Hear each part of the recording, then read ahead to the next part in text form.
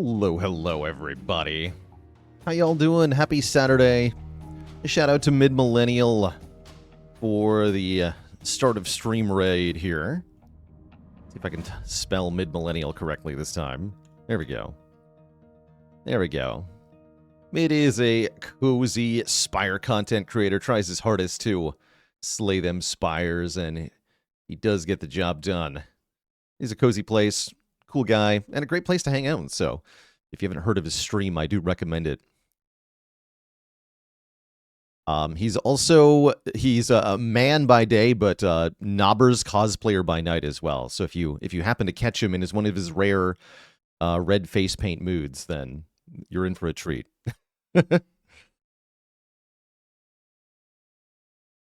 Spare the Spire. I don't know if any Spires are going to be spared today. I'm thinking we should slay them. Yeah, the Knob is alive. We trust. There's no way Knob didn't make it out of the Spire intact. He's killed too many adventurers. What headphones do I use? I use, these are called Sennheiser HD 600 headphones. We don't talk about the Knobbers here. Yeah, the Sennheiser HD series are really good headphones. Very comfortable. One of the most comfortable headphones I've ever worn, and they play nicely with glasses, which is kind of a rarity amongst headphones. So do solidly recommend.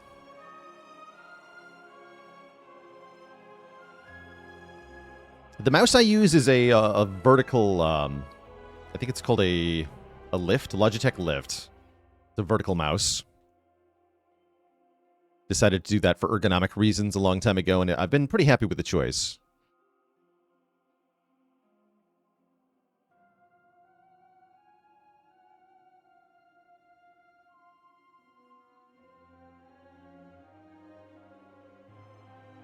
How do vertical mouses even work? You just kind of like hold them sideways. It's just, here, I'll show you all.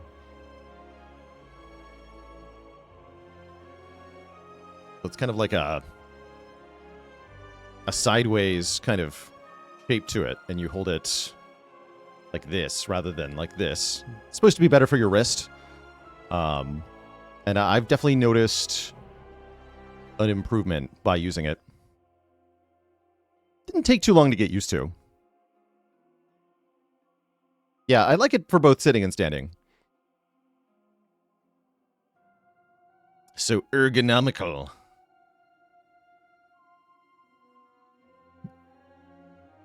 Too clunky for gaming with. They're not horrible.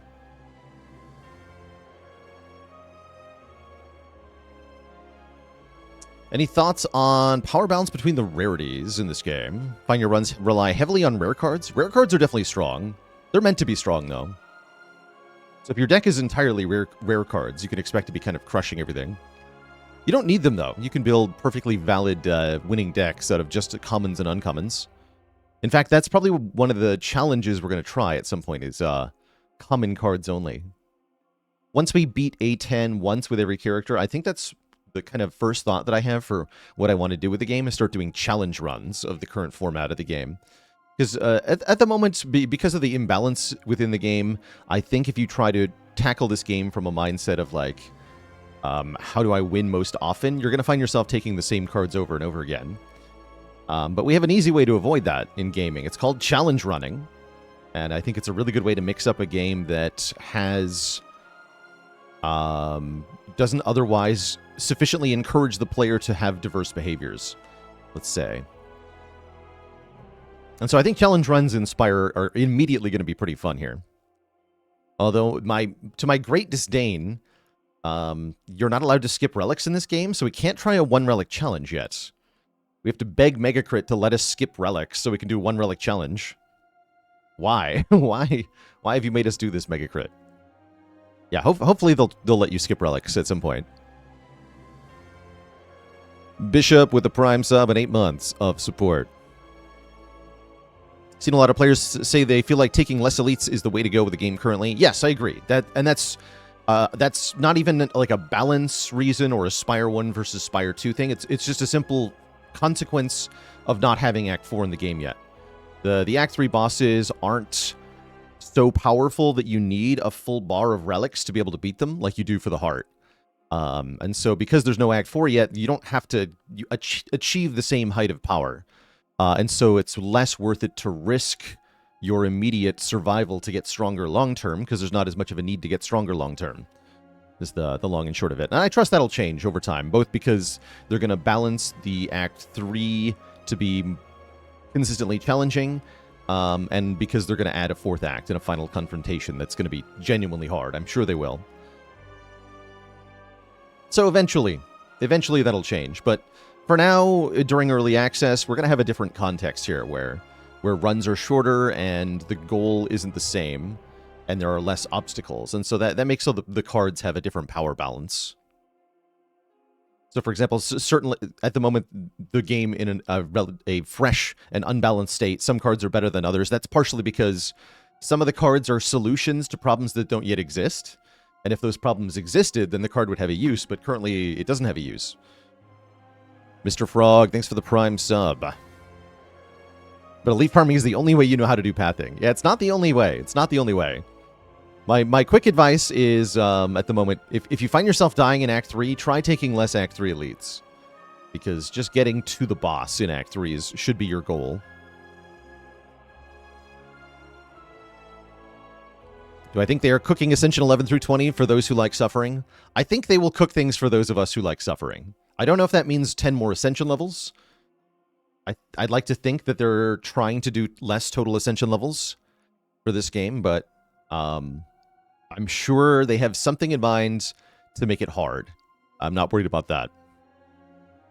Example of a card that is a solution for something that doesn't exist. Sovereign Blade. Let's see, what else might there be? Hard to know, right? Because I don't know what doesn't exist in the game yet, of course.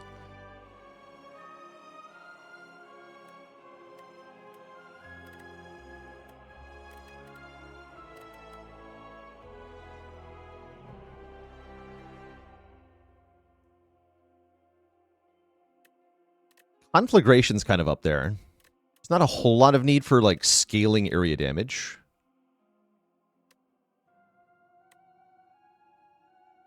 Have I fought the fake merchant yet? I've not been able to get to the fake merchant with a foul potion. Yeah, name all the things that don't exist.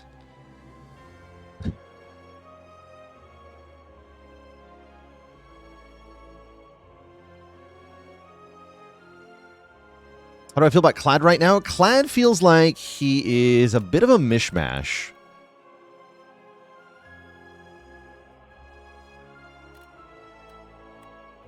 Clad definitely feels like a bit of a mishmash. Do you have a favorite card that's fun to play in this game but is so awful? Rolling Boulder's up there at the moment.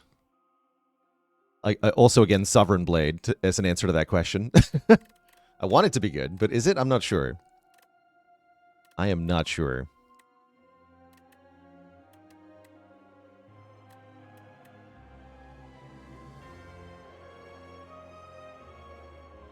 Feels like the single target Doom is not that good on Necrobinder. And that could be something that's solving things that don't yet exist. Although there are actually a couple fights where the Doom can do really cool things. I've definitely seen more utility in the area effect Doom cards. Negative Pulse and the uncommon one that makes everything weak. Deathbringer. Yeah, Deathbringer. This one's really good. Because 21 is just enough Doom to kill, like, every enemy in some of the AoE fights. It kills all the Wigglers in Act 1. It kills most of the... It kills, like, all of the roaches in Act 2 pretty easily. It just very cleanly kills a lot of stuff with one or two other card planes. Yeah, it's really cool that you can just search, you can just type in the word Doom, and you can see all the Doom cards. Yeah, it's really cool. I love how they did this. There's lots of ways to filter it. Very exciting. And very necessary in a game that's going to have many hundreds of cards. Why does the Doom go off after the enemy turn? Because otherwise it's just damage, right? If it goes off immediately, then that's just the same thing as damage. So it should just say do damage.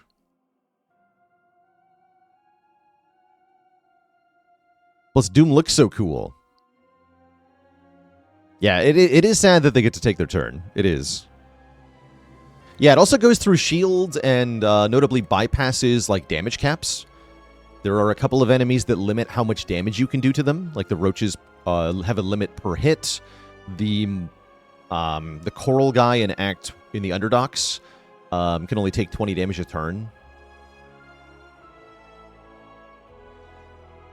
And there might be a couple other examples.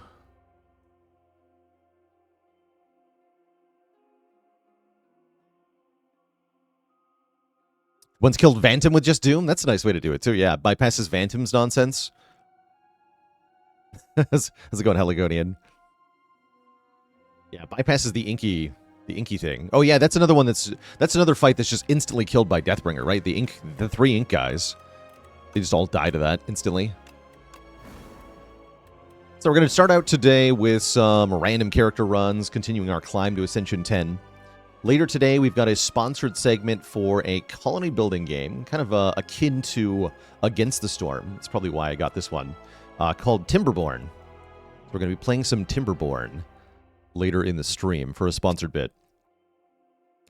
Is Silent the best character at the moment? I think it's Defect, but if you're a Silent over Defect kind of individual, Silent is also very strong. I think they're competing for the top spot currently. Yeah, the Beaver game. The Beaver game. Yevlen with the Prime sub in 2 months. Thank you, thank you.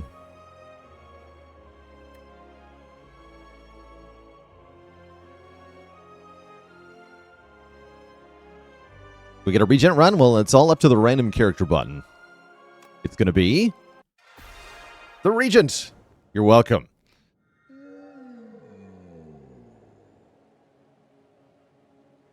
What's good, XLaserD? Ask and ye shall receive. I wonder if Neo's Fury is good on Regent. So can't understand the Regent at all. So here's my current impression of Regent at the moment.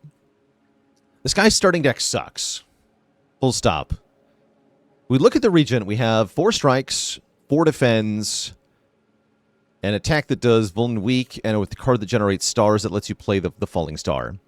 This is the same number of defends in the starting deck as Ironclad, the character who's designed around taking damage and then healing it back. Except this guy doesn't heal. So he's going to take the same damage as Ironclad in most fights, except you don't get any of the health back. That immediately puts you in kind of a tough spot. And it seems like Regent's best way to get out of this situation is to kill things as quickly as possible. So that's kind of what you're trying to do, it feels like, in most runs, is try to find a way to kill everything as quickly as possible. Which is why Neo's Fury is kind of appealing here. I like the idea of getting Falling Star out of the discard pile. He does have weak, yes. You have a little bit of weak. So realistically, you can block for, like, 2 more than Ironclad could. Right, because most of the early fights, you're gonna not block for more than 2 with Weaken. Maybe 3. Like on Nibbit. But you're still gonna take damage, though. It's very hard to not take damage in the early fights with this deck. And that's part of the problem, right? How do I make Big Sword without constant chip damage? It's genuinely really hard. Bulwark is one of the best ways, but it's very hard. Let's try Neo's Fury. I want to try this out.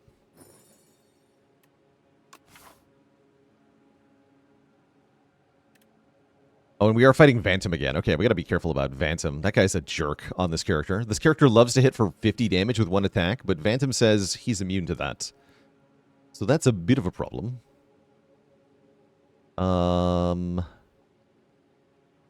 I go 3 fights into a question mark, into a fire, into an elite in this character? I'm not sure that I can. But I'm going to try it. We have a starting card that does damage, right?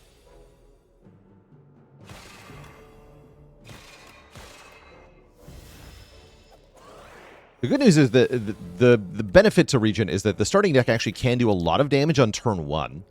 Is if you draw Falling Star Triple Strike, you actually do 37 damage on turn 1, which is not something any other character can do. Okay, so I can go Venerate. Yeah, this is what I wanted. Venerate into Falling Star into Strike again. So you were actually just killing stuff right away. That's a good start. Glow is here to give us a star and draw 2 cards. I really like the draw. I like Glow here a lot, actually. Photon Cut is interesting. 10 damage, draw 1. Put a card from your hand on top of the draw pile. So letting you kind of set up your star cards a bit.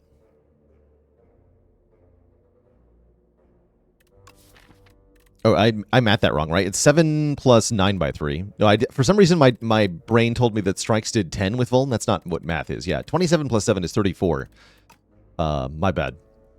Comparatively, second best place at the moment is Defect with Strike Dual Cast for 28 on turn 1.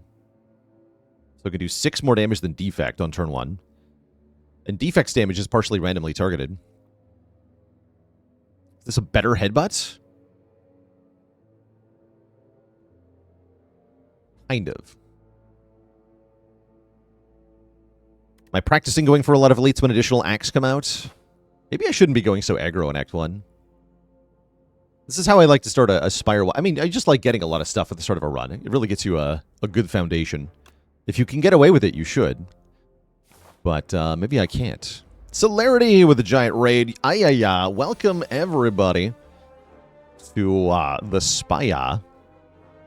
We're doing some Ascension 7, currently Regent here, trying out the Niao's Fury. Because I thought maybe that can work well with Falling Star or something like that. Weebs detected. What's up, everybody? A huge raid. If you don't know Celerity, he is an awesome late-night streamer, plays a ton of roguelites, and including currently a ton of Slay the Spire, too. I just heard him talking that he's got 100 hours in this game already, which is 40 more than I do. I've been playing this a lot.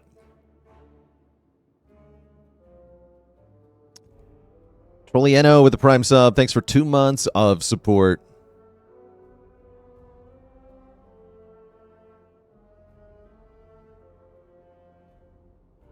And I owe the dad joke I owe the crowd a dad joke as the newcomers come in. All right, here's one for the newbies. What do you call it when you get the ick from Celerity's chat? The weeby jeebies. No refunds.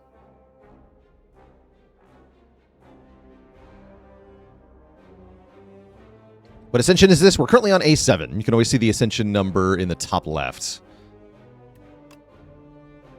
Yeah, Celerity's been doing like 12-hour streams kind of every day, so it's a lot of Spire. That's a lot of Spire. Yeah, okay. Getting Falling Star out of the discard pile has been really good, actually. Kind of impressed so far. Did we see the new Niao's letter? Yes, we did read the Niao's letter on stream yesterday. There's not a lot in the Niao's letter. I think the biggest one that we got is confirmation of Megacrit making their own Twitch extension for this game. Acheron with 53 months of support. First stream you've been able to catch in a while. Good stuff. I'm kind of down for Gamma Blast. Oh, yeah, and Phobia Mode. Phobia Mode for the bug haters. Orbit is very cool. Orbit is a really cool card. But surely it's too early. I'm wondering about Gamma Blast here, since we have the Star Gain card. That's also a good thing to get out of the discard pile with Niao's Fury. I've had pretty good success with Quasar as well. Yeah, I'm going to take the Gamma Blast. I think this is a very good pick. What's the upgrade on this? Just more damage. Okay. Take the Gamma Blast. Got 3 orbits plus ice cream once. That sounds very funny. Okay, let's go Falling Star, Defend.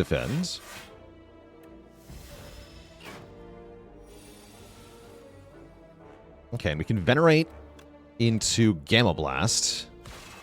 Into Niao's Fury, into just Strike. Wow. Yeah, we're doing great damage here. Turn 2 Nibid Kill is a good... yeah, a good threshold. Now, Early Child of the Stars. This I think I can get behind. How's it going, RCT Bob? Bob says, just wanted to let you know that I'm one of 2 streamers that you let your 10-year-old kid watch. And now he's super into Spire 2. That's awesome. So glad to hear that. So Vigor is damage up on your next attack. Vigor, like you could think of it like Strength, but for one attack only. And that does last until you play an attack, so it can be many turns later. You can also stack the Vigor multiple times to make one big attack.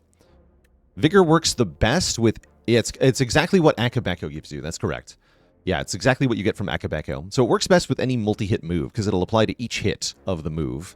And there are a lot of really good multi-hit attacks on this character to take advantage of. I do think we want to add some block. Patter would be good here, but I think Child of the Stars is better. That's 6 block when I play Gamma Blast, 4 block when I play Falling Star. And if we add more star spenders to the deck, which we surely will, then it'll work on those as well. Make the Vigor bigger? I don't think it needs to be bigger, because just even 3 added damage can be double damage on some of this character's cards. This guy has some crazy multi-hits. We got a fight? Oh boy, okay, we got a hard pool fight in that question mark room. That's a little bit spicy. That is a wee bit spicy. I think I want to go Defend, Venerate here on turn 1. I could Glow, but then I can't really play any of the attacks I would draw into. Pixel Poet, thanks for the Prime sub. Welcome to the Cozy Sub Club. And I want the extra star here. Yeah, now we can play both Falling Star and Gamma Blast, and Child of the Stars to block with both of them. Stick. So Falling Star first, because it does less damage. This gets multiplied. And I can strike. Okay, really good turn. We do have 1 wasted energy, sadly, but other than that, not too bad. Attacks cost more energy this turn, huh? That's unfortunate. I can't finish it off, where I would be able to normally. It means we are going to take 7 here. The dang tangle. Pixel Poet says, finally catching live after having viewed literally the entire YouTube archives. Now that's a binge, if ever I've heard of one.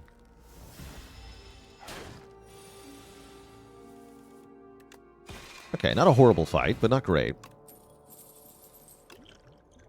Interesting. Okay, very notable here. Liquid Memory says, put a card from your discard pile into your hand. It costs 0 energy this turn. It does not say it's free to play this turn. It says it costs 0 energy this turn. And so that means that it will not discount stars like some other effects will. Ooh. But there is the hammer. Copy a colorless card in your hand and do a bunch of damage. We don't actually have any colorless cards at the moment. Unless this is colorless?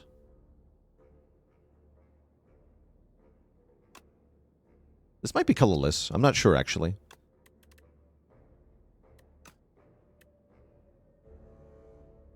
It is, says chat. Okay. I don't actually think it's that good, though. Cloak of Star is looking a bit better here for a nice 1-star block. Terraforming is the better Vigor card. There's actually only 2. We just saw both of them, Terraforming and the other one.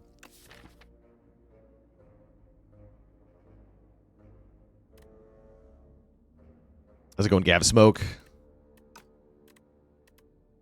Welcome, welcome. I think I'm taking Cloak of Stars here. Does this game have correlated RNG? We don't know yet. It might. I think it would. If there is, it probably is going to take some time to find it. Sovereign Blade is also colorless. That's right, but we can't actually make the blade yet. But that is what the hammer is intended to be used on, I think, is the thingy. Let's upgrade Glow, because I really need more stars at the moment.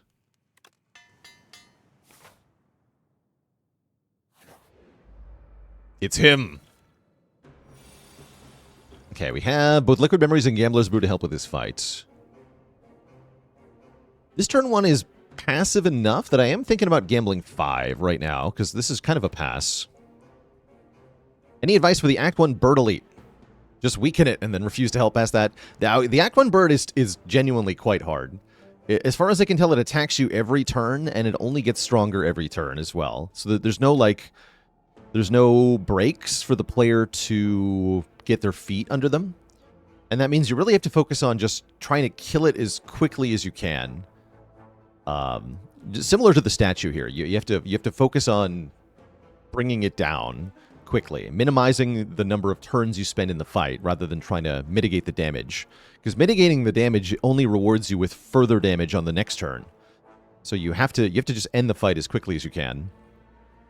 It doesn't have that much health. It's like 90-ish, but it's really quite tough. If you're having trouble with it, I don't blame you, because I think it is hard. Yeah, you also don't have to do Elites in Act 1. At least not this early, necessarily. I'm maybe being a bit ambitious here.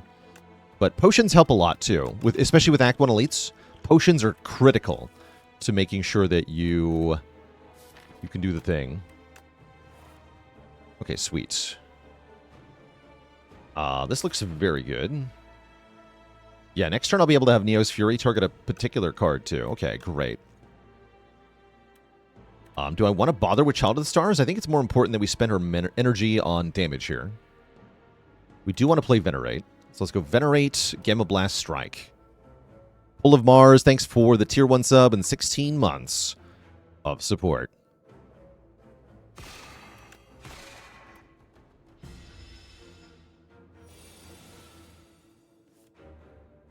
Okay, we do get Child of the Stars back, unfortunately.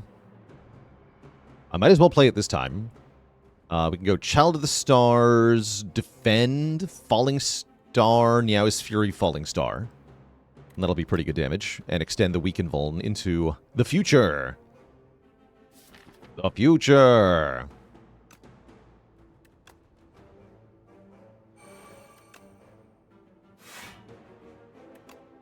Yeah, 12 damage plus 19 damage plus 14 damage. Shall we begin, he says. Okay, we can Venerate into Gamma Blast. Good, I was hoping. But that won't kill, so it's probably defend... Oh, I can't actually play the Gamma Blast. Never mind, I'm dumb. Heck. We're glowing next turn. Help! He's still alive. And I don't like it.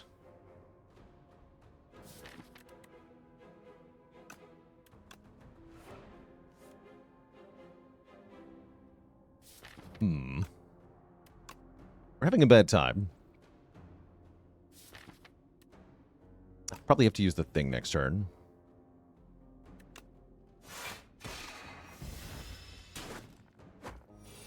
Yeah, this guy will just keep hitting us. There's no break that he's going to offer me. Unfortunately. It looks like we're good here, though. We got Cloak of Stars, Gamma Blast this turn. Cloak of Stars, Defend, Gamma Blast, Strike. Yes. That'll full block, at least.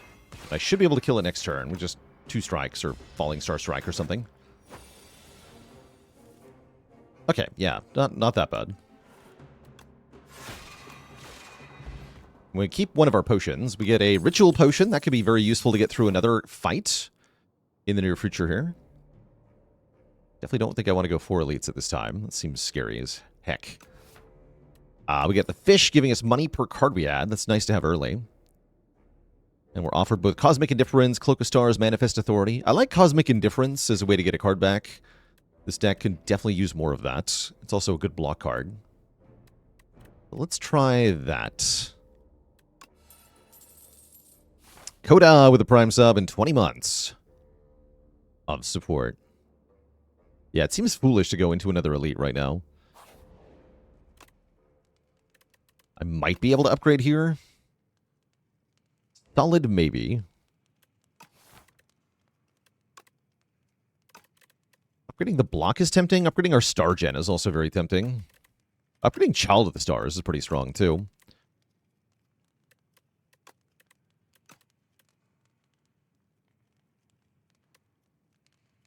Let's try this. And what's our first event? It's another fight. Okay, well that... Our 2 events have been combat so far. That's not necessarily the worst thing in the world, but it is kind of sad.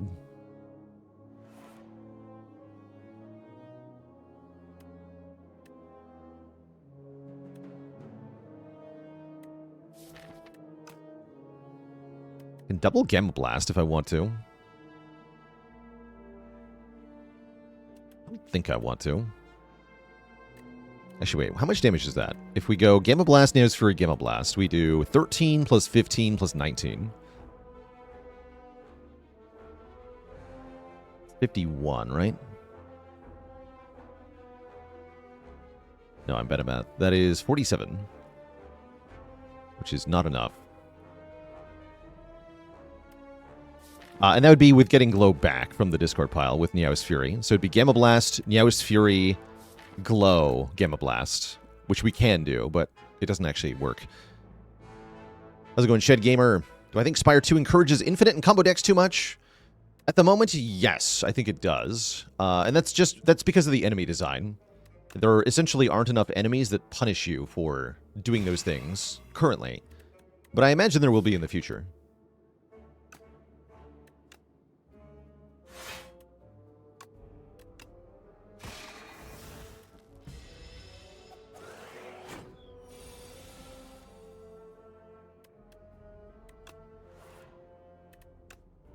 I actually can't kill you, huh?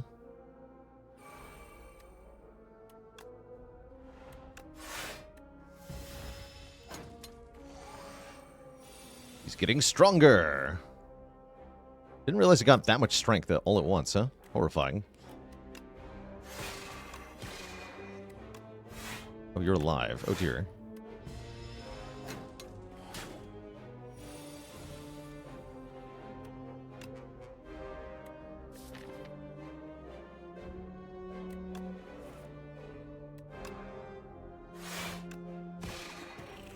I'm big now.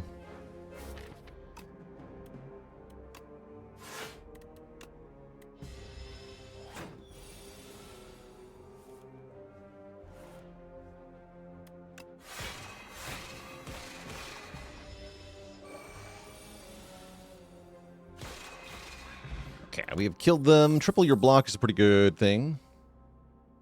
Glitter Stream's a nice way to block. Monologue only works if with a multi-hit card, really. I'm kind of down for a Glitter Stream here. 2 energy block card. It would be nice if we could find a way to hit for small amounts so that the boss will be able to be killed.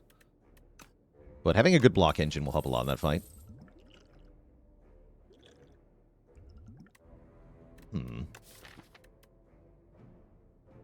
Board should, by default, put the blade into your hand. I'm thinking it really ought to be easier to get the sword back. Yeah, I kind of broadly agree.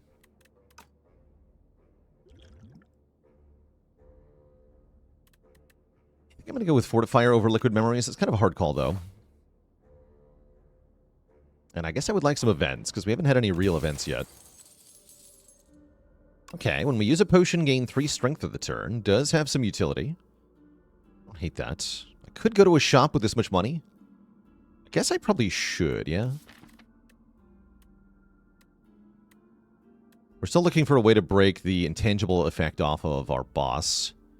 Okay, I'll go to a shop here. Be cool if you could sell potions you don't take. That would be kind of cool, wouldn't it?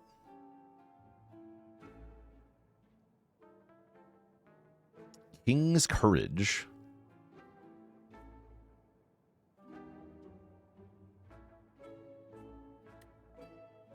Orbit is here again. Orbit's nice with the Glitter Stream in the deck now.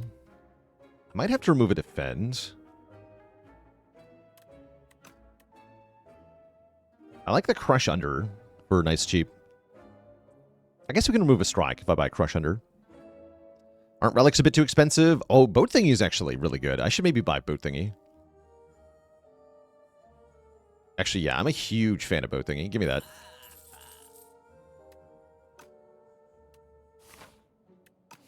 So it looks like, compared to Spire 1, cards are about on the same price level. Relics are more expensive. And then gold is more plentiful overall. So mostly the price of relics has gone up, which makes everything else a bit more attractive, particularly card removes. Yeah, particularly card removes. What's the Ascension modifier? Less upgraded cards and less rare cards. Ah, the Tablet of Truth, where we can repeatedly trade max health to get upgrades. That's tempting. I could also just heal 20, which is very nice here. Opinion on the doll relics. Bing Bong is ridiculous. The others are kind of whatever. Yeah, you can go down to 1 max health here if you would like. I don't think I would like very much to do that. A couple random upgrades would be nice, like Venerate upgrade's good, Defend upgrades are good. Any of these card upgrades are very good. So I'm thinking about maybe clicking twice. But I might also just... maybe we should just take the heal. Let's take the heal. Healing is good. Healing important on this character. Bing Bong's the one that doubles all the cards you add. That's correct. And guess what? It's another fight. It's another fight. Okay, how much damage am I threatening here? 13 plus 18 plus 15.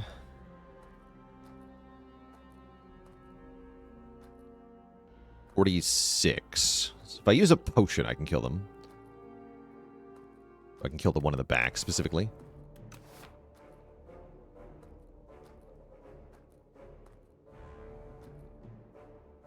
Or I can kill the front one. I'd rather kill the Flaconid right now, if possible.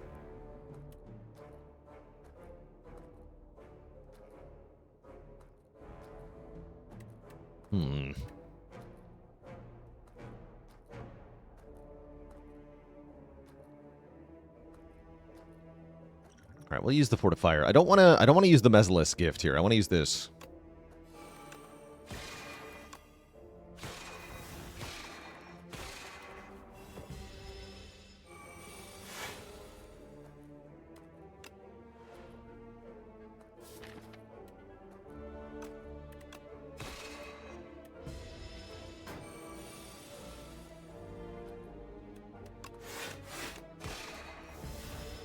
Strikes are bad.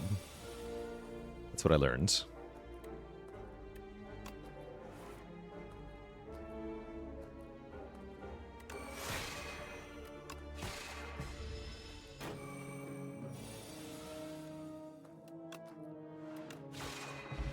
Cool. We get Beetlejuice. Okay, now we're back to 2 potions. Good. Bulwark is here. Or Orbit is here. We can actually take the Orbit. Why did I use the triple block pot with no block? Because I have this relic, so it was a 3 strength up for the turn. And so it let me kill that enemy that was attacking me for 11. So it blocked 11.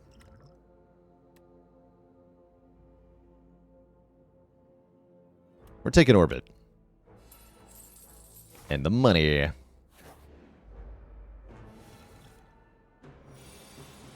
And this freaking guy is here. This fight's a little sketchy as we don't have any area damage option. But I think we're broadly speaking kind of okay. The boat thingy works really well here.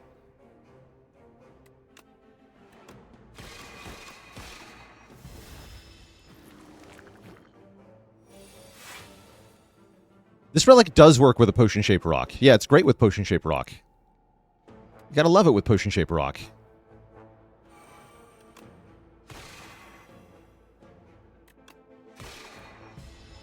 The Yankee Clipper, thanks for the Prime sub. Welcome to the Cozy Sub Club.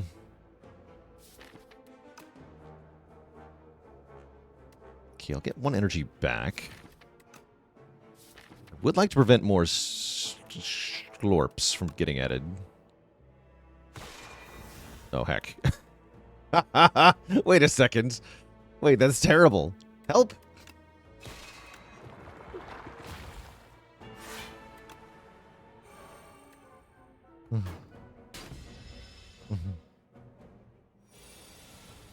I just got countered. I just got countered there. That was bad. Okay, if I spend 3 energy, I get 1 back. Was kind of expecting that. I need to play Venerate so I can play Cosmic Blast again. Gamma Blast again. Yeah, I gotta play this. That's kind of bad.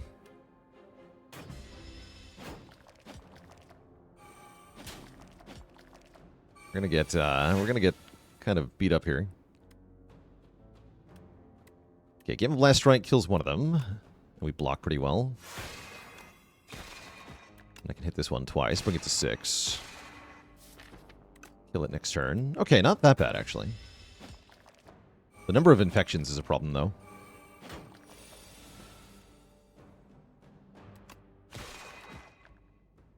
Just defend, defend, keep our star. Yeah, next turn is bad, though. With still 2 of them here.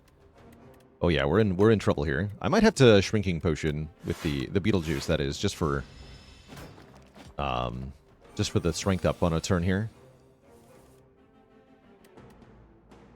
Okay, not horrible, horrible. It's part of the problem, though.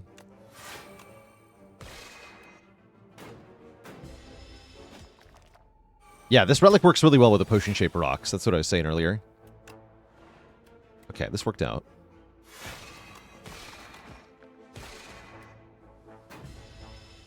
Still a lot of infections in the draw pile. Yeah. Thankfully, Cloak of Stars here.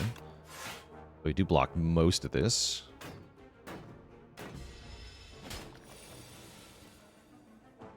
Okay, we can use Cosmic Indifference to put a strike on top, and then we always kill next turn. Okay, that wasn't that bad.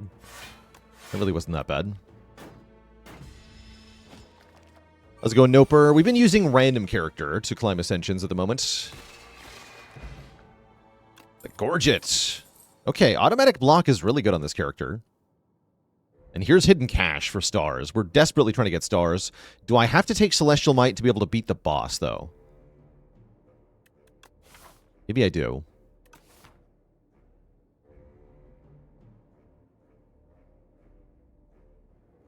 Yeah, I might need it, actually.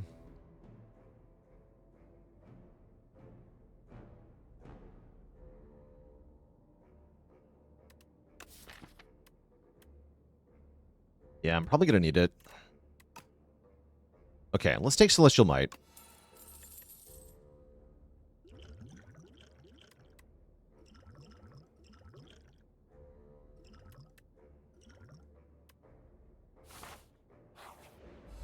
I like that this stacks with Weaken, which we already do.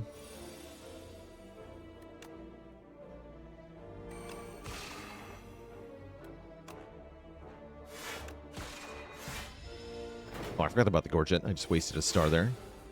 Foolish. I don't want to put anything on top, then. The unfortunate waste of a turn. A really good turn we had. Oh, well. You can do Child of the Stars, Glow, Venerate, Gamma Blast. That's very good. And I can even Yow's Fury after that.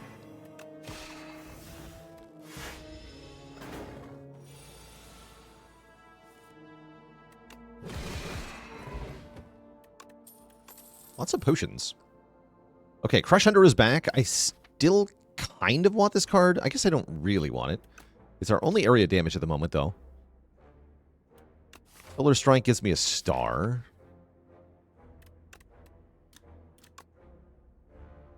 Probably upgrading Orbit to make it easier to play. Can I beat the boss with 27 health? Maybe.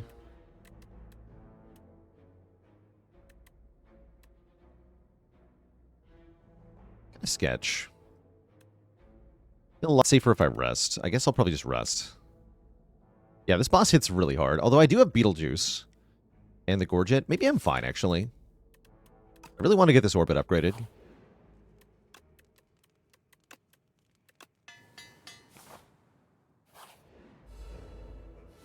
But yeah, this guy does hit pretty hard.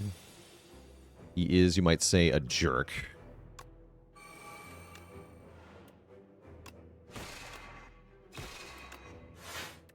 He also takes only 1 damage from our first 9 hits in the fight, which is why we had to take the Card of Might.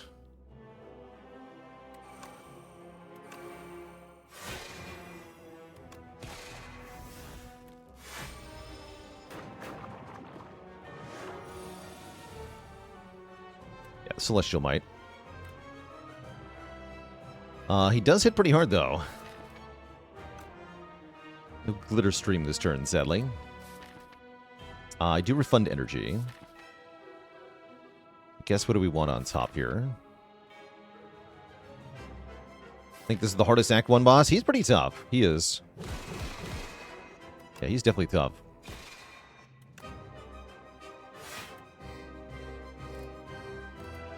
Guess we'll put that on top so I can keep breaking his intangible here. Where is the Phantom's face? I think this might be it, but actually, it's a good question. So I bottom deck Glow because of that. Oof. Not good. So I'm playing Glitter Stream here. We have the Beetlejuice to help us get through this cycle. Man was not meant to see his face. True.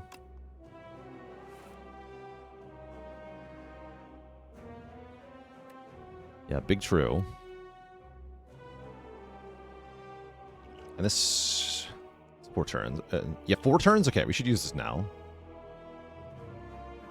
Use the Celestial Might. Oh, he's so small! Adorable.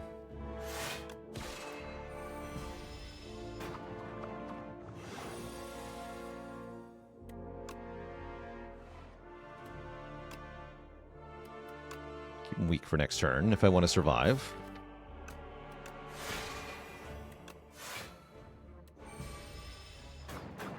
And then this is only... Hey, buddy, I think you're missing me. Oh, that's funny. You missed. P-Staff, thanks for the Prime sub. Welcome to the Cozy Sub Club. Oh, that's great. Oh, yeah, you can see it's floating in the air. It's not even attached. It's an illusion. He's been faking it the whole time.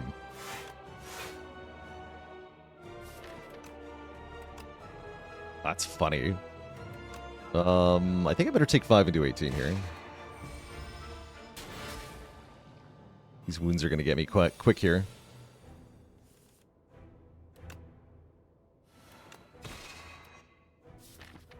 I'm scared. Guess I'll put a strike on top. I'm scared, actually. 11? Okay, we did get a defend. We also kill, right? No, not quite. Wow, thank goodness for defend. Oh, that was a close fight then. Yeah, 5 wound hand incoming. No, we're good. We got falling stars.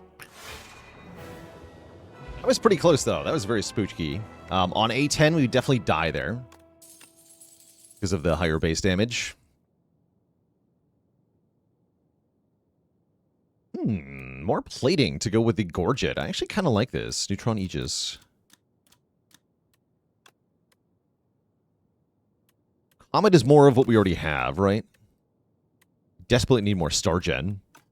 Have I seen Corruption yet? Yes. Yes, we have. Isn't plating bad? I mean, what's bad about it? Is plating better or worse than plated armor? I like what they did with it compared to plated armor. It's worse if you're full blocking, but better if you're not.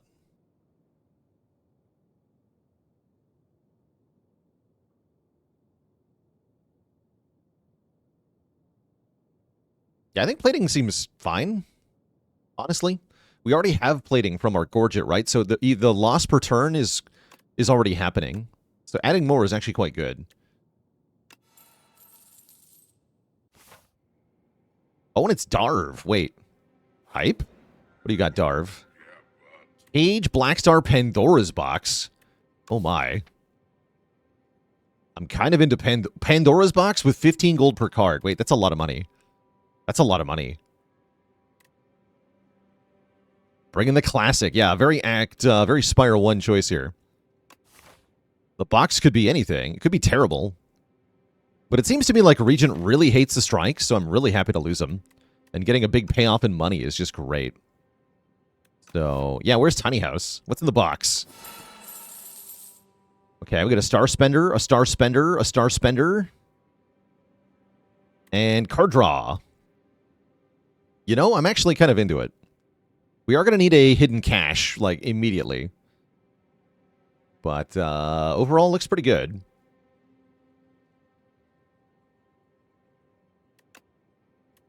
Proceed. Did that give me an area option? Oh yeah, Black Hole is area damage now. Single path boss reward has to be the worst choice. It's not horrible if your map was kind of bad, but it is mostly bad. It is, in fact, kind of bad. Yeah, I'm not in love with it, that's for sure.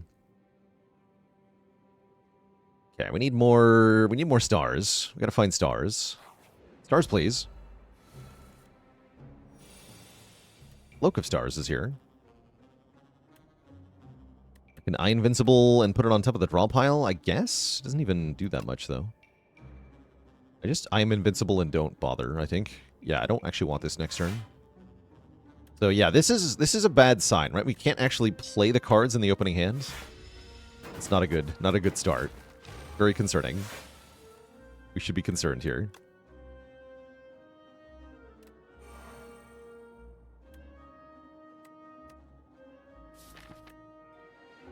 If I draw 6, what can I actually accomplish? Not much, right? Yeah, Prophesize is quite bad at the moment. Oh, it plays itself at the end of the turn and then it goes back to the discard pile? Right, that makes sense, actually. For some reason, I thought you would also draw it, but I guess not. I guess I just want to weaken with Gamma Blast, huh? Well, I want to at minimum play Glitterstream, right? Yeah, I'm going to play Glitterstream.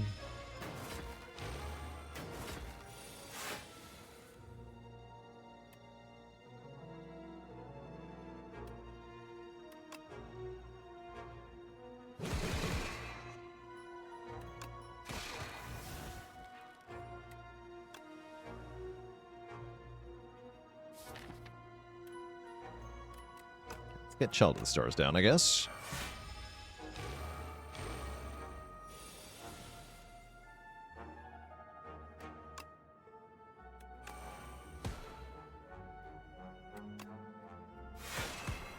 Well, not quite, huh? Ouch.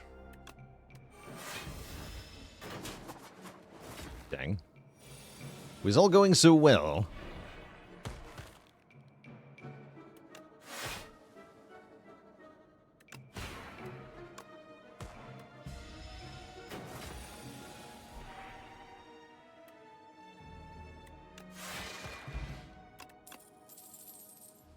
Oh, another copy of Glow. Radiate is also one of the area damage options that can be very strong on this character as a multi-hit move, but we definitely need more stars, so I'll take Glow. Am I ready to draw endless circles on today's Pi Day? I mean, Regent's already doing it with that sword, right? It's going in a circle. Radiate. I should have taken Radiate, not Honor of Pi Day, excuse me. My bad.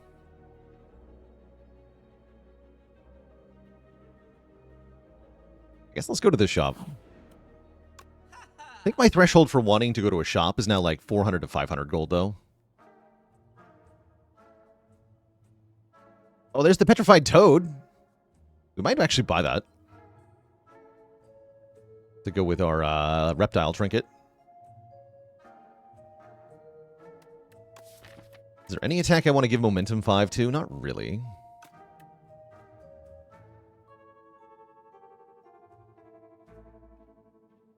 Toad and remove is fine. What's our worst card? Can I ever play Decisions? Yes, I can, and it's really good, actually, yeah. Furnace might be the worst card.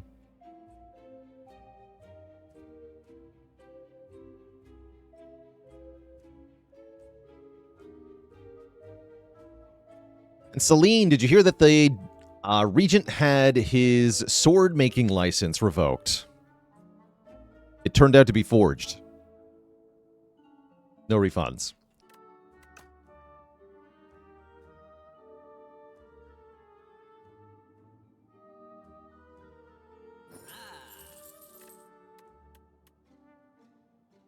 Okay, let's lose Furnace. Do I actually come up with that on the spot? Yeah, usually I do. Usually. Blame it on watching too much Whose Line Is It Anyway as a kid.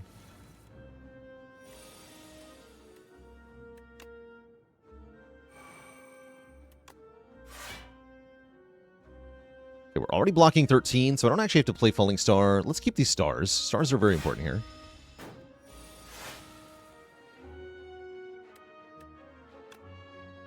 Stars will it. Okay, we can devastate. I don't think I want to do that either. Ugh. Put glow on top? No, don't bother. Just glitter stream.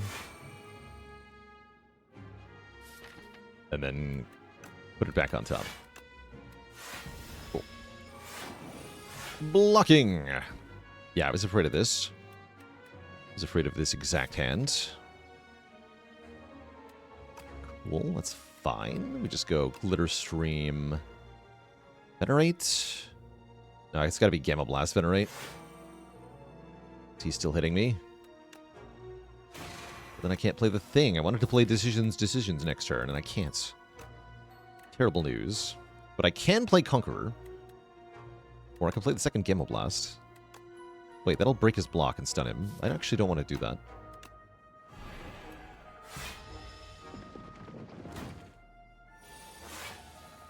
Now I want to do that. We can go Sovereign Blade and Yao's Fury.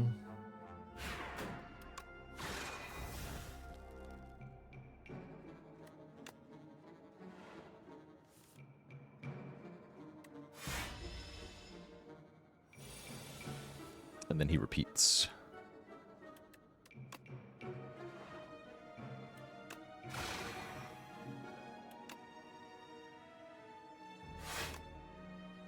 Oh, I should have played the sword. It was the wrong order. We have 3 stars next turn. Give me glow back. Yeah, we're really struggling for stars at the moment.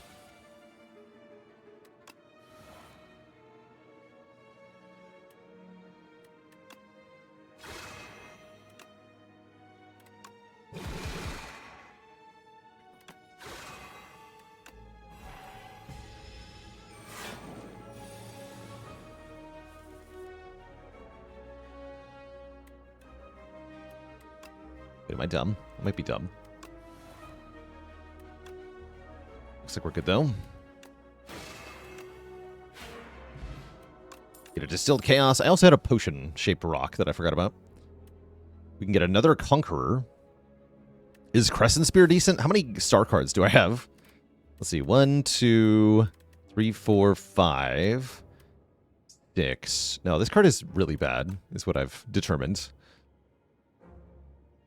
Let's skip these. Dare I fight that elite? I do dare, right?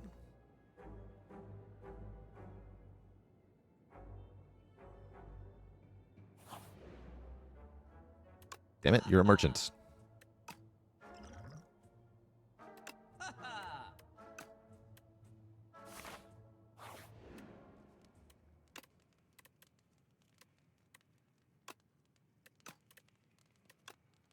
Okay, upgrade this glow.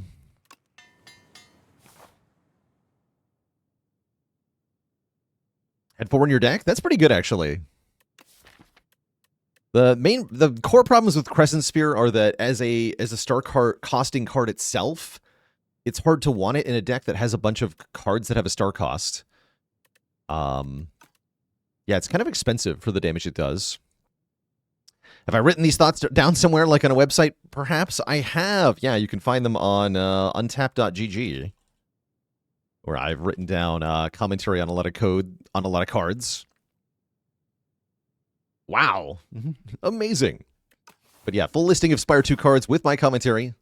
Not all cards have a commentary yet, but they will eventually. And we're going to fight this nerd. It's them. Can I even beat this nerd? I'm not sure. Good luck to me.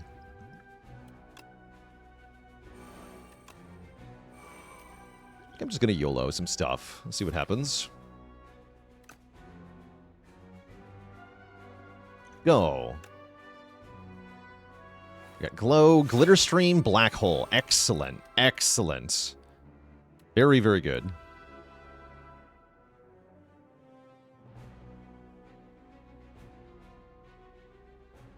Yeah, we like that a lot. Now I can do some big area damage. I've got enough block. Let's get more stars here. I want to keep those stars. I want to be able to play Devastate. Fortunately, I can't play Neutron Aegis or Decisions unless we get something back from Neo's Fury. We get a lot of block this turn 2 here. Okay, we do get Neo's Fury. Let's just go ahead and use it. Okay, we did get Venerate. Perfect. So I can play Neutron Aegis, which I will do. Get 8 plating here. 8 plating seems good. And then let's summon the Blade.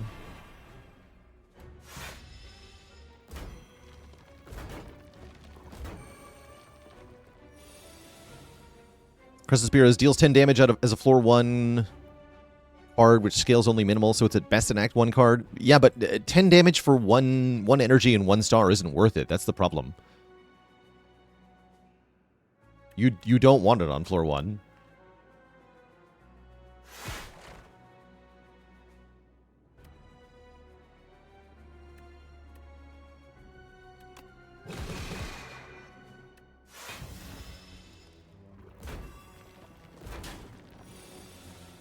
Okay, we might have to use a rock to get out of here. We'll see.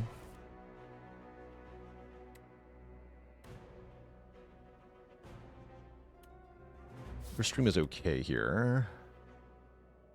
Low again next turn. Yeah, let's glitter stream here. We have 4 energy next turn.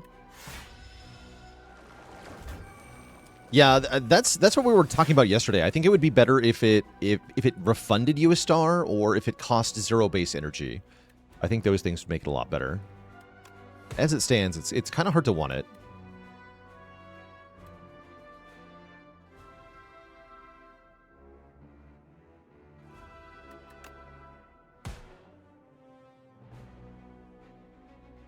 Kill the middle one here.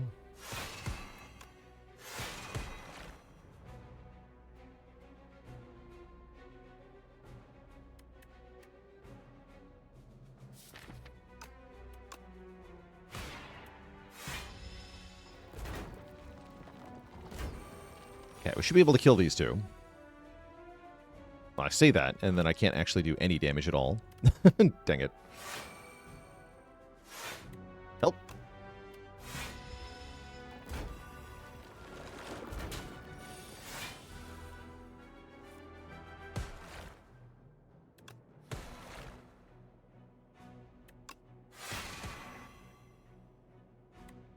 There we go. We got him. We get the Almighty Candelabra. This is really nice. Bonus energy to use on turn 2 is very, very good. We're offered another Child of the Stars, which is very strong. Let's take another one of these. We desperately need more stars, though. Oh, you? This freaking guy.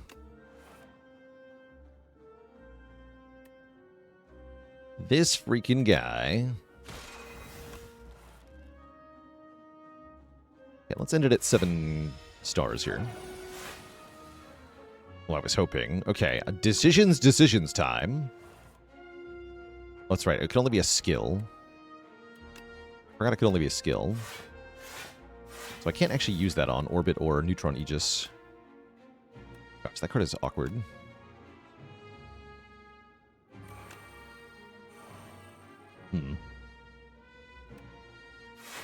Feels bad.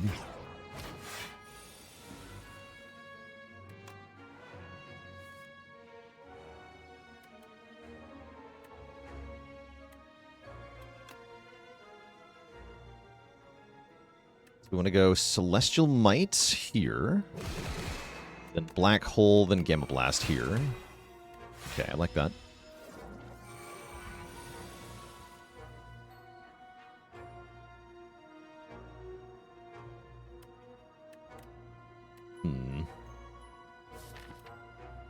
Character's hard.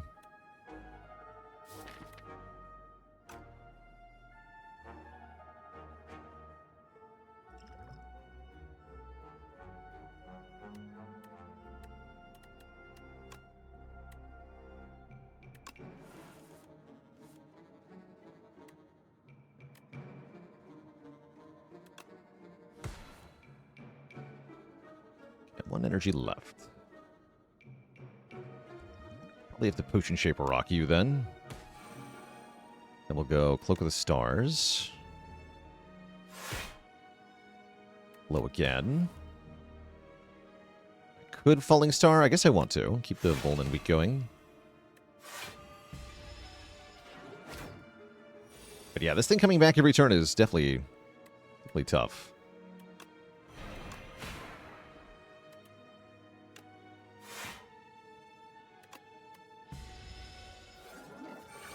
Yeah, it's just getting stronger. Not able to put an end to this properly. This deck is too awkward at the moment.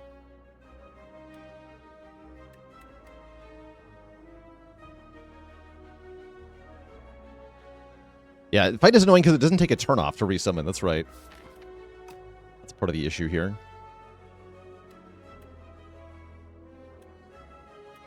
Ugh. I guess I can Venerate into Gamma Blast into Celestial Might. Wait, we could probably just kill it, right? Let's just do this. There we go. Am I willing to take Solar Strike because I'm so desperate for stars? Not really. Any Regent tips? He seems to be the hardest character in the game. It's all about finding a plan to kill your enemies as quickly as you can. Having relics that can block for you is very helpful on this character.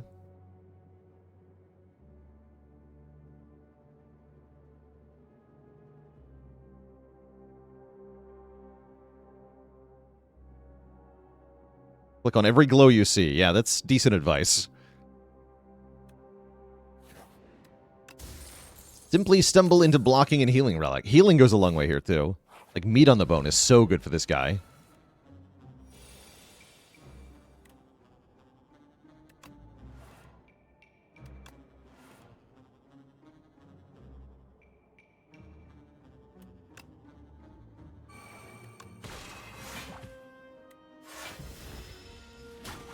Reflect is a really good block card, too. Yeah, Reflect is a great way to get block.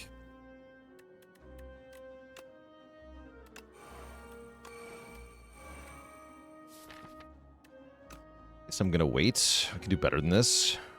Keep these stars for now.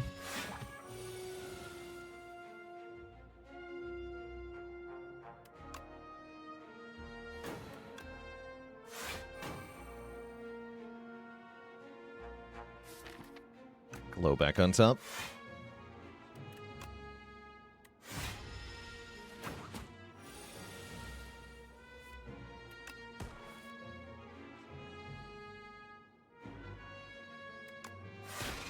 Let's keep putting glow back on top.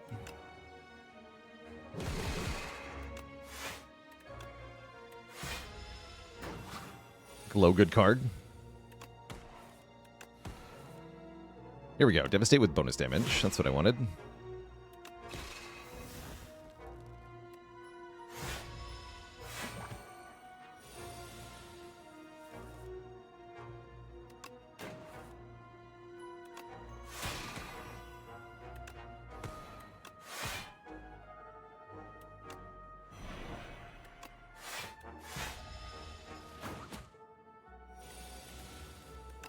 I actually have a decent block engine now. Hey, look at that, a glow. Doink.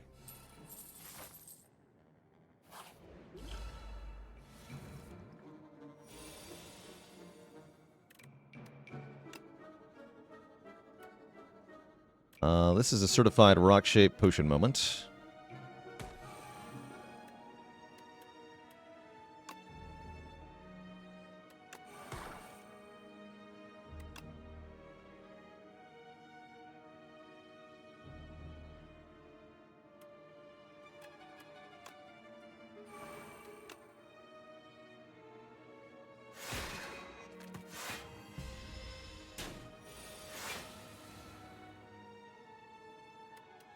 It's almost like it's a backflip. Almost.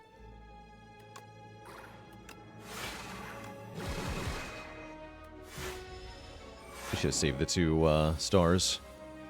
Yeah, so I could devastate on this turn. Foolish.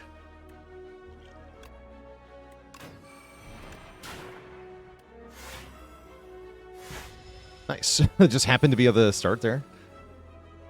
Didn't even know. Didn't even know.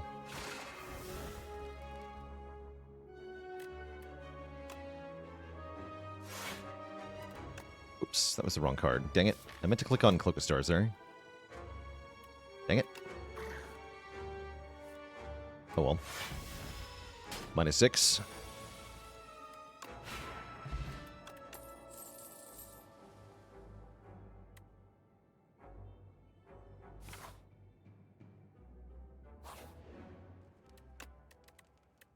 More stars.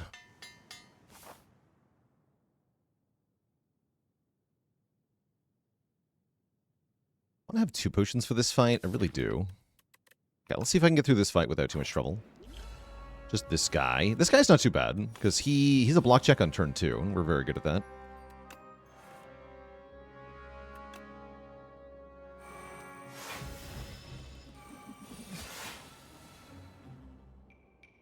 Sweet.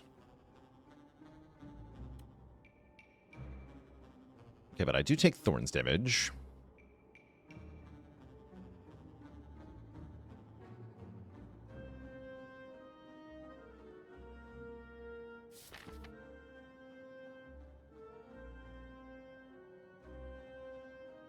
Guess I just want to play the Aegis.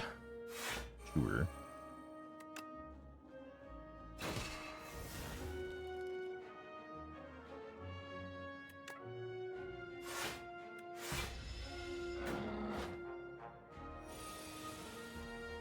And we're pretty safe for now.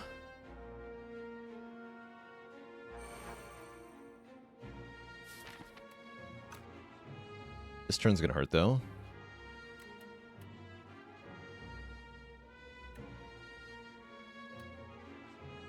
I can prophesize, but it doesn't do anything because I have no energy. I could maybe draw into Cloak of Stars. I guess it's worth trying. I was like, oh yeah, I did. Okay, great. And I can't play my glows, though, so now I can't do anything. Yeah, I'm not sure that was a good idea.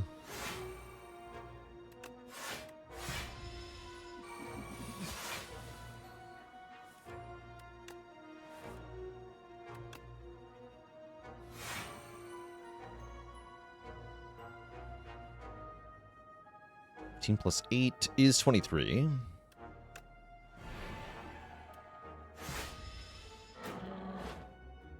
Okay, we're holding on here.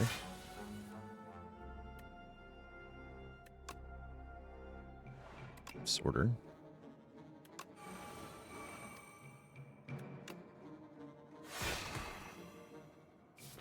Stars. Okay. Yeah, it's hard to actually hurt things because we're so starved for stars that some of these cards don't get played very well. Here we go. Devastate. Great. We named this frog Arthur. Arthur the Frog.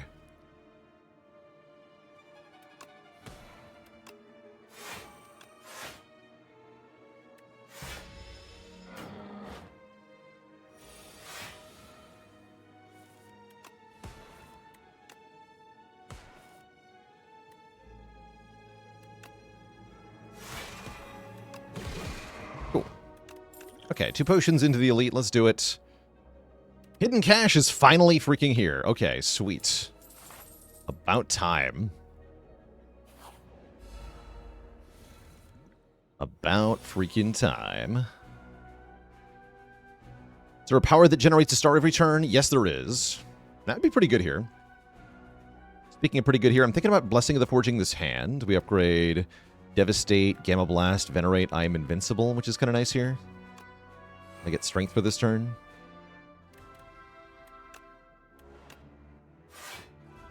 Can't quite Devastate and Gamma Blast. I'm just going to Gamma Blast then. Weaken him so he does no damage this turn.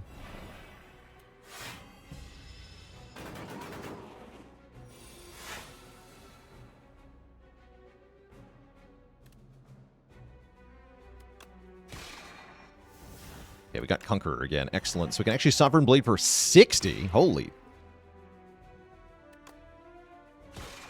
Give him the stick.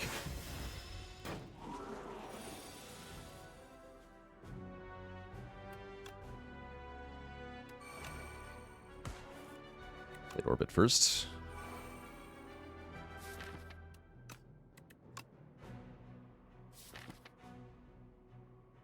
Okay. Probably probably kill with a potion next turn.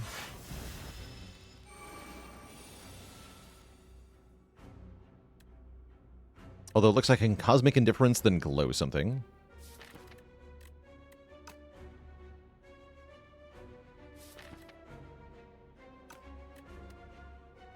That should be enough, actually, right? If we Cosmic Indifference Falling Star, then glow into Falling Star. The Falling Star does 10 plus 3. He dies. Black hole number 2. Or Crescent Spear. Do we think Regent would be better off with more ways to get automatic Star Gen? Probably. Star Gen is really critical on this character. Yeah, they kept Juzu of all things. The events being better makes it make kind of sense. Maybe it won't stay, though. Yeah, no need for Crescent Spear with Devastate. We're going to upgrade our star-generating card, the Hidden Cache. Does need more stars, still. And we're going to try to fight this guy, but I'm kind of scared of him. This is good, though. Double Glows, Child of the Stars, turn 1 has got to be decent. I'm not going to play a Gamma Blast. We're going to hoard the stars at the moment.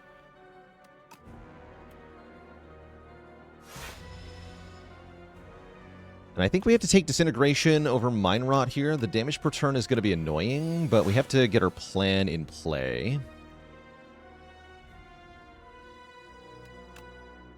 Okay, let's Prophesize and draw 6, because I have energy on this turn. There's our orbit. We already have Child of the Stars. We can get Black Hole down as well. Any plans to make some player guides for YouTube for Spire 2? Yes, we already made one for the Necrobinder. I will do one for this character as well. Oh, we can decisions the Hidden Cache. Oh, that's a good idea, chat. Yes, that's a great idea. And then I should definitely Black Hole before I do that. Yeah, that'll make tons of stars. That's perfect.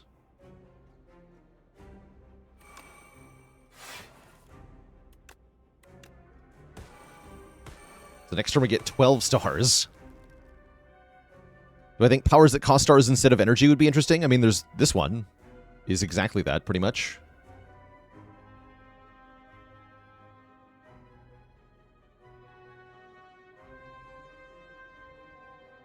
Lupo Crudo with the Prime sub and 6 months of support.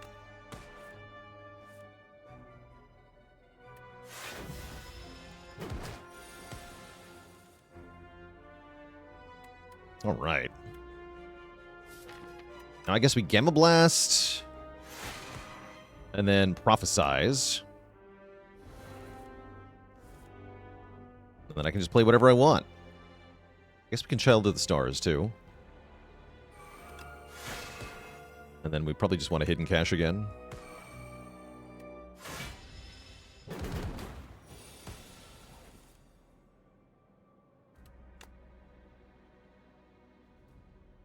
So many stars, so little time.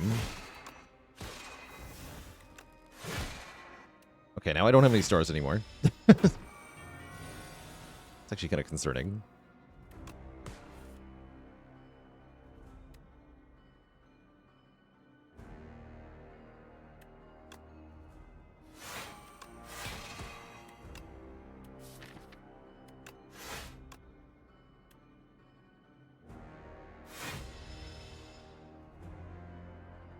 Why is Hidden Cache so useful? It's like stars outmaneuver. Well, because stars carry over from turn to turn, right? So having a whole bunch of stars all at once is really good, because you can just keep them.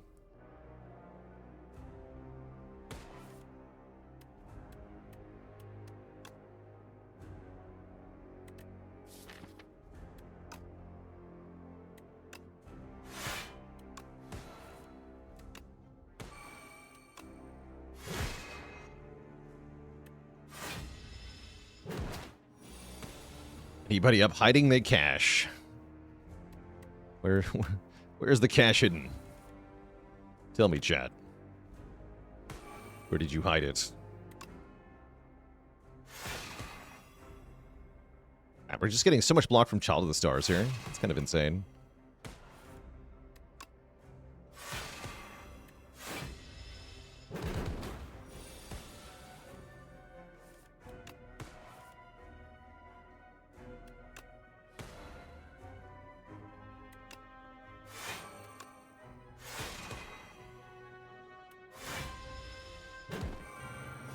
Okay, I think this is likely to be a very successful run, because we seem to have a block engine going that actually works. Courtesy of Child of the Stars. Normally that can be quite hard to get.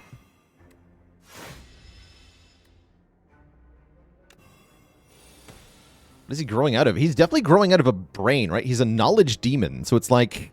Oh, I never looked at this. It's like a weird crab thing with an evil lightning brain. And then this guy is growing out of it, and he's made out of fabric or something. He's weird. This guy's weird.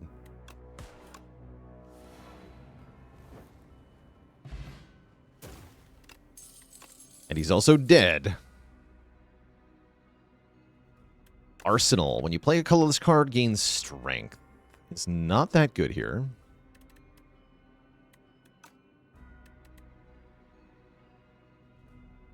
I guess it's probably foregone conclusion then. Next turn to put 2 cards from the draw pile into your hand. This card's quite good. It's like delayed seek for 1 energy, which is quite strong. Ever gotten a colorless Regent deck working? Not yet. Not yet.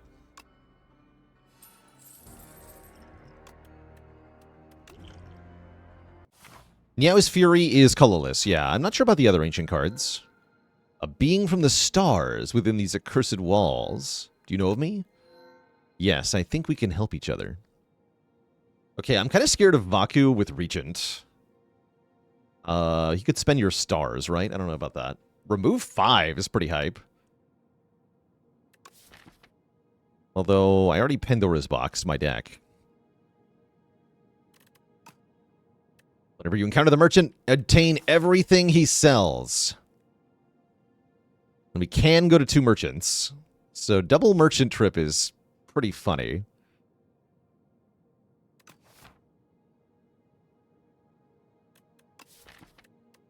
Our deck is going to get so bad, right? Maybe? Maybe. Let's find out. This is a robbery. You can always trust Vaku. Yeah, Vaku would never do anything untowards with your first turn. He would never.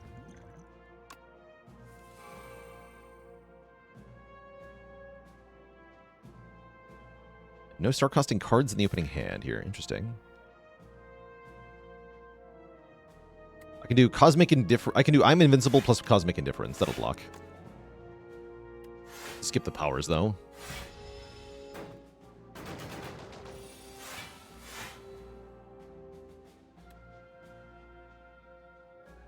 I'm going to kill the shield first, I think. See how I feel about this choice.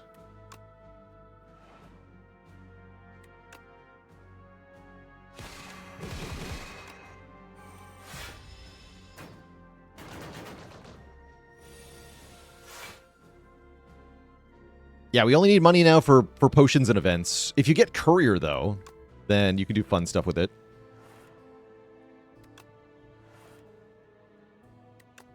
Okay, kill that guy. See how this feels. I've been usually going for the gunner first, because the gunner's actually the one who's threatening.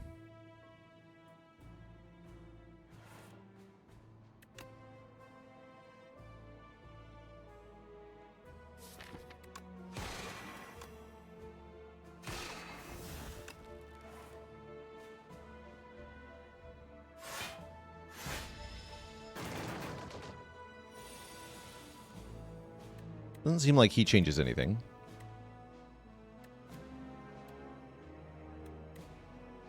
I really can't get him here? How embarrassing. I guess hit him with a rock, then. Another Child of the Stars plus? I'm certainly going to take that. That's crazy block gen. And what is up, Mr. Merchant? How you doing? Boom, boom, boom, boom, boom. Give me all this stuff. Ugh. Alright, what do we add to the deck? We added Guiding Star Plus. That's pretty good. Crush Under is not bad. Convergence is okay. Another Child of the Stars. Refined Blade is getting removed. Thinking Ahead is good. Nostalgia. The first attack your skill you play each turn is put on top of the draw pile. Also not bad. And we got a Gigantification Potion. Wait, what? I've never seen that before. Your next attack does triple damage. Also, if we manage to end our turn with no cards in hand, we do massive damage to every enemy. Is Forge a weak archetype? I would say the two common cards that only Forge and do very little else are both quite bad.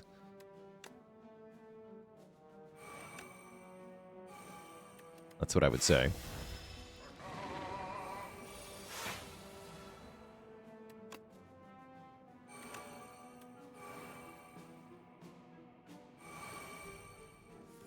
Double Convergence.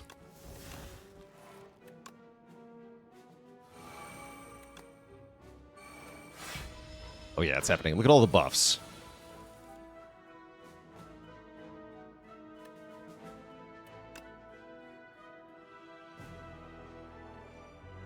Retain for another turn as well.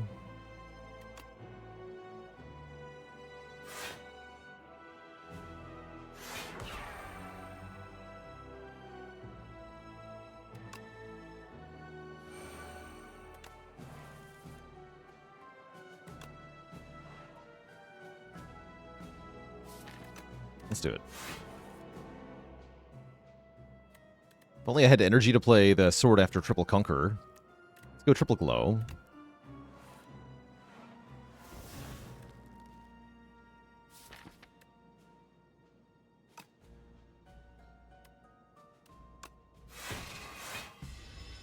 Oh yeah, I'm retaining. I forgot.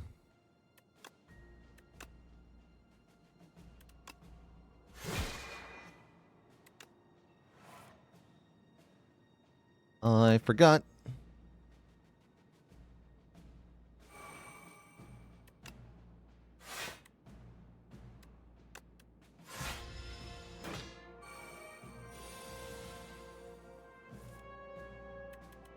Oops. I also screwed up. Big time. Heck. Yeah, I'm not doing this right. I got a block pot. Might have to use this as well. We screwed up big time.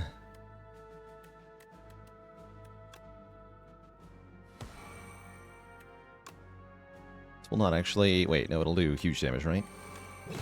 Yeah, there we go. Get him out of here. More Stargain. I want probably less cards at this point. This Parasol might kill me.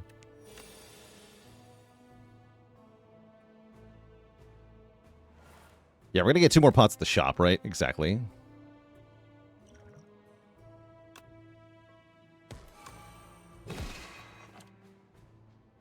I should have Child of the Stars before I did that. Nah, I'm dumb.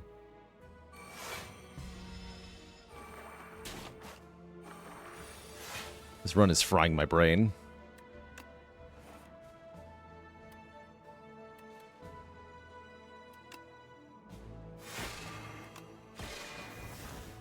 Okay, play the foregone conclusion. The Venerate. Played this earlier as well. Life's hard. Regent is exhausting to play. It does feel that way a bit. For sure.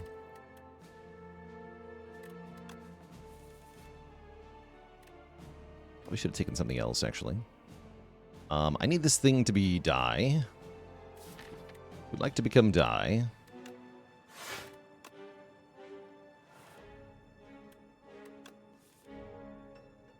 Yeah, I can't actually quite kill it, huh?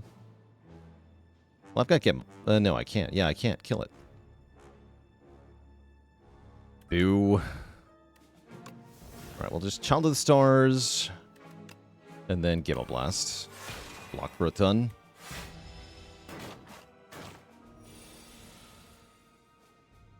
But yeah, eventually it was going to end like this, right? Damn it.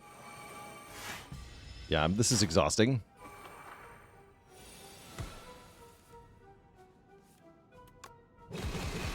Kind of regretting the Parasol.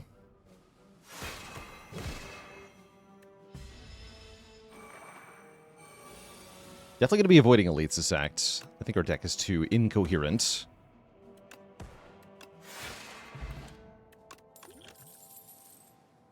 Another Convergence is good, though. Take another Convergence. Basically play with the Runic Pyramid.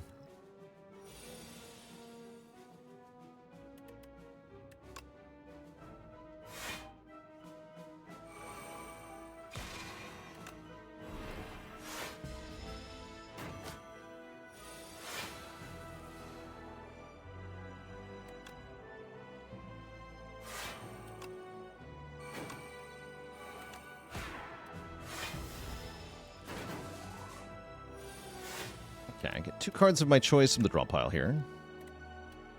We already have Child of the Stars Plus in play. Let's get Glow Glow, I guess.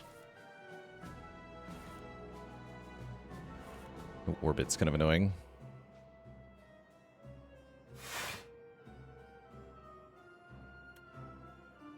Let's hit him.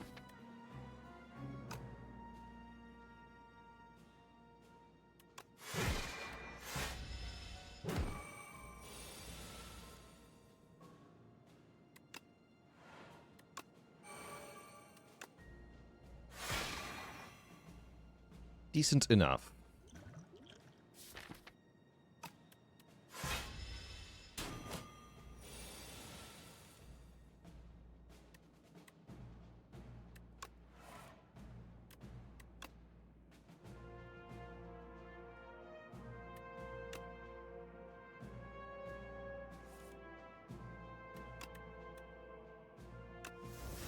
I guess we can play the Aegis and still get a lot of block out of it.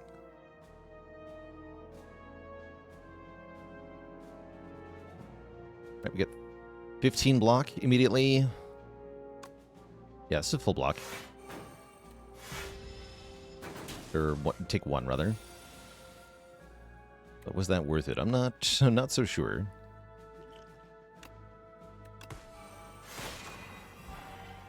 Oh, I don't have the sword in my hands. Foolish.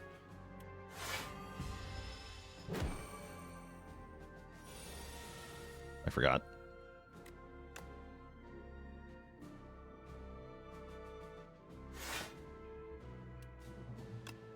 I forgot.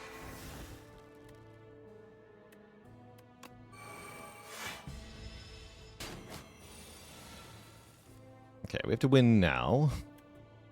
Can I do that? Smile.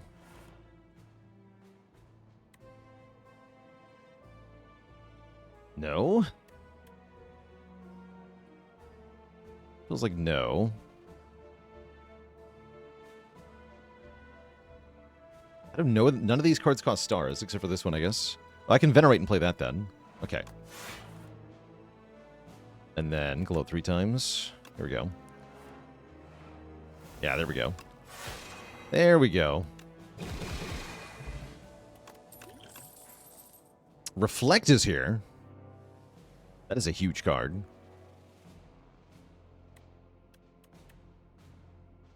going to take that. I am not fighting elites. They are horrifying right now.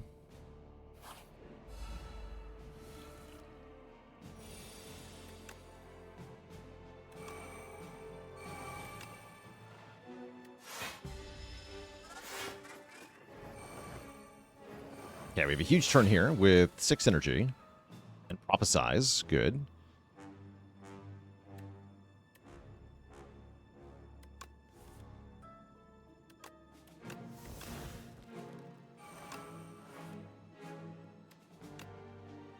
Kill the Cubexes first. I think they're more threatening at the moment. Okay, kill this one.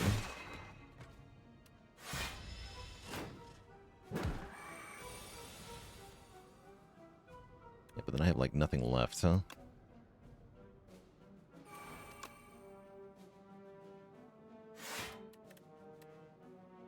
Horrifying.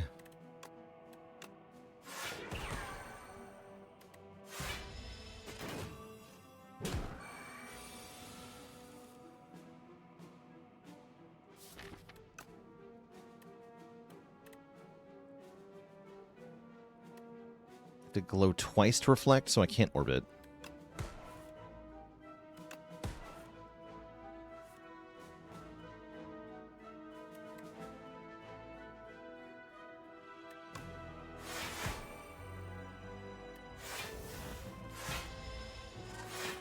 Take 22.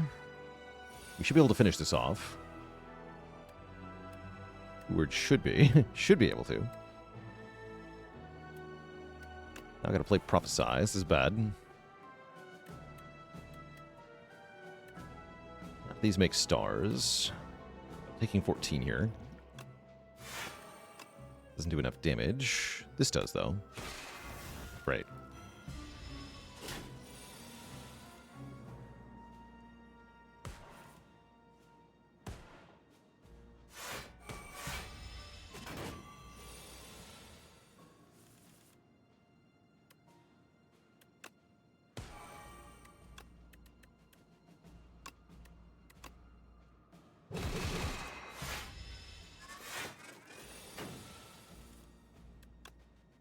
Two Saturdays in a row? Yeah, I mean, when a new game comes out that I like, I mean, I play it, right?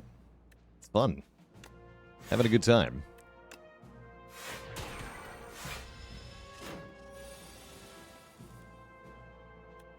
Reflected nerd. Oh, and Matt Oblivium, thank you so much for the raid. I missed that earlier, actually. Sorry. Welcome in, everybody, from Matt's stream.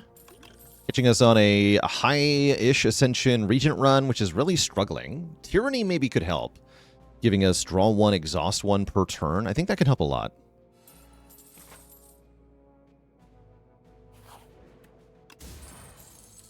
And the Vambrace. First time we get blocked from a card, each combat is doubled. That's nice. Oh, I have to fight this elite. Oh, boy. We're in big trouble here, chat.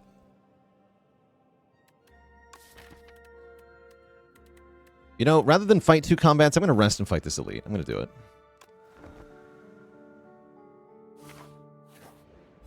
Do fight the Mechanite. Mechanite is a jerk on turn 1, but Glitter Stream does solve, actually. We can go Glitter Stream, Chell the Stars. Just got to be careful about this. Play my powers in this one. This is our top priority on most turns. So let's get Tyranny down. Low. Low again. Probably want to do like Aegis Guiding Star. Sawtooth? I don't know what Sawtooth is.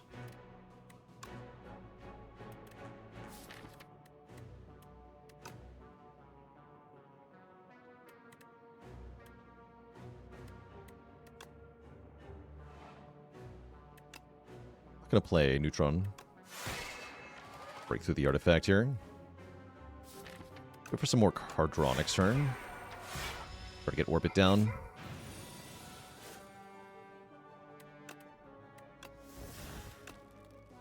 Orbit, Shell to the Stars, Hidden Cache.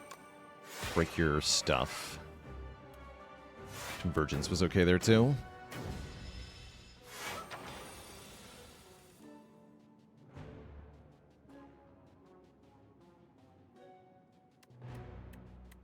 Okay, we're gonna decisions here. I guess Chell to the Stars first. And Black Hole? And Black Hole.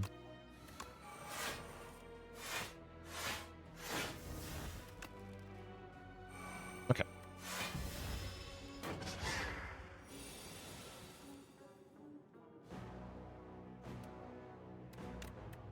Go to Conqueror. You can do Glow. Convergence. Foregone conclusion here.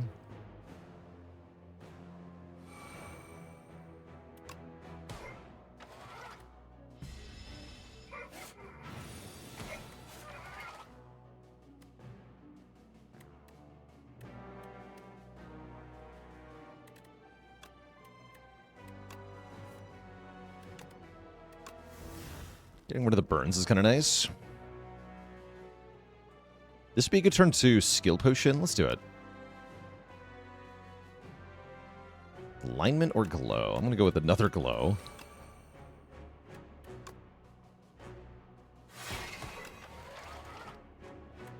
could do Devastate, Cosmic Indifference. Exactly right. I won't have enough stuff.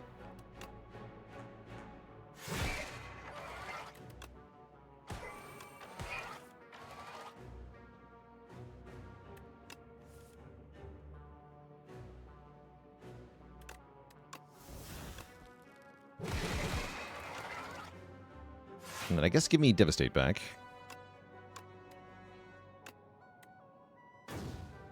Okay, we're doing great here. 10 block per star is kind of insane.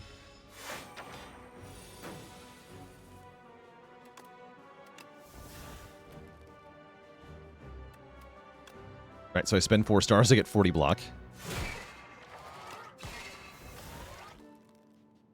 Seems pretty good.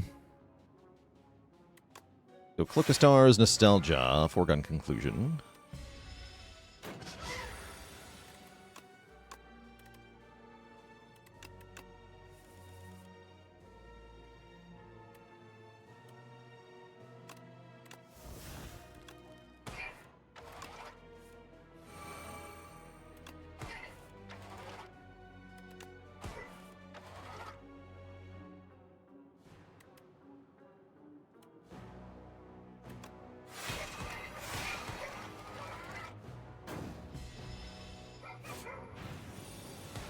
Leaving the burns is nice, too.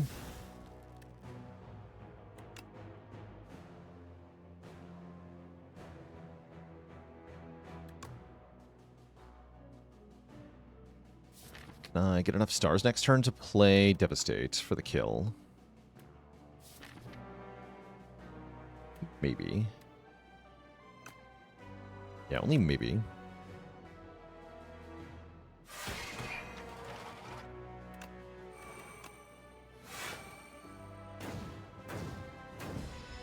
If you reflect a hit to a vulnerable enemy, does the increased damage apply? I don't think so. No, I don't think so. Okay, we did get Devastate. Perfect.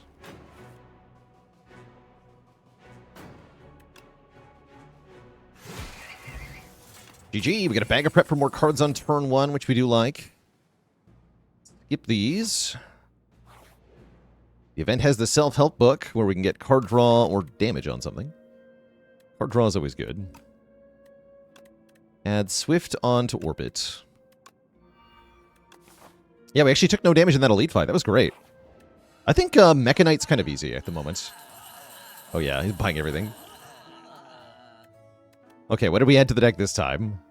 We added Supermassive, Cloak of Stars, Bulwark, Black Hole, Automation. Wait, these are good. Gold Axe, also good. Most of these are pretty good. I'm going to remove Supermassive, I think. We're not making that many cards.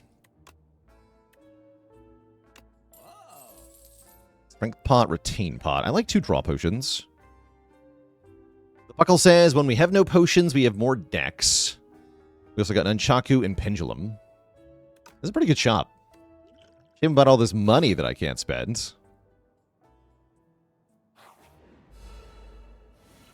Alright, can I deal with these guys? Is a good question. Reflect is giga strong here. Reflect says gain 42 block on it. That's pretty insane.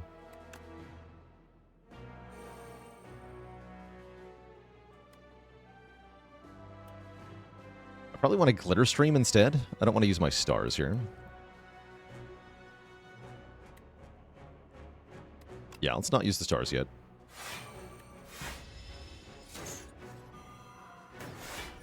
Just need energy? Yeah, that's the thing, though. Energy is not so easily gotten in this game.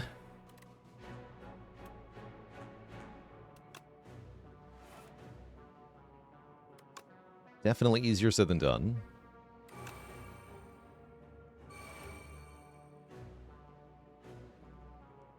We're taking some damage here. Let's go Child of the Stars Convergence. All my cards are about to be downgraded. That's kind of scary. Titan of Life, thanks for the Prime sub. Welcome to the Cozy Sub Club. Yeah, here's where things are going to get scary now.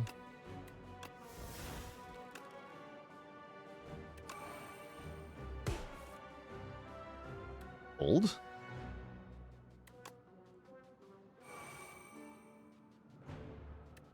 do it.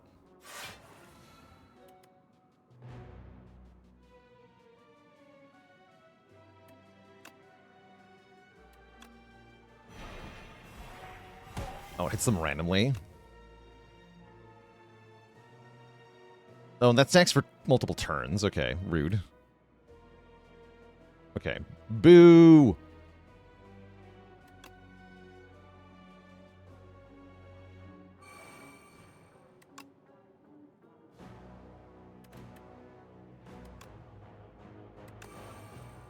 One star.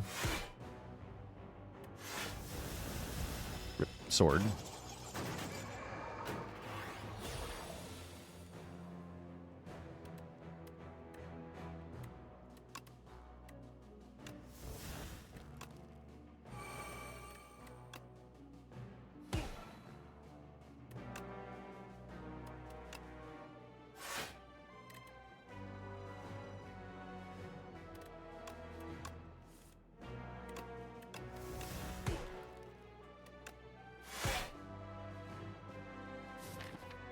Okay, we have to kill Magi Knight this turn.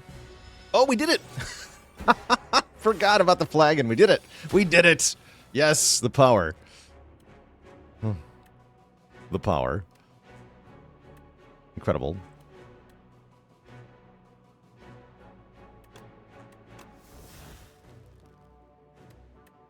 The absolute power.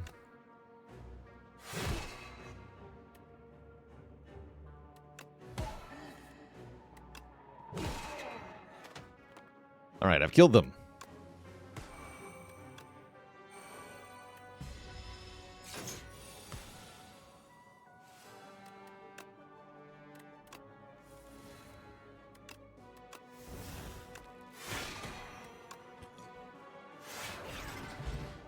GG. Okay, now I feel like we're really good in the end game here. We take one more Child of Stars if we want it. I don't think we do actually want it. We are going to skip all of this. We're going to rest up to full health. We have no Pentagraph, right? All right.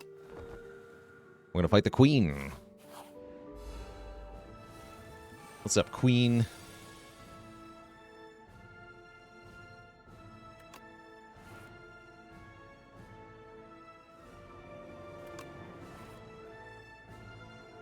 Okay, I don't think I wanted decisions here.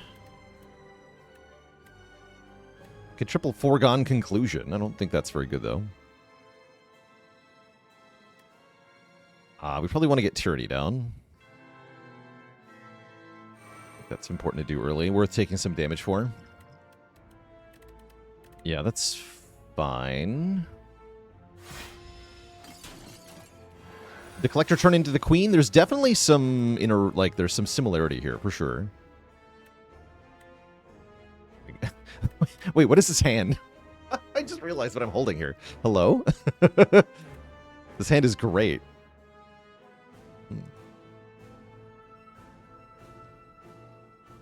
The children of the stars are here. Give me a Swift Pot here. Yeah, block party for sure. Yeah, I still need my other stuff. Keep drawing. There's Black Hole. Nostalgia and Child. Yeah, just get all the powers down. I think that's probably worth it here.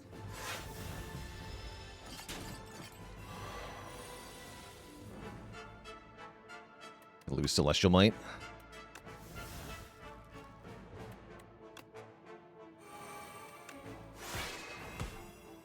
Cool. Sweet. I even got the other Black Hole back. Nice.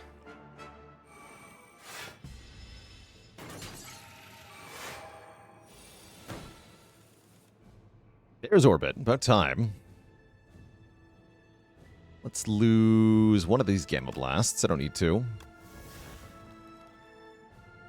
Have I played with Stardust much? No, I haven't had a Stardust run yet. Unfortunately. It seems cool. But I have yet to have the chance to use it. I haven't played a block card yet, apparently. Hello?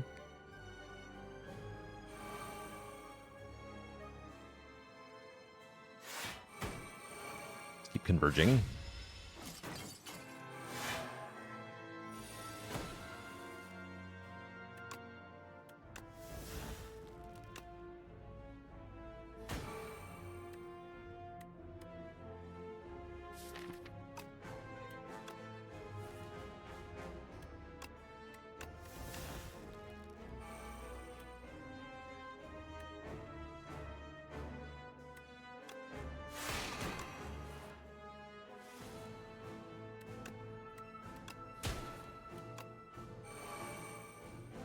We're cooking. All right, we've got hidden cache, decisions in hand. Okay, it's time. It is time.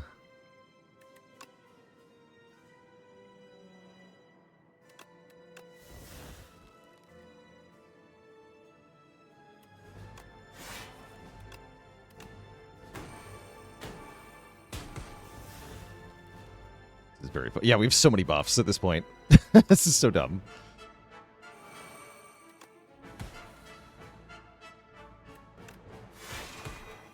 Start hitting the queen directly here.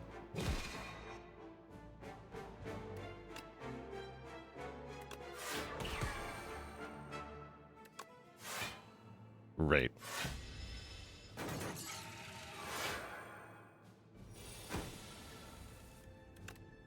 Seems like the torch head doesn't really scale the damage. I can see why leaving the queen intact is a viable strat here.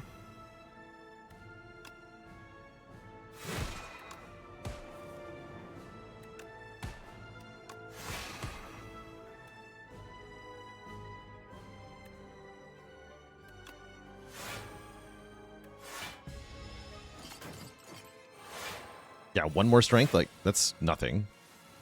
It's only getting one strength at a time.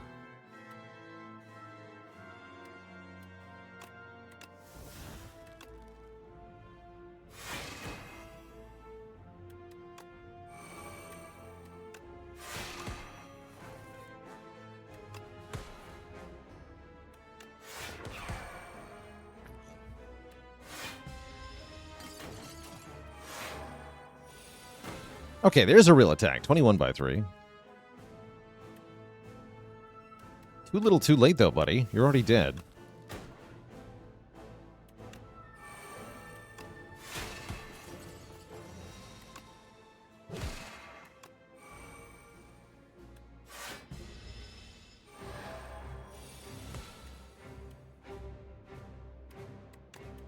And it looks like the queen doesn't start scaling until the torch head dies. So I think you wanna keep the torch head alive as long as you can, I think, in this fight.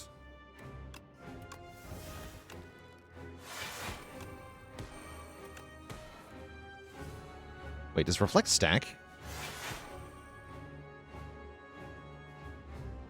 Oh, yes, it stacks the number of turns. Interesting. Cool.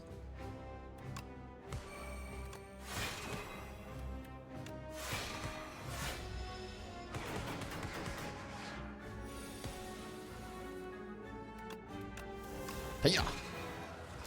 GG. The Regent gets there on Ascension 7. That was tricky. That was a tricky one. I've had enough of your poor manners. Something we can both agree on. Blippity blappity. GG. GG. It was definitely tough towards the middle, but we made it work. Regent definitely seems like he's got the most trouble getting out of Act 1. Bermuda Quads, thanks for 45 months of support. Thank you, thank you. So yeah, the first merchant was a little iffy. It seems like just buying everything is good though, right? Like we accumulated so much benefit that it started to overwhelm everything, and then we were actually quite strong once we got past the biting scrolls. My Pugger Face, thank you so much for 5 gifted subs. Welcome to the Cozy Sub Club. Want to see the overall stats, character stats? Here they are. We're 43-2. 1 loss each on Regent and Necrobinder. And we're almost all the way done with the Ascension climb. 50 wins to get there? Yeah, 50 wins to get there.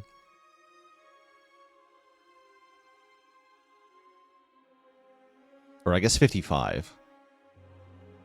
Yeah, 55.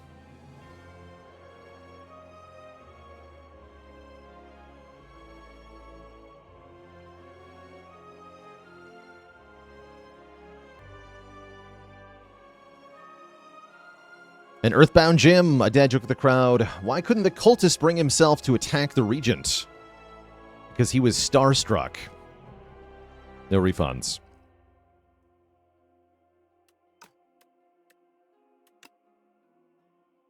All right, chat, we are going to go again in a moment, but before we do that, I am going to take a break here, refill the legs, stretch the water. Hardest elite in the game, for me, feels like Terror Eel in Act 1. Terror Eel is a real nightmare of a thing. That thing can really kill you. The Birdonis is also pretty nasty. Although easier to just rush down with damage. Yeah, Terror Eel is the new knob. Terror Eel, big spooky. The worms are easy, at least enough to kill if you've got an area damage card, but if you don't, they are scary.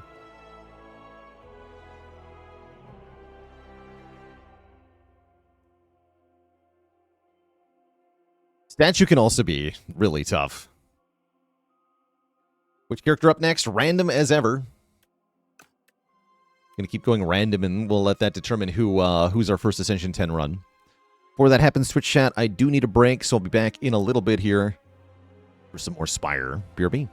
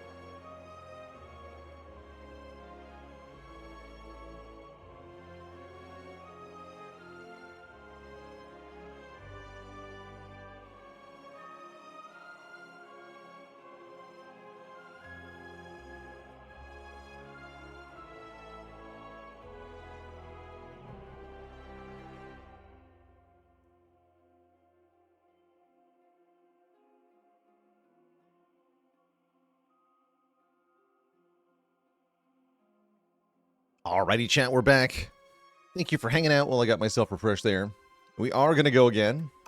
We are going to play random. We are going to slay the Spire. Hoping for Regent again. It could happen. It could happen. Let's begin with the Silent. Okay, Silent does feel like one of the strongest characters at the moment. Really been liking her. And I think the Transform 2 option is especially strong. Now's your chance, Switch chat. Get your points wagered. Will the Silent prevail here on Ascension 7? Which hallway fights in Act 1 are hardest? The Wisp guy that makes you play only one skill per turn and then summons a bunch of bombs is actually really terrifying for a couple of the characters. He's not that bad with Clad, you just rush him down, but some of the other characters can really suffer at that guy's hands. I don't remember what it's called, though. Hunter Killer is very nasty, too, in Act 2, of course. The Ghost Ship stands out as pretty scary. Low health on the Ghost Ship, you can kill it pretty fast. But if your damage is behind, it's really terrifying. Gonna curse the run by believing. I'm gonna curse the run by transforming my strikes into Shadow Meld and Haze. Oh, cool. So Haze is a Sly card that applies poison to all enemies, and Shadow Meld doubles our block gain this turn, which notably upgrades to 0 cost, which is really good. Oh yeah, the jerk that makes the 20 health Spectre that comes back every turn. That guy's rude as well. Spleen and Allen with a Prime sub and 12 months of support. I'm going left. Shadow Meld feels weak without Blur. I could see that being the case.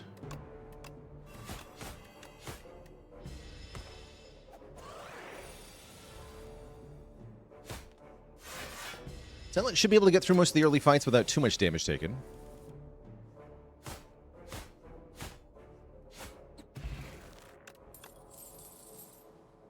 Who's our Act Boss? It's you, huh? Maybe I should take Dagger Spray as a way to do damage to multiple enemies. Having one card that hits multiple enemies, I guess Haze technically does. We want some more than that, though. Really essential at the beginning of a Spire 2 run, it feels like, with so many multi-enemy fights in the game now.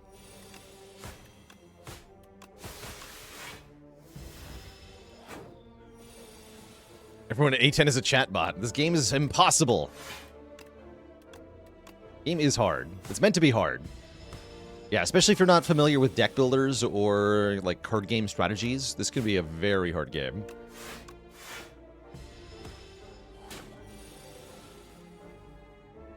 Very tricky.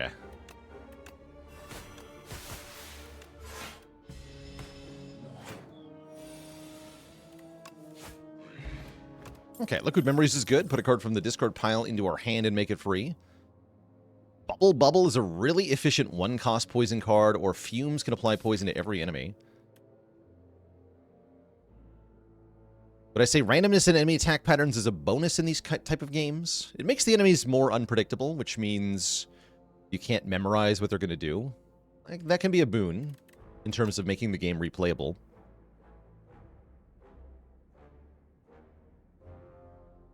Fumes feels weaker in this game. I could see that being the case. I kind of want to take Bubble here. I'm going to do it. My opinion on poison-centric builds. The one that gives poison per card drawn is particularly crazy.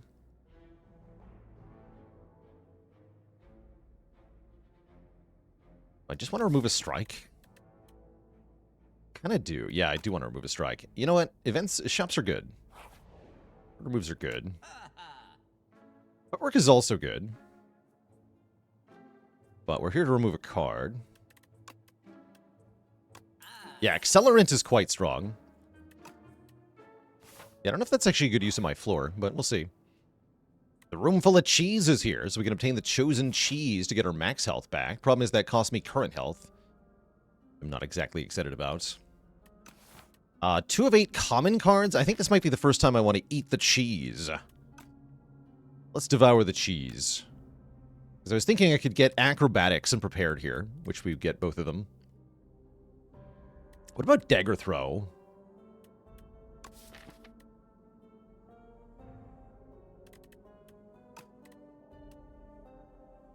No, I think it's acro prepared.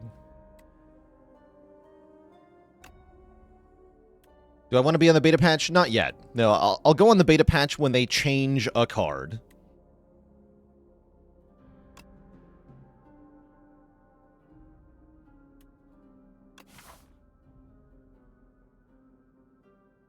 Yeah, right now we want to be able to reliably discard the haze, because without the haze, the bubble does nothing.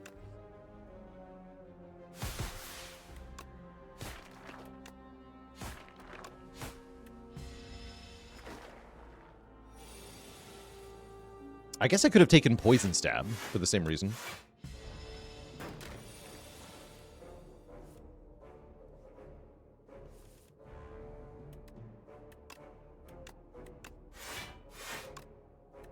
I already have an understanding of what's needed for each boss. Yeah, the Kin, you need AoE. For the Giant Lagavulin, you need a scaling plan. Like a way to do damage when your strength is reduced. So you want big attacks or a debuff stacking or something. Okay, Untouchable's here. Untouchable's really good. Sly gain 9 block.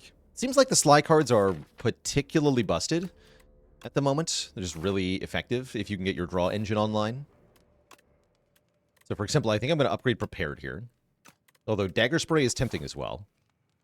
Or as a first upgrade. Maybe I upgrade Dagger Spray first, actually. 6 Poison All is also a lot.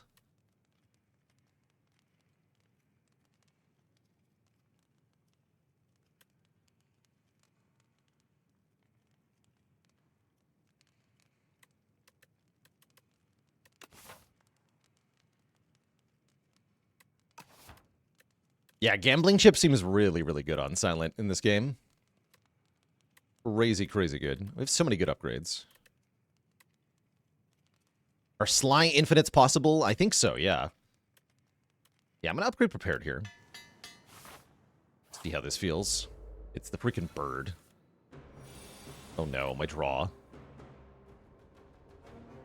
Damn it. This is the worst draw. Oh no.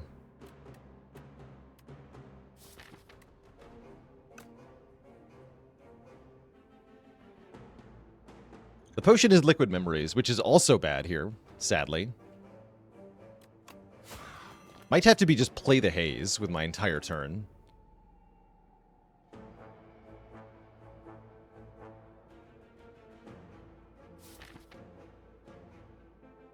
Really bad draw.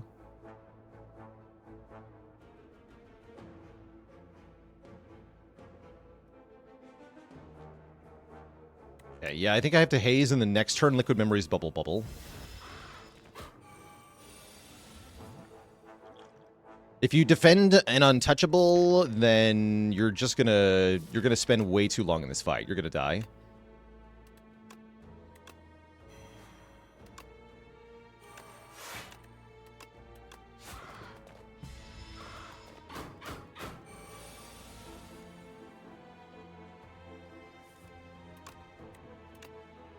Okay, here we can triple defend. We want it to aggro there, actually. Okay. We can go Shadow Meld, Survive of the Haze. This turn's good. Okay, this turn's great.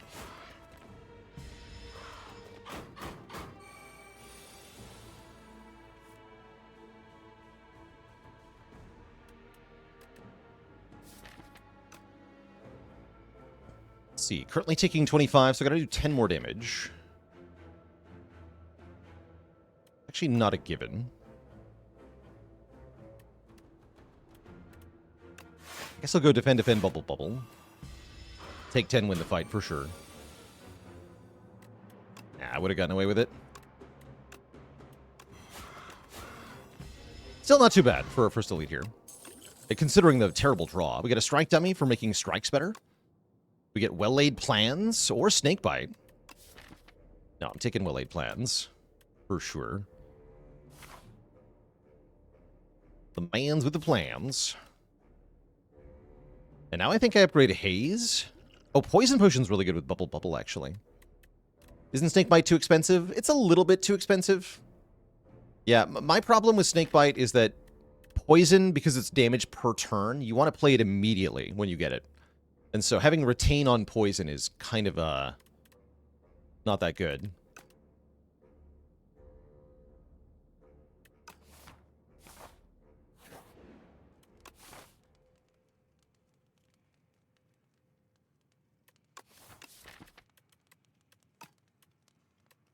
Health, huh? Got so many good upgrades to get. I guess I'd rather get another upgrade. Yeah, let's do that. Let's get 2 upgrades instead of fighting 2 elites. Having retain isn't a downside, though. No, but the retain is kind of like part of the cost evaluation on the card. Because if it didn't have retain, it wouldn't be 2 cost 7 poison, right? You're paying for the retain, even if you're not using it.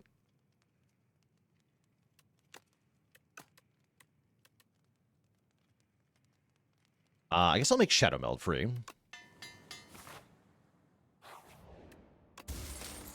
Oh, Bag of Marbles makes enemies vuln on turn 1. We like that with the Strike Dummy.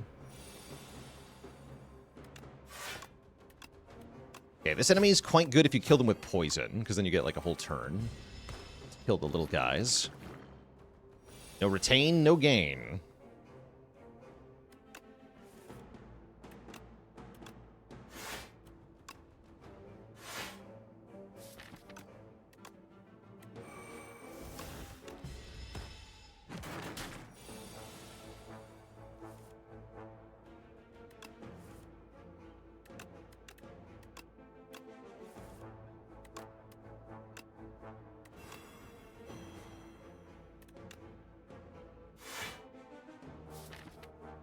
Should die to poison next turn. I have to keep Survivor, though. I really want to keep Dagger Spray. I take some damage. Okay, we're good.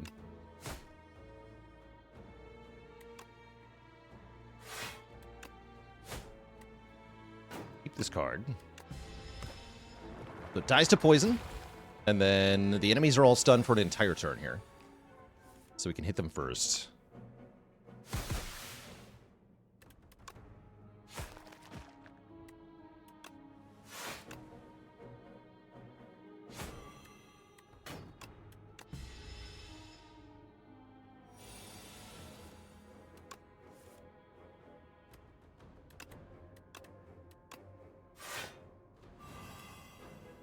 Stinky.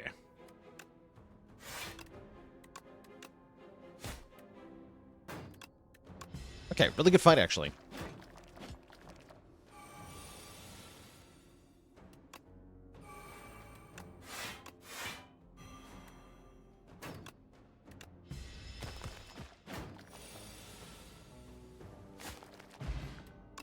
Get a smooth stone. I'm always happy to see this relic on silent, making our blocks blockier.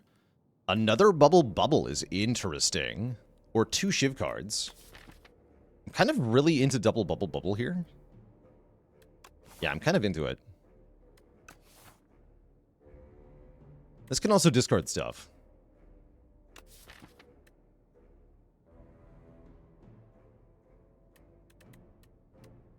Yeah. Give me the good poison stuff. For these guys are jerks. Hello.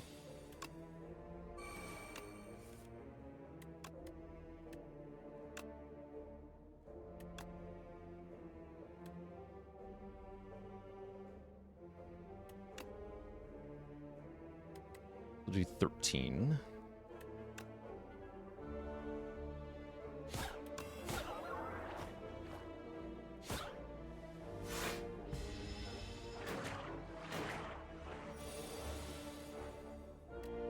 Mistakes were made.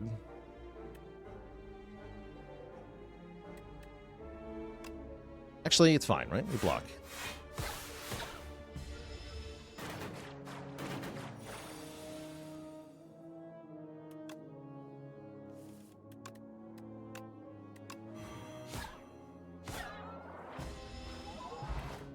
Cool. Exposed blade dance and accuracy. Not that good here. Yeah, double bubble with one poison starts a bit weird. Note that we do have this poison potion, which I'm currently going to rely on if we need to. And yeah, I'm going to go for 2 upgrades here, hopefully.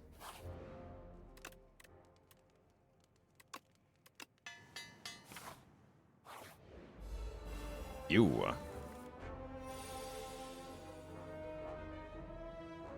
I feel like I rest more often in Spire 2? Currently. Something I'll note, you start with less health in Spire 2.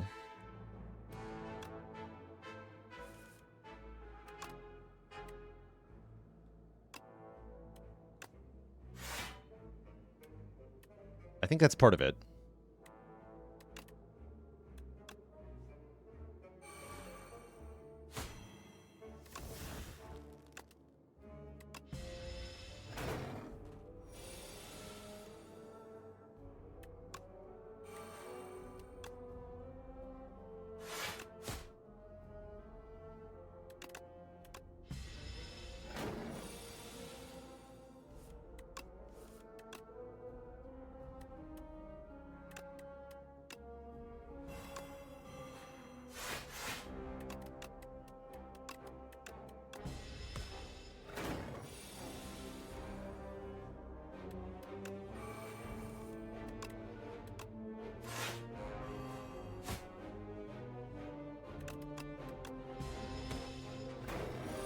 And look at that poison damage adding up. That's actually pretty good output here.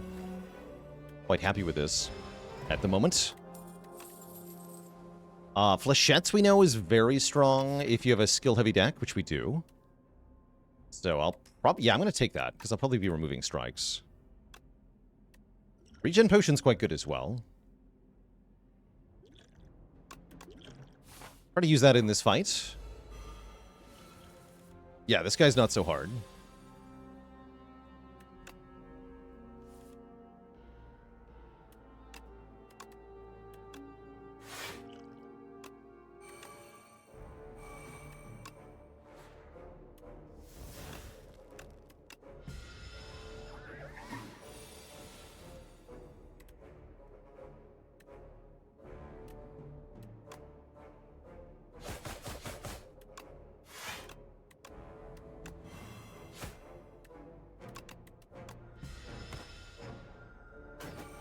No days for me, thank you.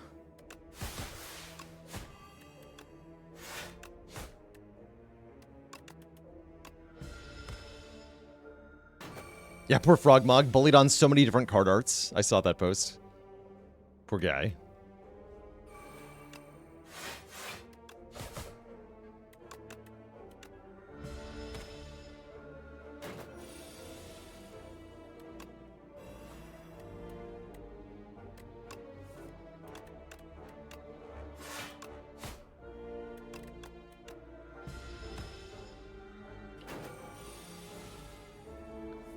How's it going, Arden Calhoun? Welcome, welcome. Forever YouTube watcher finally catching the stream. So far, what's my most to least favorite character so far in Spire 2? So this is all personal opinion, of course. I'm not even listing them in like order of most to least powerful. But in terms of personal preference, number 1 is Defect, number 2 is Regent, number 3 I think is Silent. Number 4 is Clad. Number 5 is Necrobinder. But I like all of them. I like Necrobinder just fine. I think they're all cool to play. But that's the current order of most to least.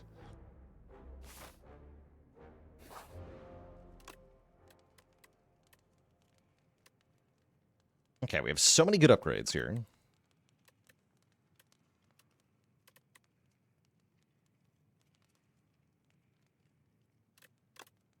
Bubble upgrades are good. Flechette's upgrade is good. Disagree almost 100%? Good. Good. Different people have different perspectives. They're all valid. Number 1 again was Defect, the robot. Blue.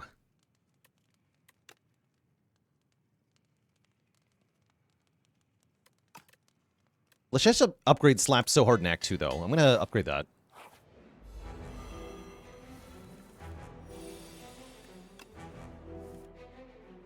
Cool. Really good turn 1 here.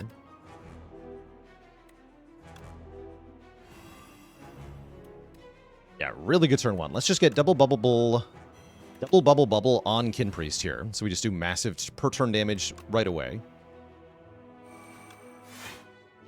Don't think I need to potion in this fight now.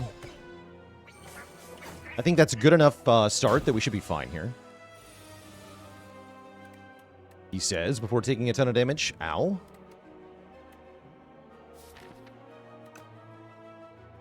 Ow, my face. Well, that's what health is for.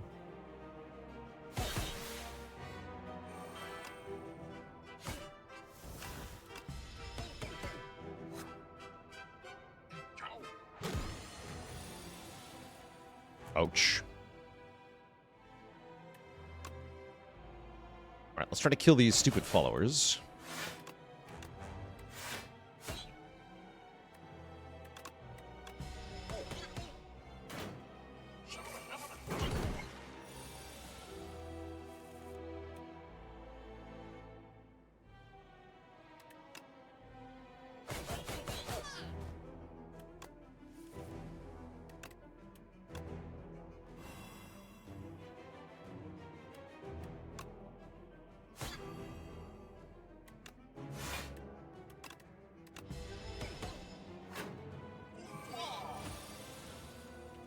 Aqua.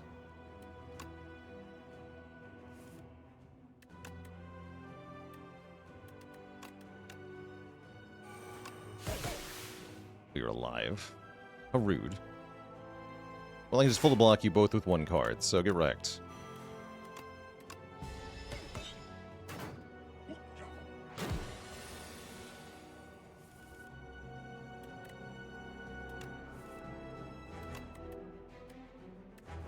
Can we kill? I think we can. Nice. It cannot be, says the boss, moments before dying. Burst looks pretty good here. This deck could use a grand finale, actually. We do have the pieces required to make it work. But I think Burst is maybe a bit better here. We can burst our bubble. I like that. Hate to burst your bubble, chat, but that's what I'm picking.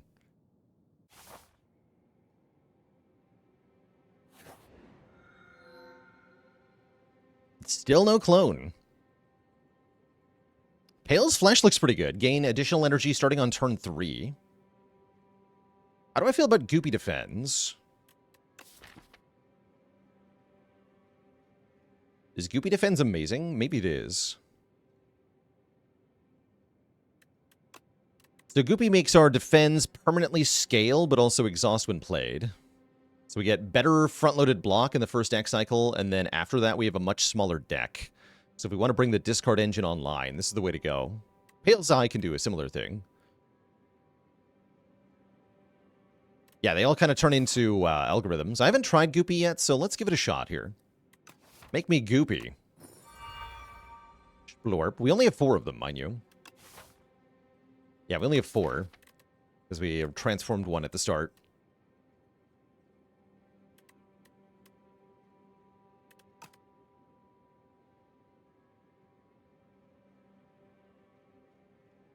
Where am I going? The shops are in weird spots here. I guess I'm going to this shop. Then probably around the elite here. That sounds fine. I do want to remove a strike. But yeah, you can discard these.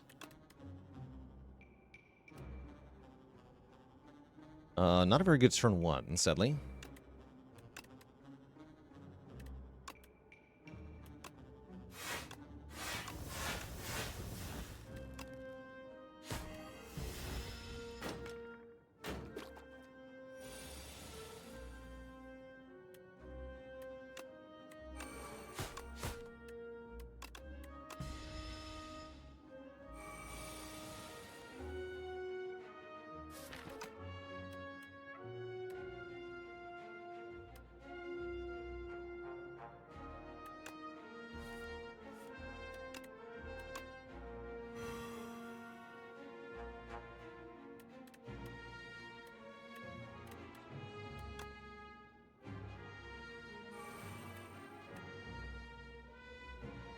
Well, 12 is not enough. We gotta kill this guy then. We can go Dagger Spray. 8 plus 4 is not enough either. We gotta Strike. Strike Survivor. There we go.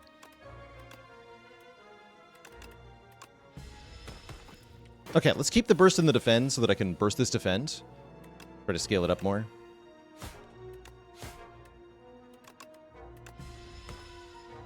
That should scale it twice. Let's see. Yeah, we did get 7 there. And yes, it is one higher than the others.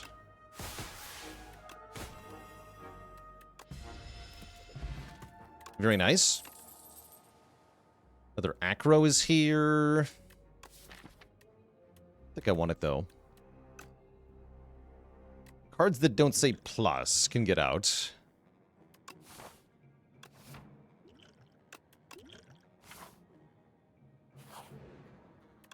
Yeah, it's like having 4 genetic algorithms. Yeah, kind of.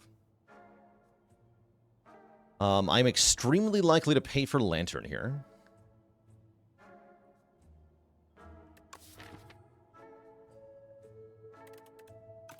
Yeah, I'll buy Lantern. We could take Deadly Poison so we have another Poison start. That's not a bad idea.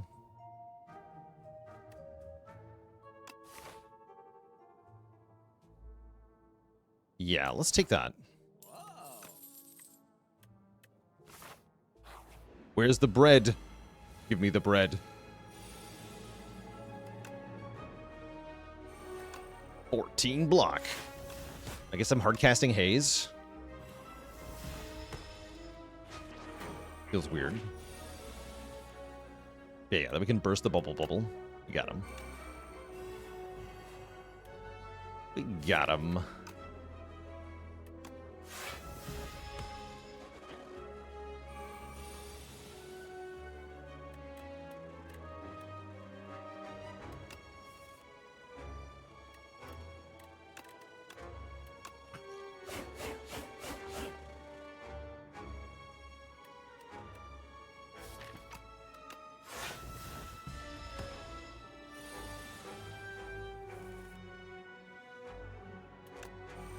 Okay, we did miss one. That's all right. One defend. I will take my well-laid plans back. Ah, we got to offer another Haze. Foolish. Foolish of me to have bought the Deadly Poison. I don't think I want this, though. Oh, well. I'll take a Radiant Tincture. I think that's pretty good.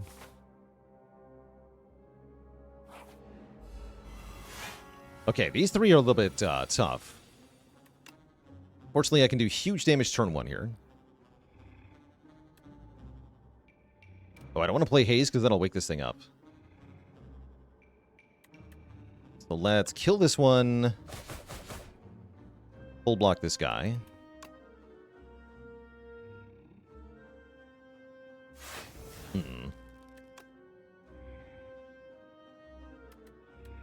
Think that all the way through, actually.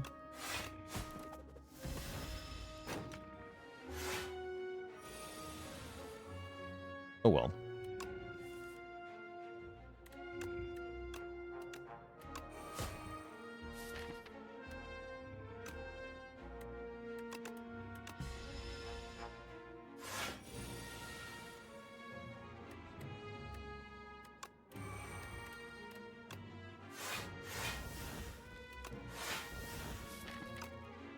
Time for this thing to wake up? It's kind of concerning.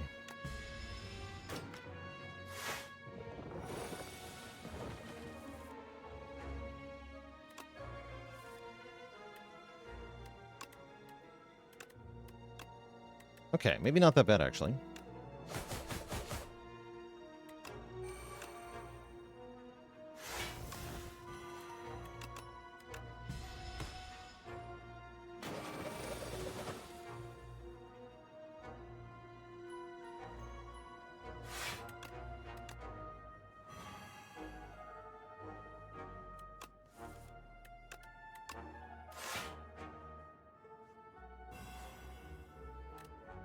Burst and neutralize.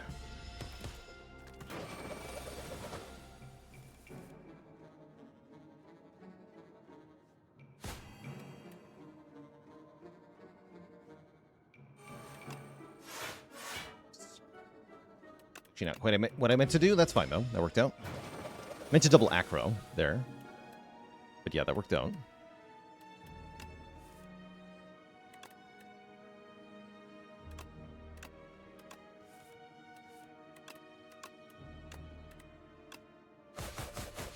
Wow. Seems good. Seems like the deck is working very well at the moment. It's this freaking guy. This is not so bad.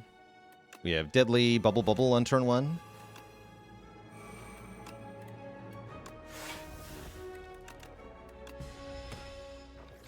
That enemy can take damage multiple times before waking up. I did not notice that. Yeah, I did not notice that.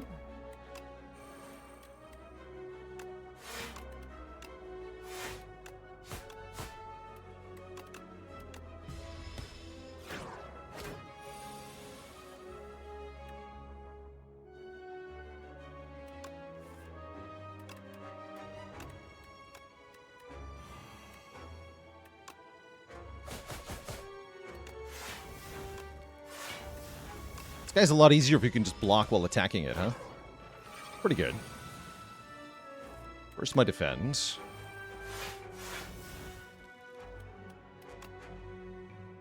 And then... I guess I'm not full blocking.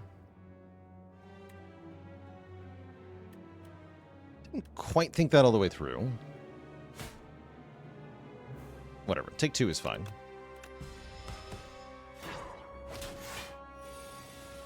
Traded 2 health for a bit of permascaling on the defend.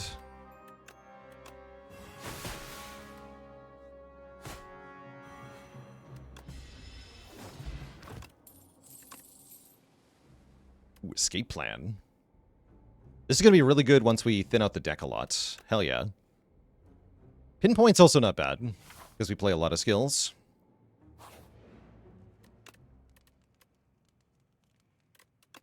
Okay, Burst upgrade is kind of insane with this deck. Let's definitely upgrade Burst. And let's take an event and get a Relic, and then probably fight an Elite. The Bug Slayer. Am I down for Exterminate? I kind of am, right? Alternately, if I take Squash, I can make enemies vulnerable for flechettes. It can also break through artifacts.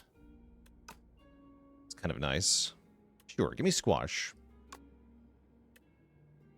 You wish to learn the Squash technique? Behold, he boasts while stepping on a giant bug. And Exterminate with Brimstone? That's pretty ridiculous. Wait, Intimidating Helmet. When you play a card costing 2 or more, gain 4 block. Is this not obscene with Sly cards? This works on Haze, right? And Untouchable? Oh, man.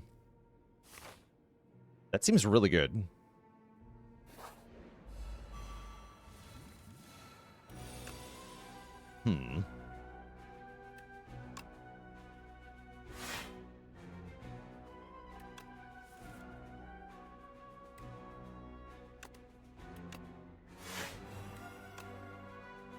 That's a bit too much damage to ignore, I think.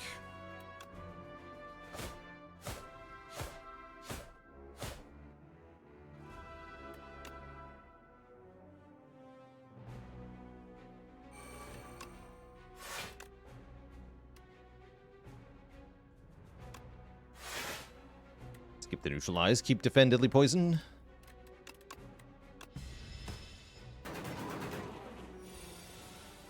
Seems fine. You take a bit of a hit here, that's okay.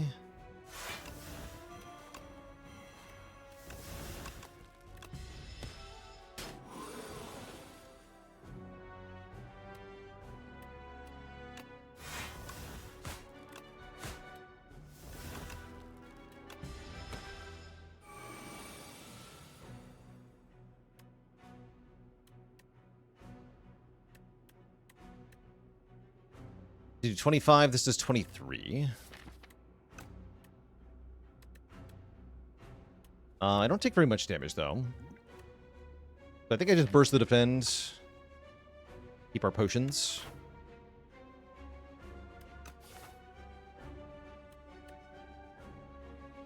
Does bursting the defense make them scale more? Yes. Yes, it does. Should we only take 3 here?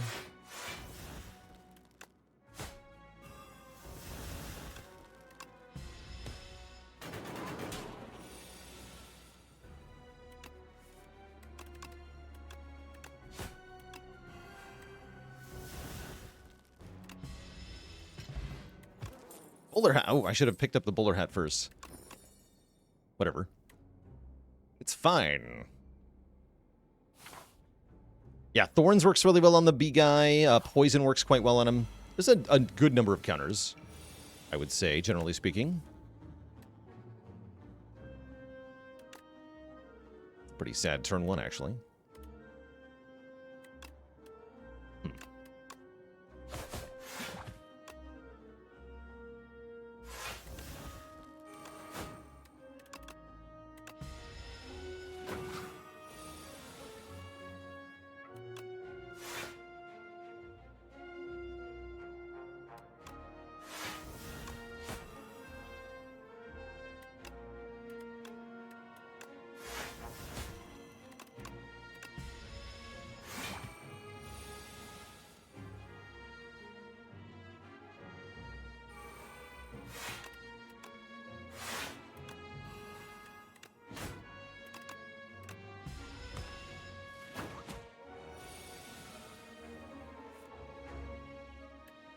First acro. Oh, that doubles that. Okay, interesting. Neat. Yeah, neat. Huh.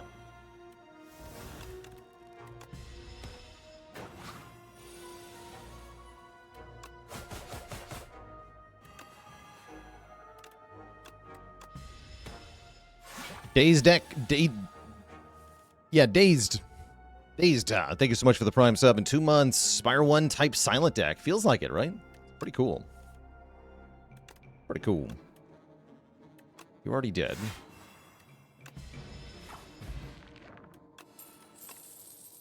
Calculated gamble. Get in the deck. Welcome. Welcome, welcome. Flex Potion's also pretty powerful with our flechettes. Can kill something right away. I'm going to swap this out. Okay, upgrades that feel good. Out Gamble's pretty good. Acro's not bad. The poison cards are pretty good. Let's upgrade one of the bubble bubbles. The 3 mischievous little individuals here.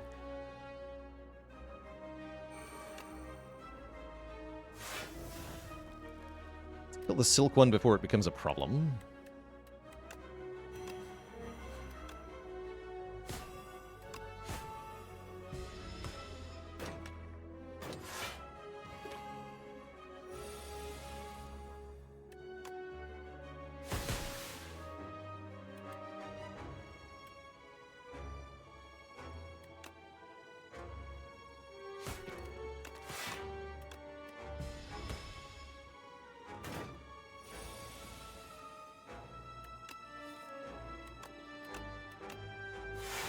First, these defends for double scaling.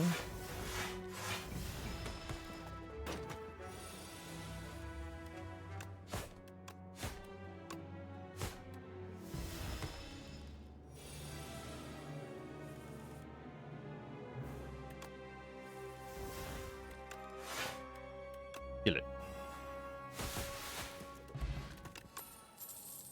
Reflex. Oh, this is disgusting, right?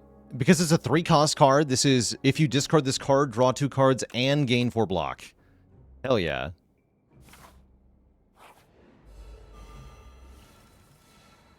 We love it. What I don't love is this opening hand here. In this fight. Good time for Flex Spot, though. Let's do it. Let's Flex Potion here.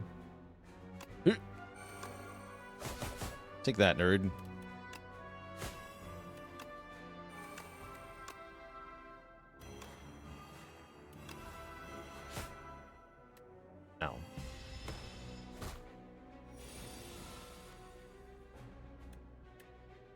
You would dare.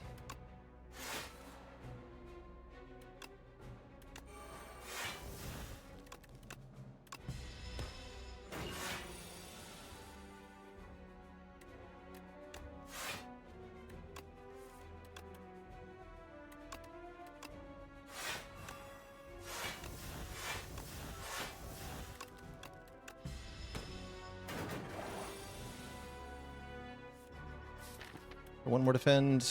No, we got them all. Cool.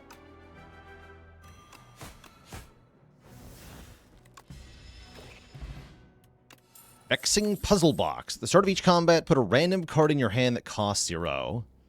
Oh, and Tactician is here. I will be taking Tactician. And I guess we're upgrading our acrobatics now. No 1,000 cuts in this game? No, but there is Serpent Form, which does damage to a random enemy when you play a card.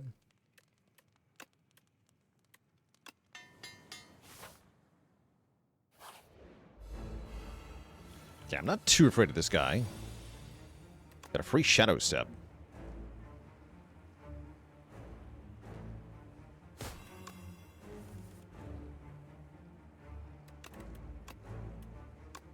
Holy.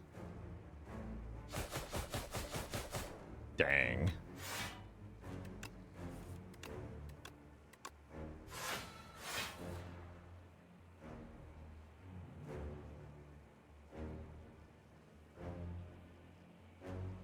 It's the discard your hand one.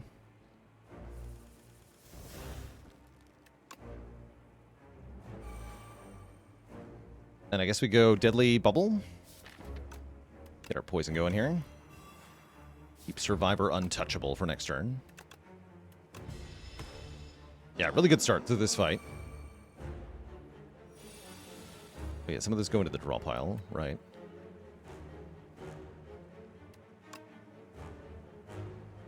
Discard Haze here.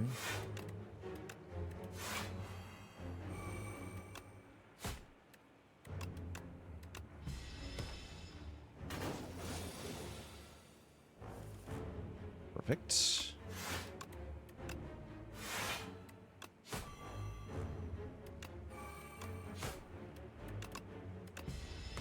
Yeah, I like the design of this fight overall. The frantic escapes, both clogging your deck as well as being your way to survive, is kind of cool. I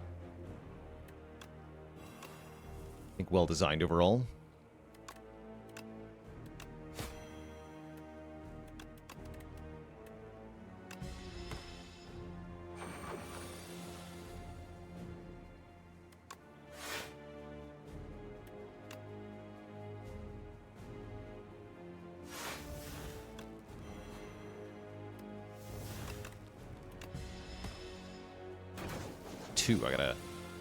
I gotta play that card more.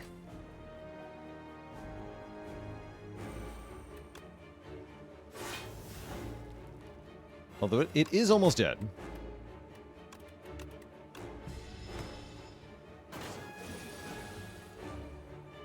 Looks like we are fine.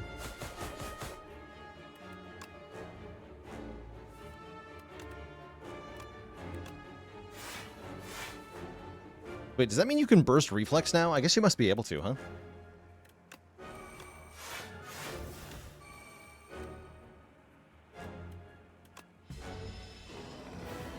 Blech. GG. Adrenaline helps make this deck feel a lot better here with a bit more energy, a bit more draw. Just what we want. Welcome.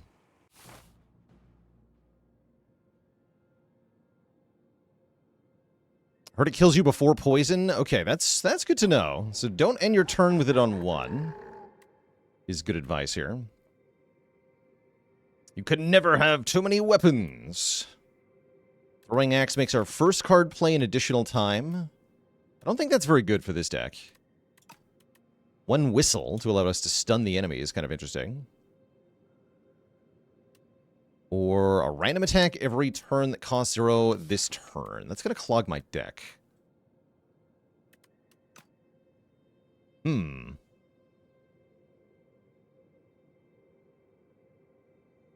Yeah, Whistle is a free turn to let poison do damage. That's kind of nice. Whistle does ignore artifact, is good to know. So I think it's either axe or whistle. Whistle sounds better. Whistle exhaust, right? Yeah, let's try whistle.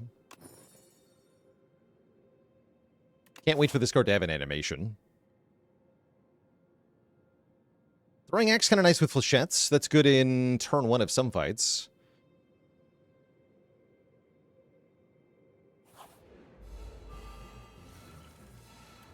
We do, yeah, it's like 30 damage here. That's not very exciting, right? Not thrilled about that.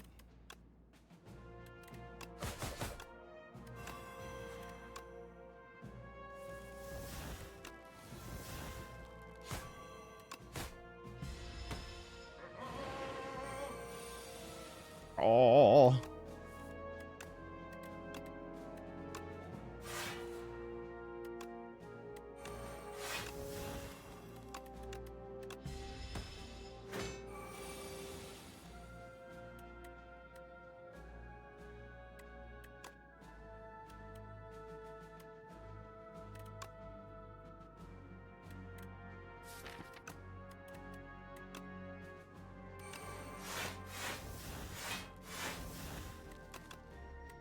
That's a lot of block.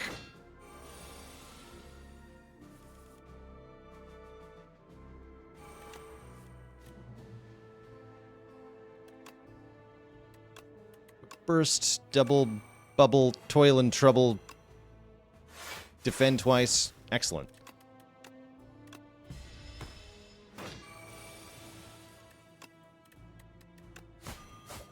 Get him.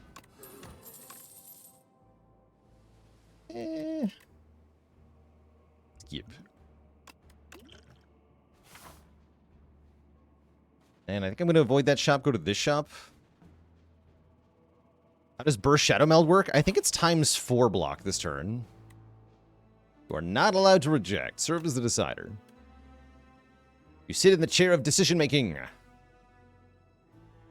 A nondescript woman with a hard-to-read face steps forward. She is charged with the crime of theft and con artistry. When the woman speaks, you believe her, but ample witnesses attest to her misdeeds. Both sides are compelling. You get doubt either way. Either gain 2 cards or transform 2 cards. I'm down to transform 2 strikes here. That does seem like a likely improvement. Wait, what happens if I transform Whistle? Okay, it's going to turn into a random colorless card. Okay, this is colorless. I was wondering. Yes, yeah, 2 strikes. Ooh, after image. Nice. It is decided.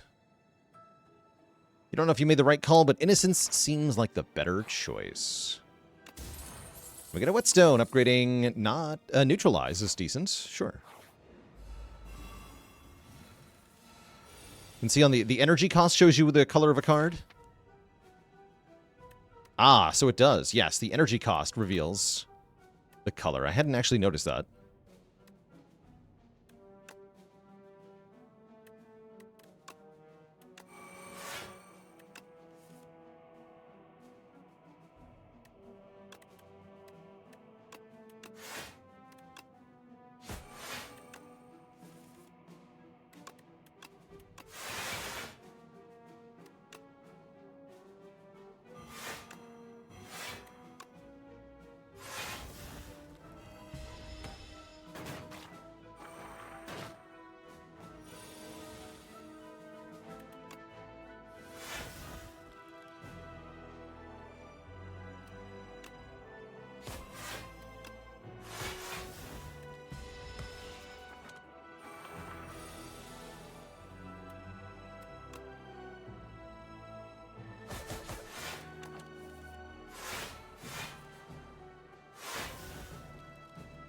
Okay, we want to make sure we play the other defends, if possible.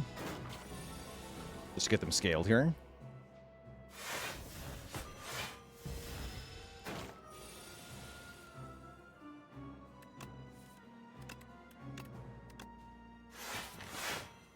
One more.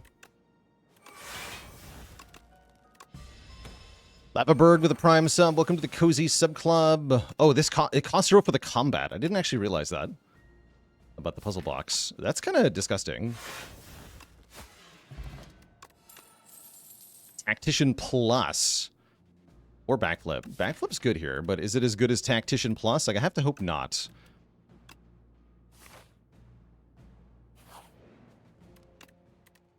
Any card draw upgrades? Let's upgrade Calc Gamble to retain.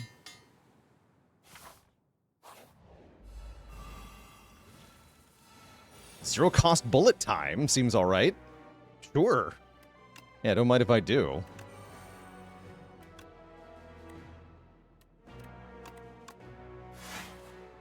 If I could just play Whistle? Hell yeah. Let's do it.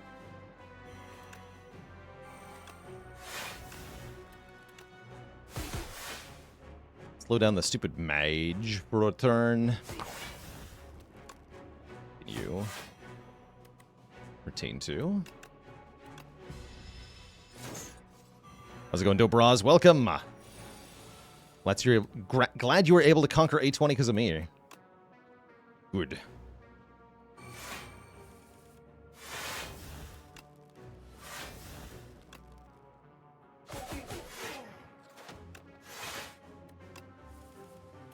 It's beginning.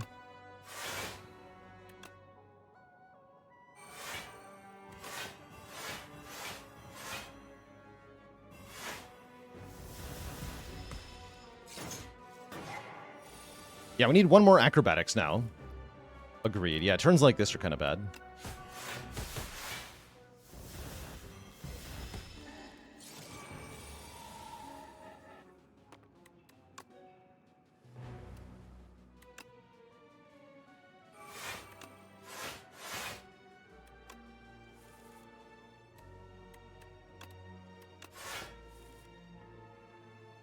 So broken. Flechettes does so much damage.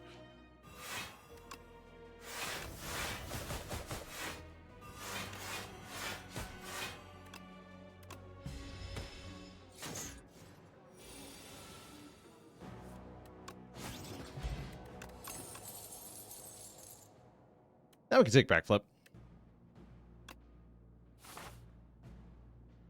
Cool. Let's go here. We get a T set. More energy on turn 1 after visiting a rest site is just going to help in the boss fight, but that's still fine. Godzilla with 2 months of support. Thank you, thank you. How do we do in this fight?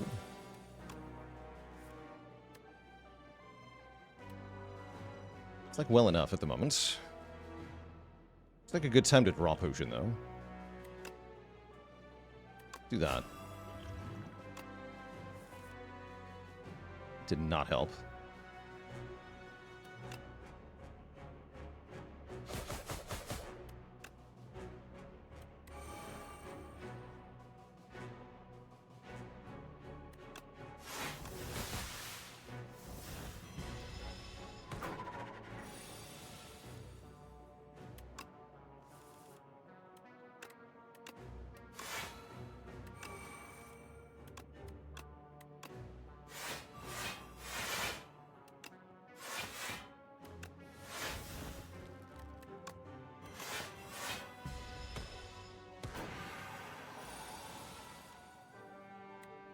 Okay.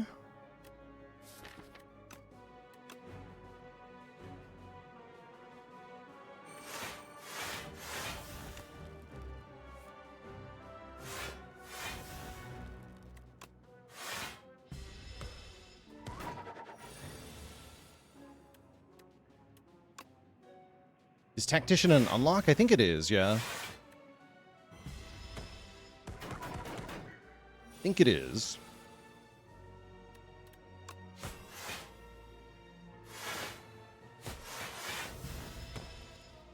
Fight's going bad because we didn't get the well-laid plans down. Pretty spooky.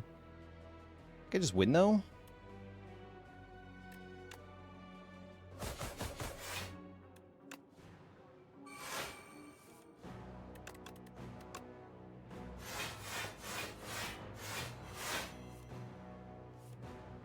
Nice.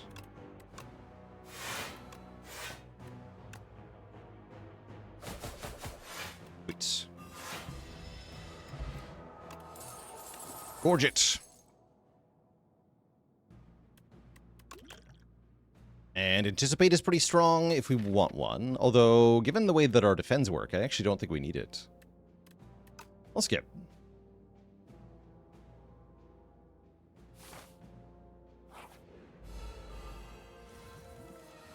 Favorite character in terms of play is Defect. Definitely Defect. My child.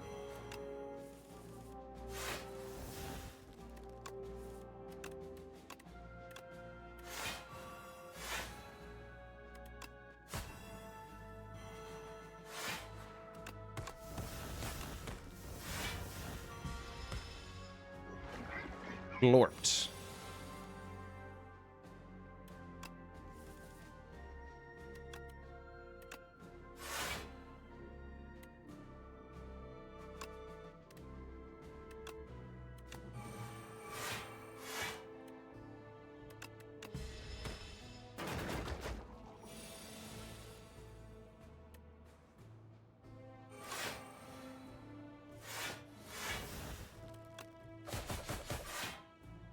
Which?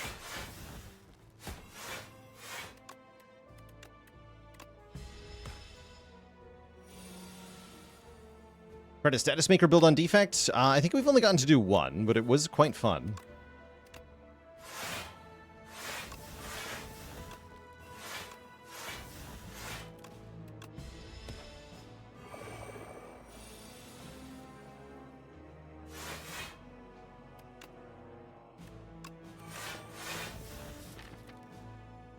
One more defend in there. Okay.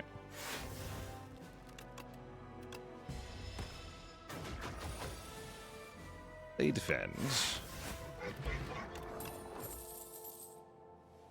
Okay, there's the other acro we wanted. Perfect. Aha. Happy Flower's here and excellent. Card remove is here and excellent. Potion Belt is pretty good into the boss.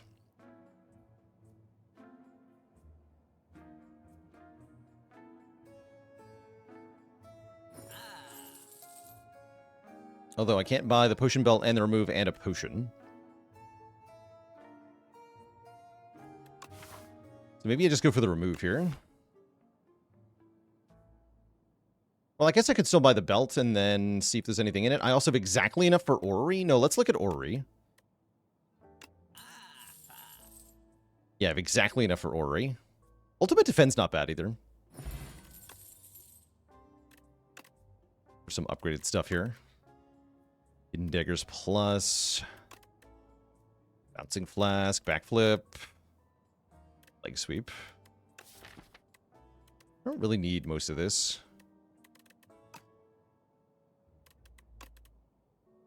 Yeah, whatever. Bite. But what about the snake bite? What about it?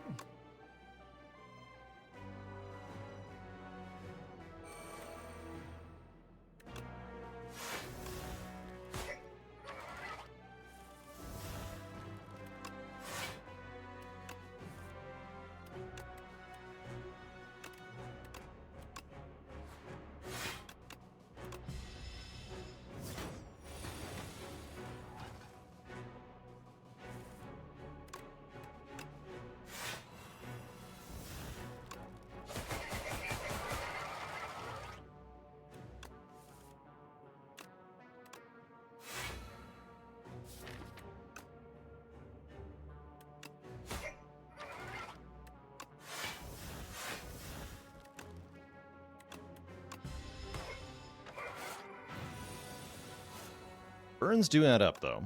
I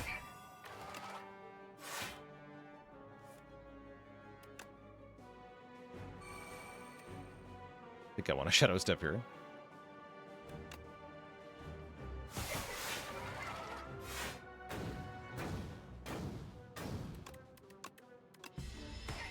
What does Goopy do? Goopy makes our defense play one time, or rather, they exhaust after being played, but they also scale permanently when you play them. So they become like mini genetic algorithms that block for a ton. Looks like I'm whistling here. I'm definitely whistling here, although I can also play Bubble Bubble, which I would like to do.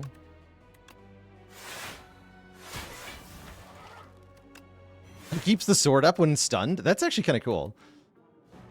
Didn't think he would do that.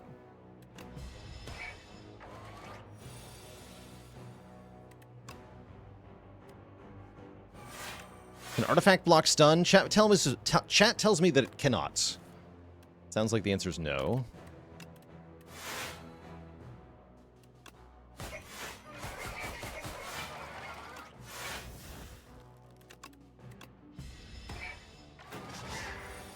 The defends are from a... This is a boss reward.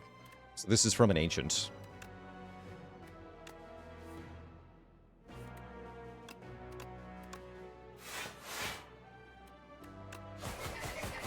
Imagine trusting chat.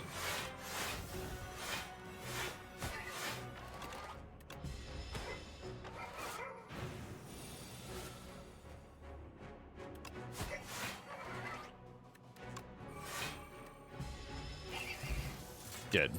You get lipstick. That's strength and dex. We like dex. We don't like accuracy. We like going to the boss and winning is what we like.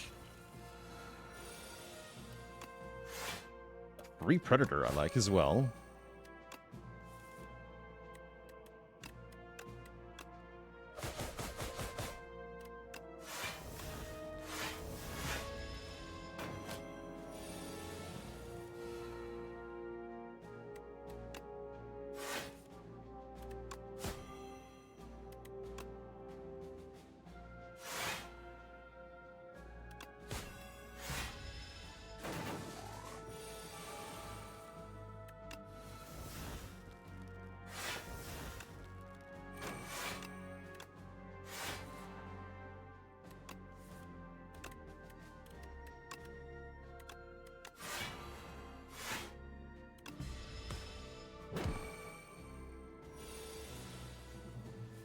All the juicy data. I mean, there's the turn number and the discard pile and exhaust pile. In that corner there. I don't like moving the camera around very often. I don't think I'll be doing that.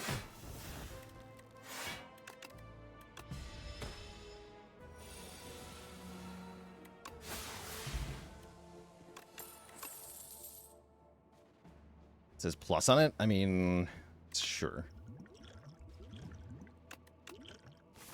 Sure.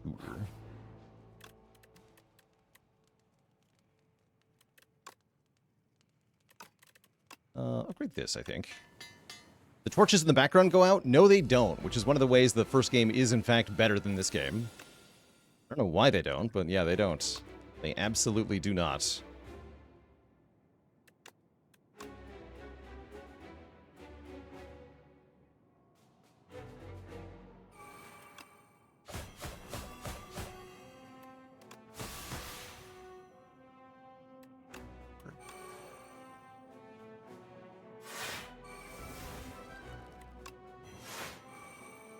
Great. All right, very easy phase one. Still under construction, indeed. They sure are.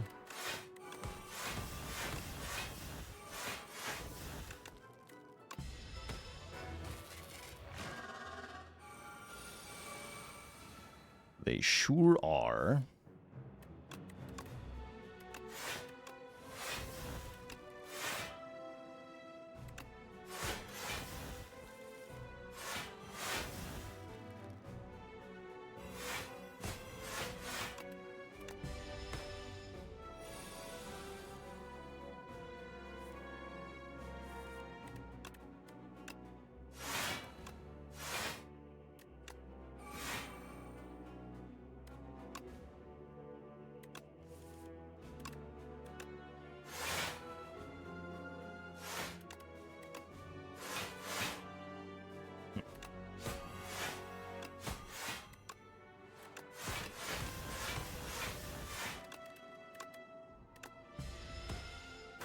Would I say this is the easiest of the Act 3 bosses? I think so. None of the Act 3 bosses seem like they're that challenging by the time you get there, but this one definitely feels perhaps the most free out of all of them.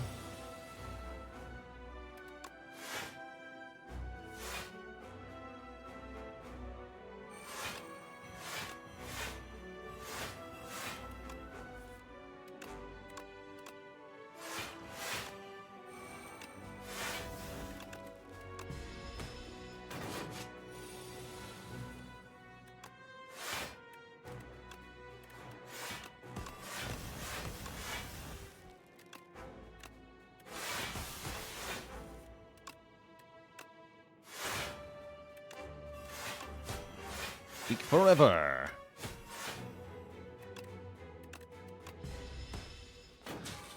Liloyat? Liloyat. Oh, well, that's really hard to say. Liloyat. Yeah, that's a hard one. Anyway, thanks for the gifted sub. Why is that so hard to say?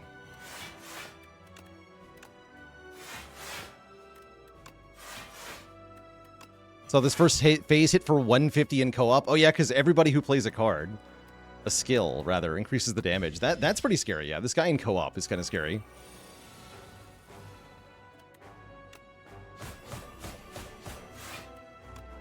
Let's confirm. If I burst this, does Tactician play twice? It does. In fact, both copies of Tactician play before the second copy of Acrobatics plays, which is some weird stuff going on there. Huh.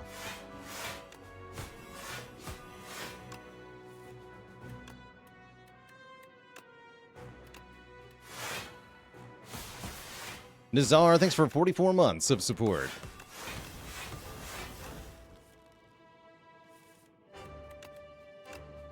Squash him. GG. Yeah, Silent continuing to feel like the strongest character by a pretty good margin. Very, very effective. GG, GG. Yeah, it's like Magic the Gathering stacking of cards. It's bizarre. Where did you come from? What are you after? Chivs. GG. It wasn't enough. GG. Silent walks in, says nothing, beats you up, and leaves.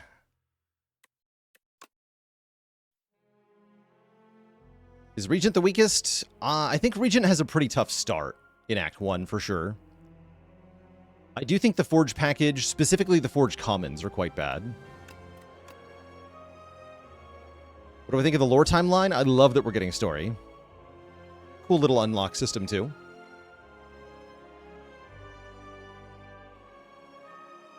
She plays a lot like her Spire 1 version, unlike Defect and Clad. True, actually. Yeah, a lot of the same core stuff going on, in fact, arguably better with the Sly keyword. All right, chat, I'll be back in a couple minutes here. I'm going to take another break before we jump into another run. I'm going to do one more run, and then we're going to be playing some Timberborn for a sponsored segment after the next run.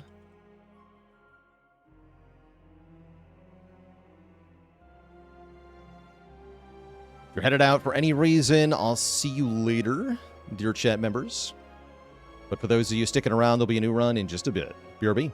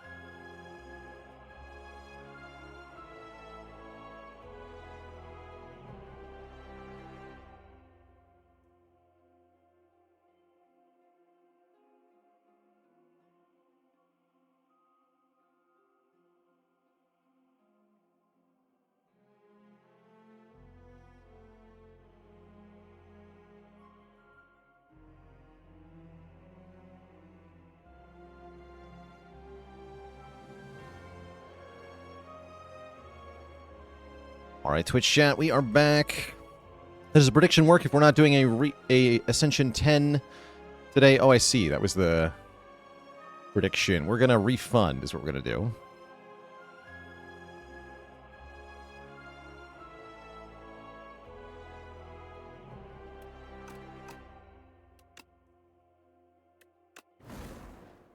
Because no, we're not going to be doing our first day 10 run today, probably.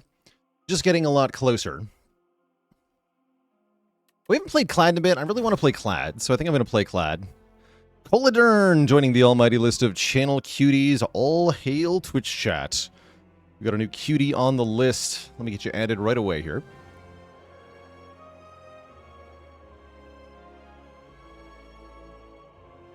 Or Colidern? Unclear. Hell yeah, it's Clad time.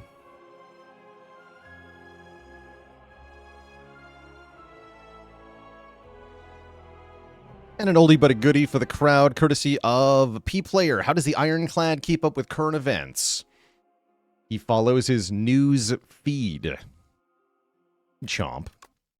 Let's embark on a run with Clad on Ascension 6 here. Do we transform 2 or do we random rare? Random rare Clad sounds kind of cool. Although Bludgeon no longer exists in the rare pool. We are fighting the Soul Fish.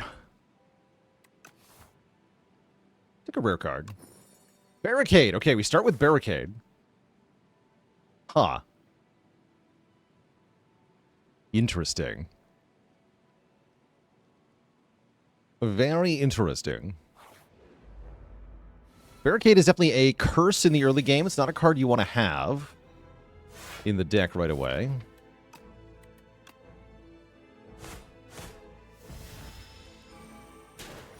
Buffs, right? Yeah, so defend, strike, strike works. That didn't work out, though.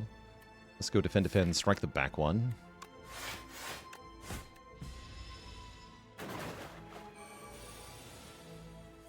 And then strike, strike, defend. Kind of an unfortunate turn of events here, but that's...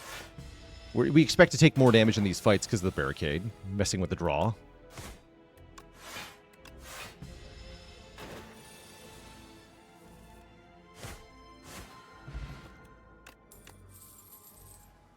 Okay, Uppercut is pretty solid. Wonder how Infernal Blade feels with a different attack pool. Kind of nice knowing this can't make Clash anymore. Could still make Whirlwind, though.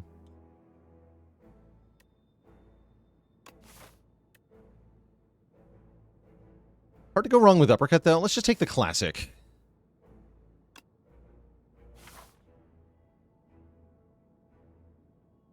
How's it going, Dobros here? This game does not have an Act 4 yet. There will be one eventually, but there's no way to get there at the moment.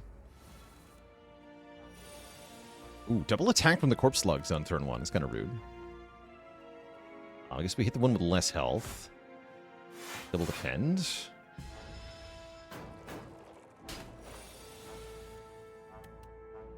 Okay, this works. Just be aggro. It's the secret to Clad. Just be aggro. And everything will work out. Ooh, Spite, Infernal Blade, Bloodletting. Bloodletting is good if we want to play Uppercut or Barricade. A very efficient energy-generating card. I think Bloodletting is amongst the best cards in the game at the moment. Very solid pickup here, for sure. Question is, where the heck am I going? Feels like maybe we go fight, event, fire, event, fight. If the event has money, we can go to the shop. Why is Bloodletting common now? I'm not sure. It feels maybe a little bit too good at common. But, we'll see how Mega Crit feels about it over the course of early access. Good Bloodletting and Double Strike here, but against the lowly Sea Punk, I don't feel like it's required. It was required. Oops. -1.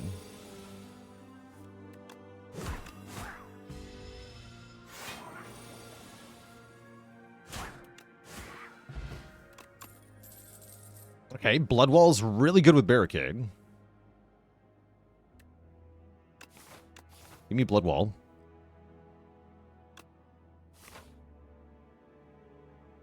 Give me the Blood Wall. Oh, and give me the cheese.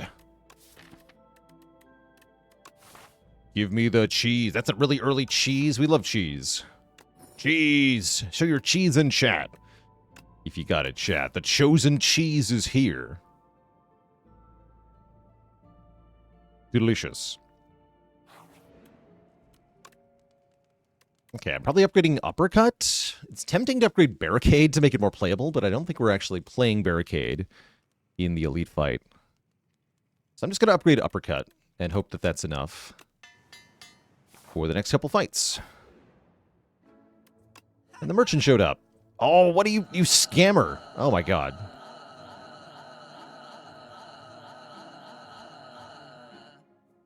Rupture's not bad, because I have 2 self-damage cards.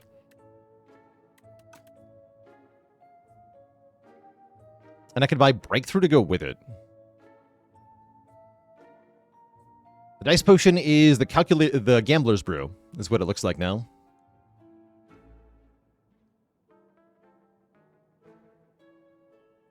I think Rupture's pretty good in this game. Let's go Rupture Breakthrough.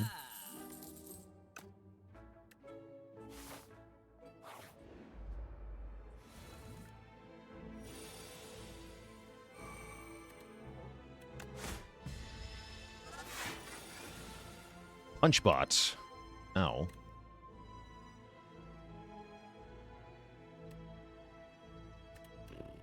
Does Flexpot save me this turn?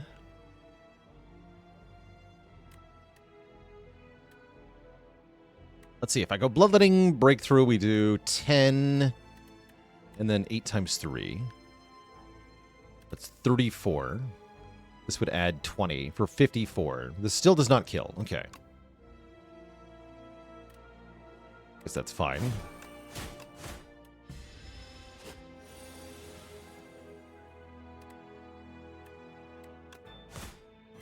Oof.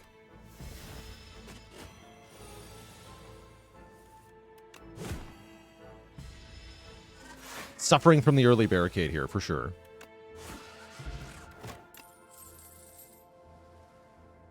Your next attack is free is kind of cool.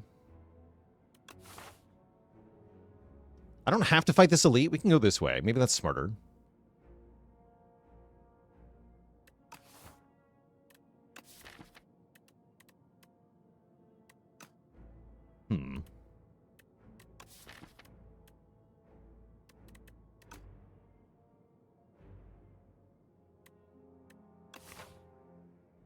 Getting the fish.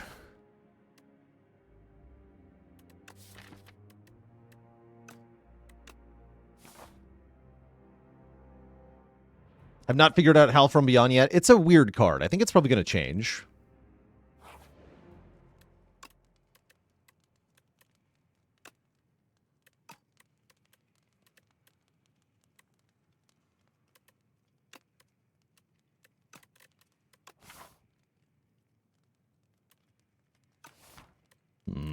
Probably want to upgrade Breakthrough. Feels weird, though.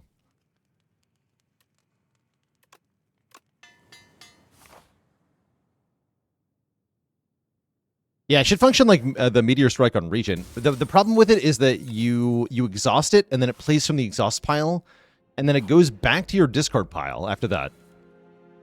So it doesn't play every turn. It just plays one time each time you exhaust it.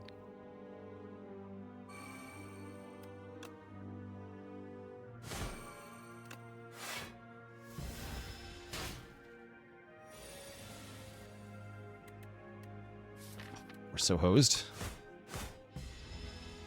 Might be an early loss on Clad here.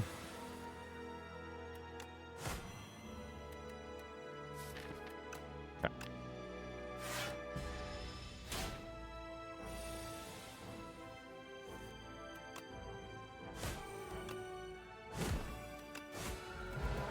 You get the ship. You get a potion of binding. 1-2 punches here. I'm actually kind of cool with Drum of Battle. Maybe I shouldn't be. I like the immediate draw, though, that it provideth. And then the exhaust 1 card per turn is supposed to be a downside, but it may or may not be. I'll take it.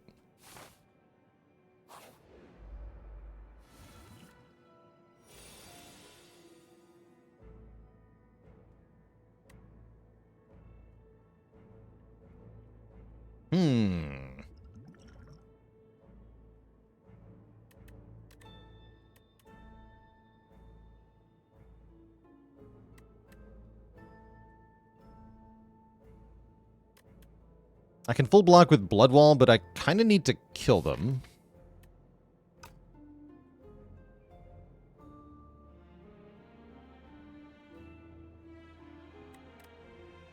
I think I kill this one and take 6. Yeah, these things summon more of themselves, which is a real problem. Gotta kill them quickly here. Oh, jeez.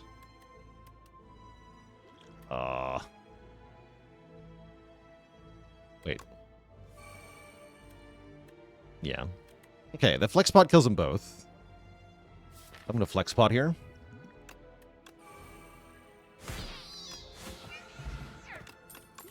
Worth it. Battle Trance. Okay, even more card draw. That's gonna help a lot. Yeah, more card draw helps a lot here. I'm gonna try to upgrade Barricade.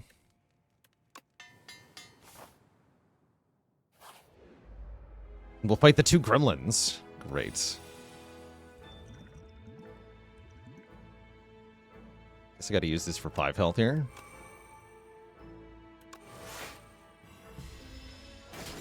Yeah, this fight's very silly. I love it, actually.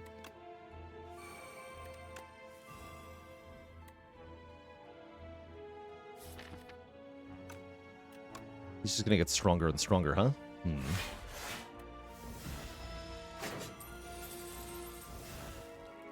By Rupture.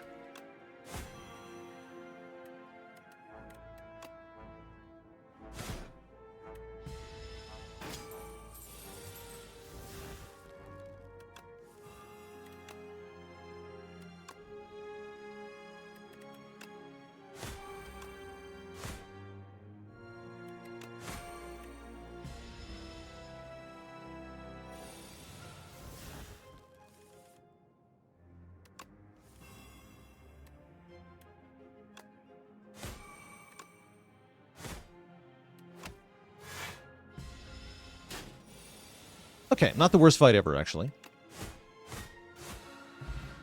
Get our money back. We get a Fortifier, triple your block. Wait, that's insane. That's insane.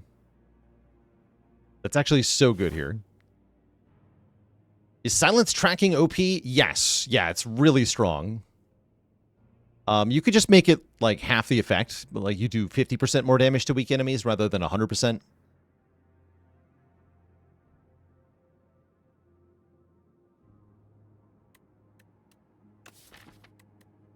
I'm going to fight this elite. I think we can use the potion here. It's them. This is not that bad, though. Yeah, this is not that bad.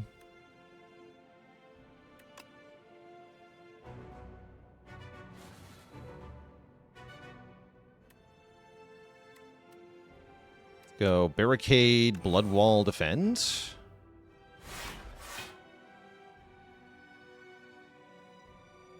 And if I'm scared, I use this now. Let's just have an easy time.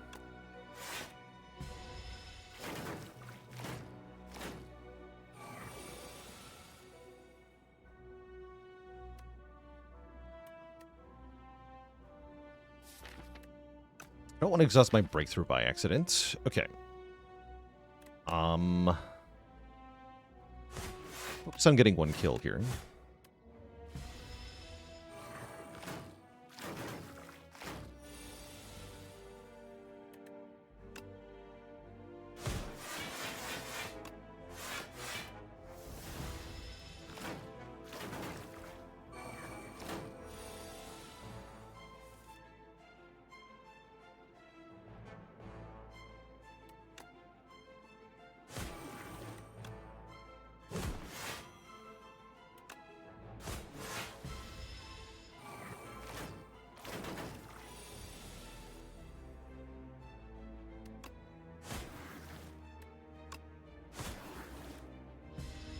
Cool. Yeah, that was a good potion, I think.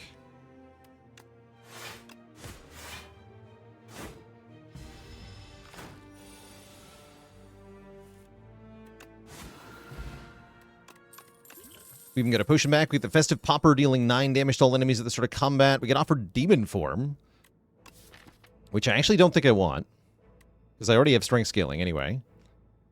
And it's very expensive. Pommel Strike is card draw.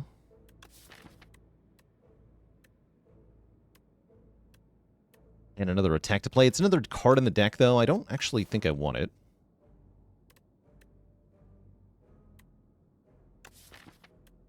I think I just upgrade Rupture to beat the boss here.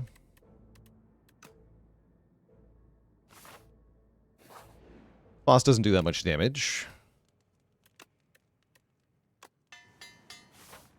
Probably use the colorless potion, though, in this fight. Yeah, Demon Form is a lot worse without Reaper. No Heavy Blade either. No Pummel. Do I also feel that the game pushes you more towards trying to get an infinite? I think it's more that the game doesn't push you away from getting an infinite. Going towards an infinite is the default state in a game like this, with the way that the cards are designed. So you have to actively discourage the player, or they're always going to want to do it.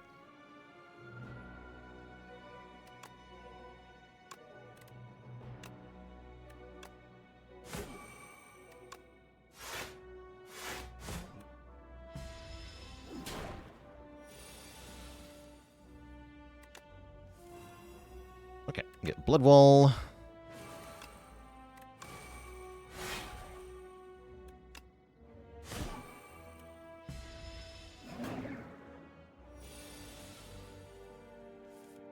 Beckons are pretty bad here. I'm going to play this.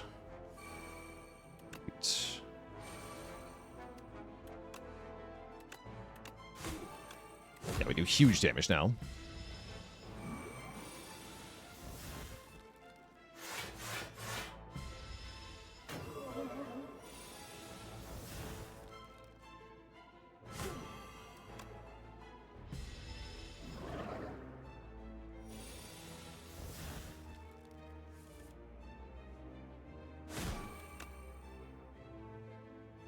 Okay, now we're getting scary.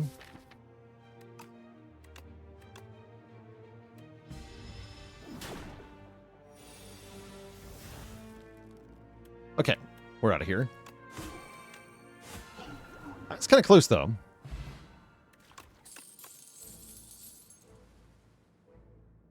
If you've exhausted 3 or more cards, you can deal 17 to all enemies. Pyre gives energy every turn. Pyre's very good here. Pyre is the enabler for making Barricade work. I'm going to take Pyre. And it's Tezkatara time. What do you got? Upgrade 4 cards. Gain energy for the cost of 5 gold every turn. Or gain energy every turn that extinguishes at the start of Act 3. I'm kind of down to trade gold for energy every turn for the rest of this run. That is not a bad idea. Literally pay to win.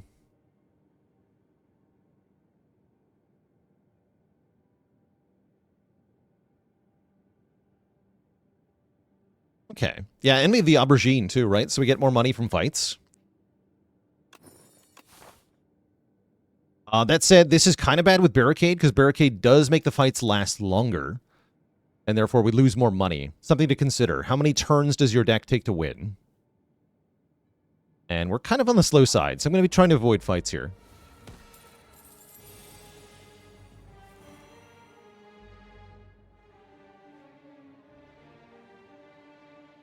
This could be tricky.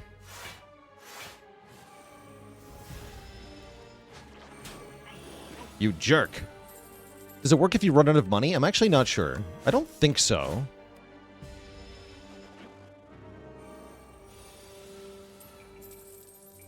But I don't actually know. That says no. Yeah, that's what I expected. It was no.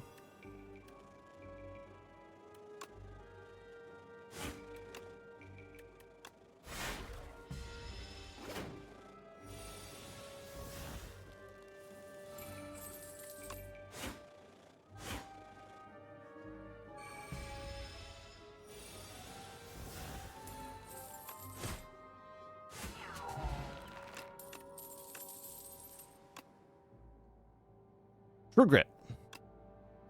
Lets us exhaust a card in our hand. Very, very valuable. And we can get money in exchange for health here. Money is good, because money fuels my energy, does it not? I could also reach all the way into the core to get the card draw relic, which is also quite good.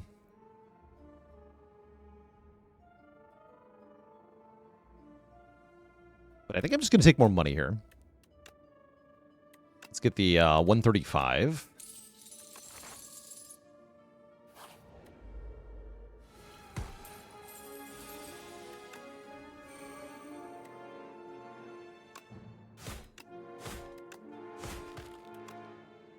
I like that the popper does exactly the maximum against these guys. That's kind of fun.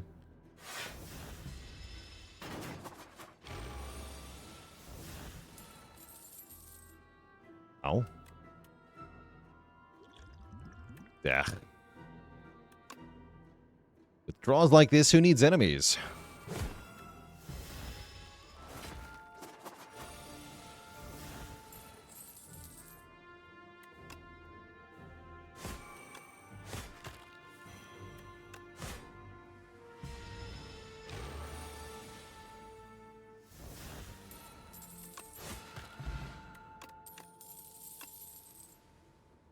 Okay, now we do want Pummel because we have more energy. So card draw is more valuable, I think. And we get a bonus merchant, so I can go to 2 merchants here if I want to. Let's see what the first one has. Bag of Marbles, not bad. Feel No Pain. On sale. Oh, and the Gambit is back. We know the Gambit plus Barricade is actually ludicrous. I'm not sure I actually want to take it, though. Attack or skill. Can make Battle Trance innate.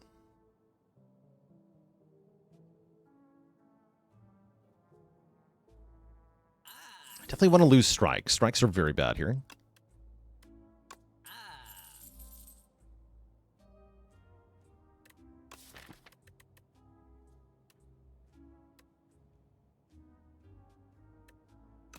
Yeah, Gambit won't kill you if you play Bloodletting. It's completely fine. I don't think I want to buy this, though. We've already seen this combo. This is also, I think, a card that might change. Just at a guess. It is quite expensive, which is a downside to it, but it's a disgustingly good card here.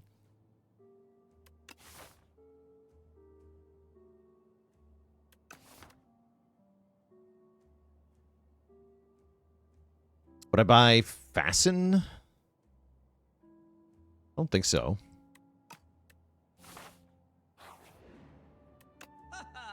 Okay, Happy Flower for even more energy is pretty good. Shrug is pretty good. Enchanted attacks deal more damage is fun. This seems pretty good if you get the ancient bonus that upgrades all, enchants all your strikes. I'm gonna go Flower Shrug here. Yeah, Flower Shrug. Yeah, the ashes are now on fire. Soup. The power of soup. All right, can I beat this elite? It's the B-Man. That's a good question, actually. Can I beat this elite? I'm scared.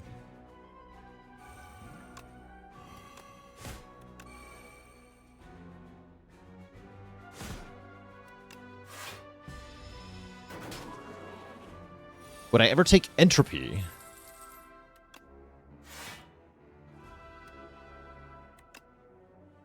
Is that the one that transforms your cards? That one's kind of weird.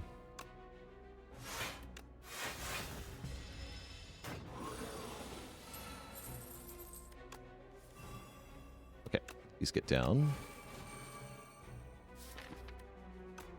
You feel no pain. Oh, I should have played Defend. I'm dumb. What am I doing?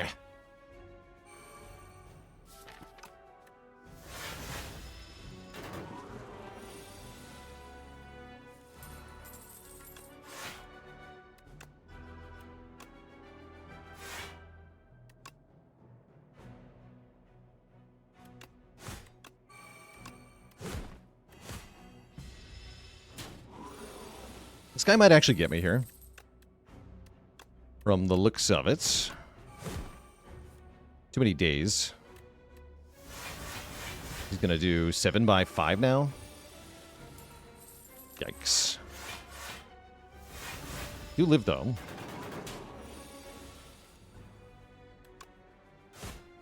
Oh, we got him. Okay. That was close. That was really scary. Vambrace could be quite good with Barricade. First time we get blocked from a card each combat, double it. And here's more blocking. More blocking. That's only 4, 3, 2, 1. I guess that's pretty good for 1 mana. +2 is quite a good upgrade as well. Spite is also not bad here. Let's try Stone Armor. Then I can rest and upgrade a card. Do I want to fight an elite with no potions? It's kind of scary. And yet, what choice do I have?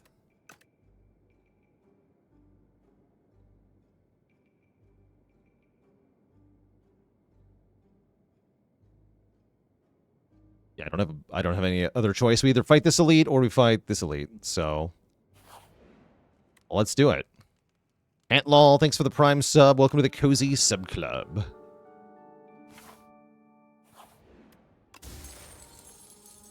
A Planisphere. I think this is worse than the Snowflake, actually. This might be the worst new relic.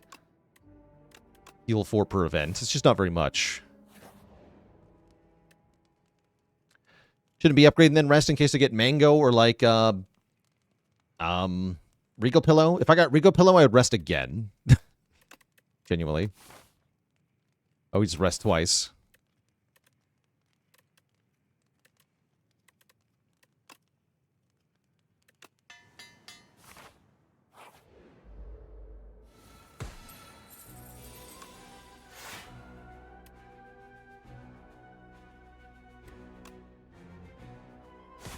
I killed this one first.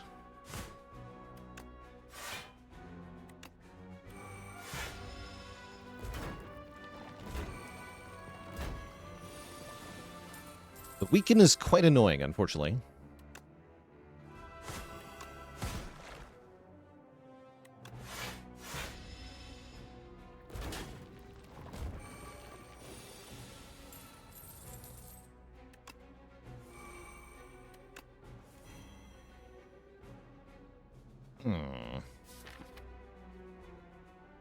I shouldn't play Pyre here.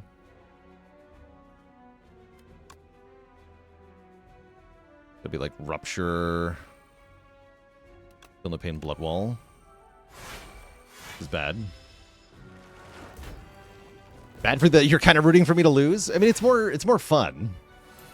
More fun when there's a genuine risk of death, which seems to be happening here. I think we're dead.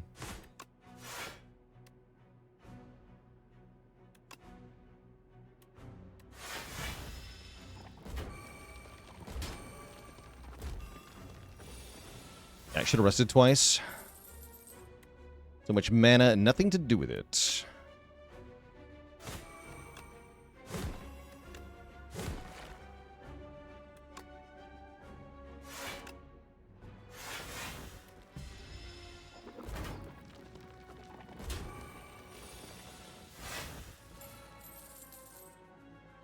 Actually, hold on. I think we live. Yeah, we do. Okay, we're not dead. I lied. Get a bowler hat and a power potion. Juggernaut is here. When we gain block, deal damage to a random enemy. No, I should probably take Pummel Strike. Pummel Strike is kind of cracked here.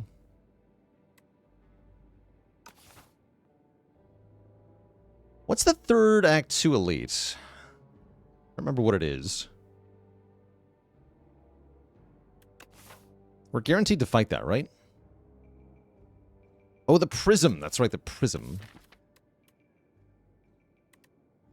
He's not that bad. Okay. Let's take Pummel Strike and let's rest. I think if you click on the bowler hat first, you do get more money. I gotta remember to do that. Dorito Boy. Yeah, I think we're guaranteed to fight Dorito Boy here. I will Power Pot turn 1. Right, free Barricade. Let's do it. Make my life a lot easier, yeah?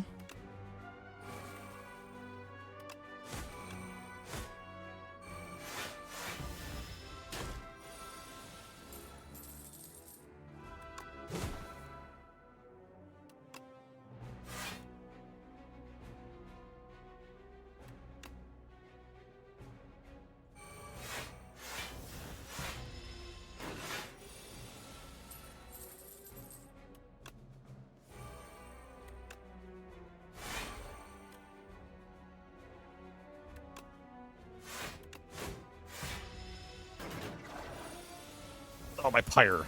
Oh, that's fine. We don't need that.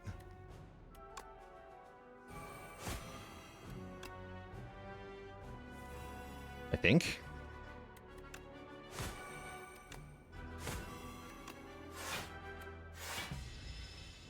Probably should have played Bloodletting just for a bit of strength there, actually.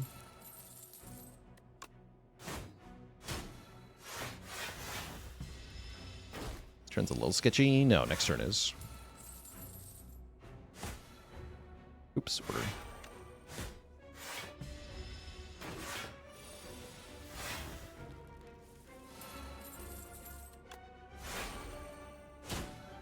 Oh yeah, we're doing fine here. Steady scaling.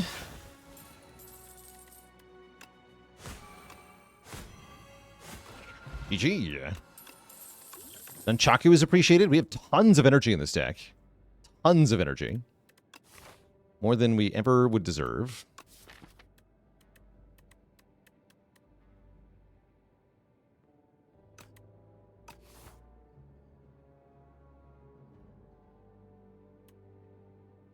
Okay, we're going to skip these.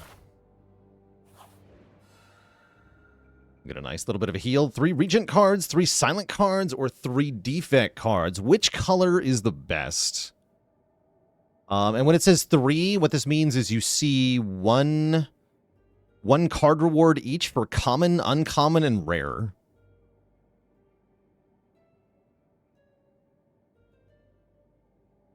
So we're guaranteed to see 3 rare cards here. Silent looks like the best way to get card draw, right?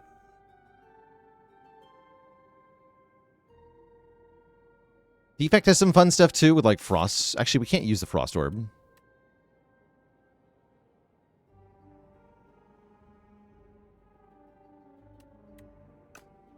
Yeah, I think it's Silent cards here to go with the block builds. Cloak and Dagger? Wait, Cloak and Dagger's kind of funny here. Blur. No escape plan? Blur's odd, actually. Tools of the Trade. I guess I can't use Master Planner. Is it ever Corrosive Wave?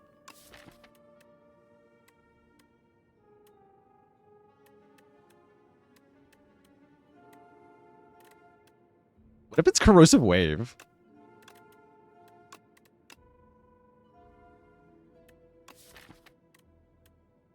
And with Feel No Pain, I'm taking Cloak and Dagger too.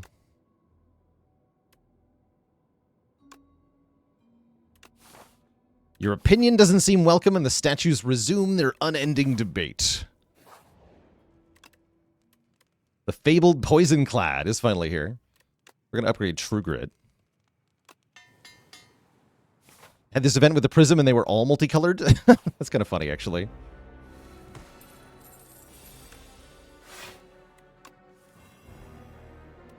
Okay, we'll go Feel No Pain, Uppercut.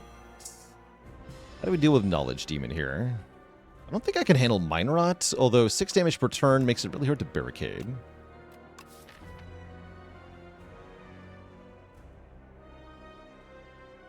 I don't think this is going to work with the Mine Rot, so let's take Disintegration. And I'm going to use the Fish Oil. I'm a little bit afraid here.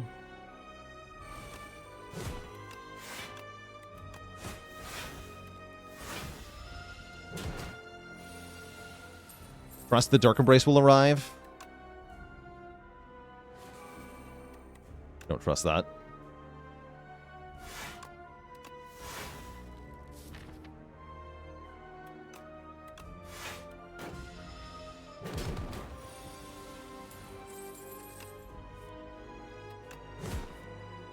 god. I'm just dying. He does so much damage in the first cycle with the... Dang.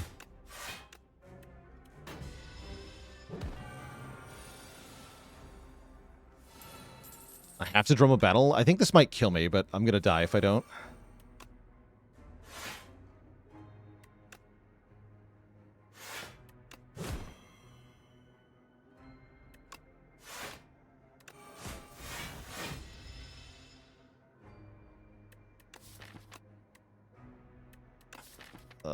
Yeah, we're cooked here.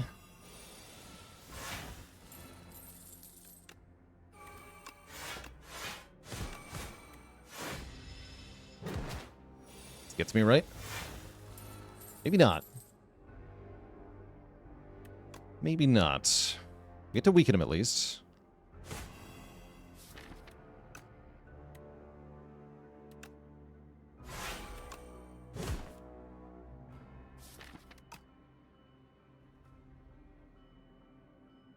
Can't corrosive wave.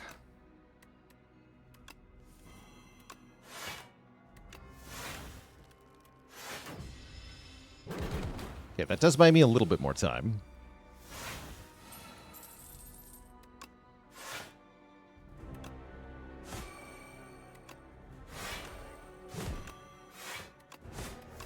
Actually, hold. Hold, chat.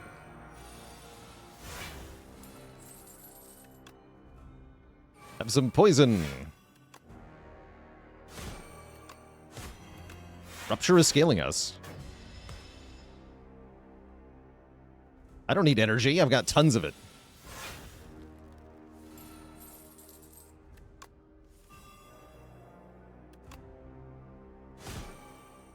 Actually, everything seems to be fine.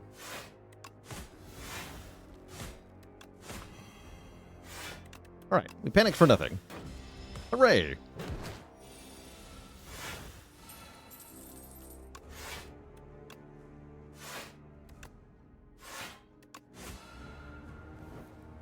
GG. GG. Am I planning challenges after early access or sooner? We're going to do some challenge runs pretty soon. Ooh, it's first time each turn you get block, double the amount gained, or when you gain block, do damage to a random enemy. I don't want to try Unmovable. We've never seen this card. Look at the art. He looks awesome. Give me Unmovable. Does that double the bracer? I think so. Yeah, I think so. Diamond Diadem. When you play 2 or fewer cards in a turn, take half damage from enemies. Or our 5th turn, each card is free. There's also Glam, which can do stuff. But I think I want the Diadem. As it makes it much easier to get set up in this build. Let's try Diadem.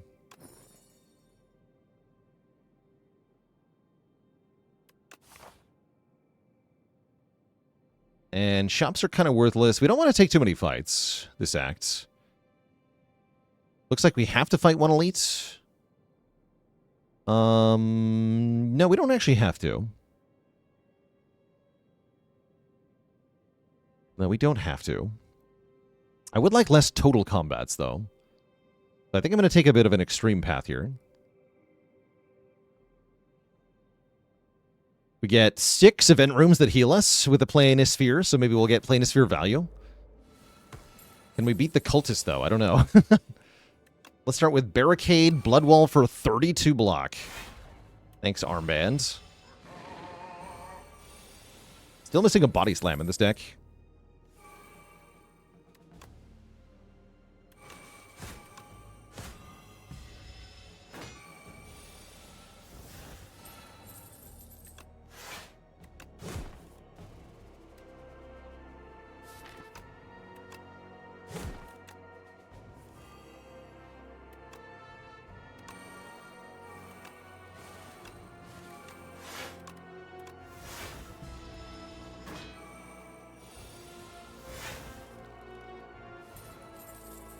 How do you know when to dodge elites and when to chase them? You should chase them in the early game if you're strong.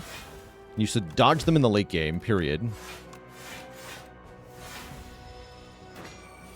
Once you're in Act 3, it's generally not worth it to fight them.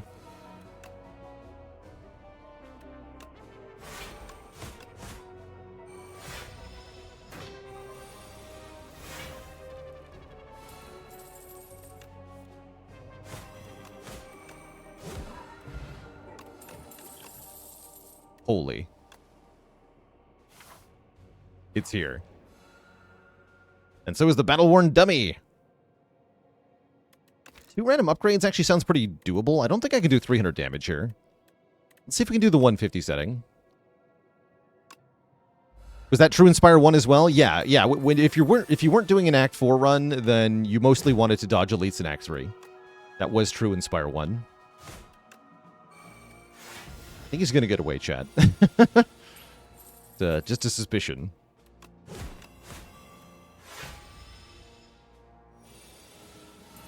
I guess I maybe could have handled the 75 health dummy, but that's it. Oh well. Deck slow. Oh, we do get a heal, though, so we actually healed. You are weak! Humiliation has been administered. The dummy is silent. Choose a lower setting next time. Have a nice day. Duplicate your deck. I don't think I want to do that. How about we downgrade 2, upgrade 4? Corrosive Wave, Unmovable, and Battle Trance get upgraded. Nice. It's the freaking Diviner. Show me the future. We established you cannot, even if you hit the box on the first thing, you cannot get it, right? Yeah, you can't get the box. So don't even try. A bit of money is fine. Sure. What is in the box? It's a random relic. Okay, so the question is, yes, it's times 4. So Shwigadov gives 32 block. Boom. The power.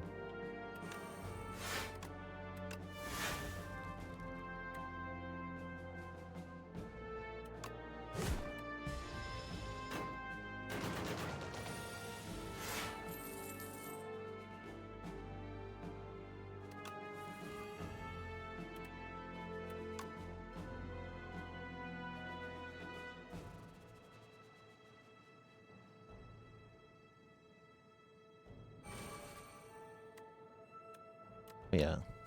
Great.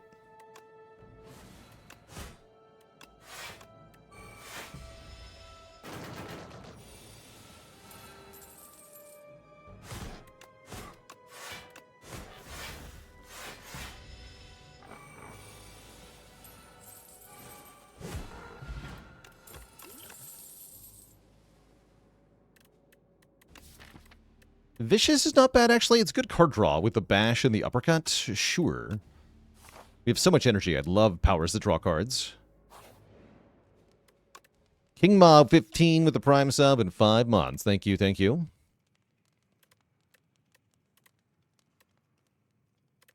Please re-upgrade the Pyre.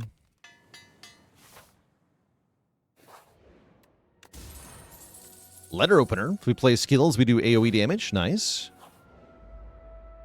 Yeah, it draws the missing spice for our stew. True.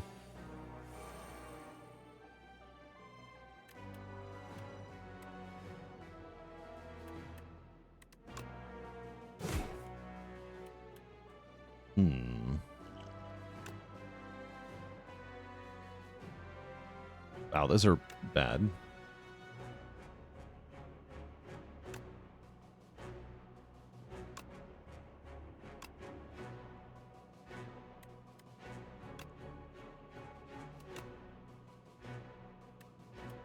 Not hitting the barricade seems foolish here.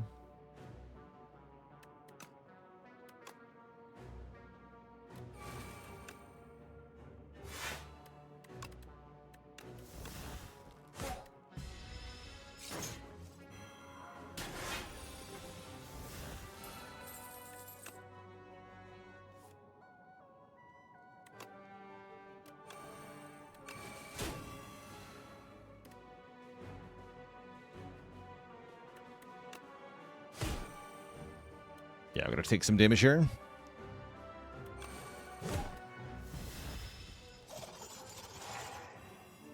My cards!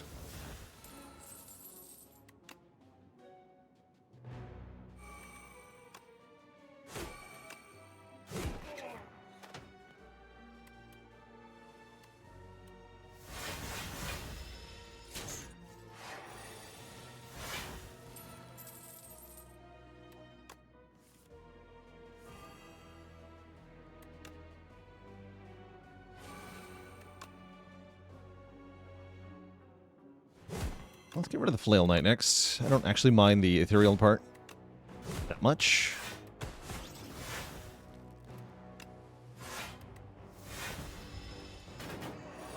Yeah, we should be winning now.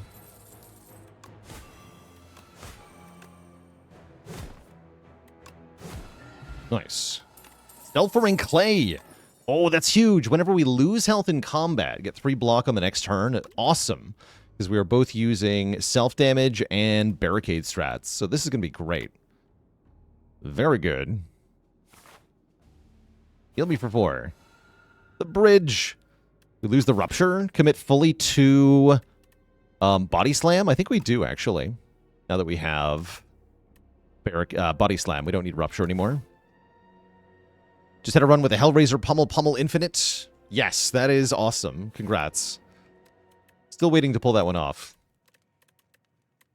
It's sleeping time.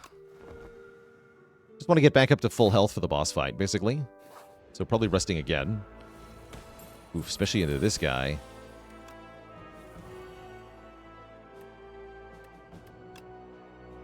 Blood wall into barricade.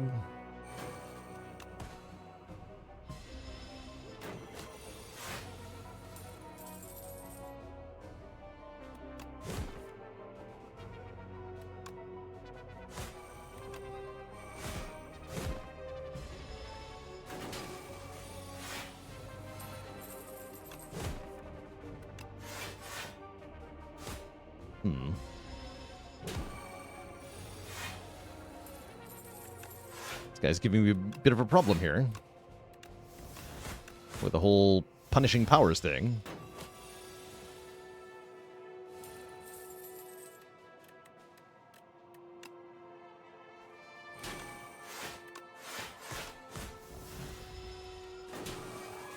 We've Regent potted in this fight, probably. Now it is too late.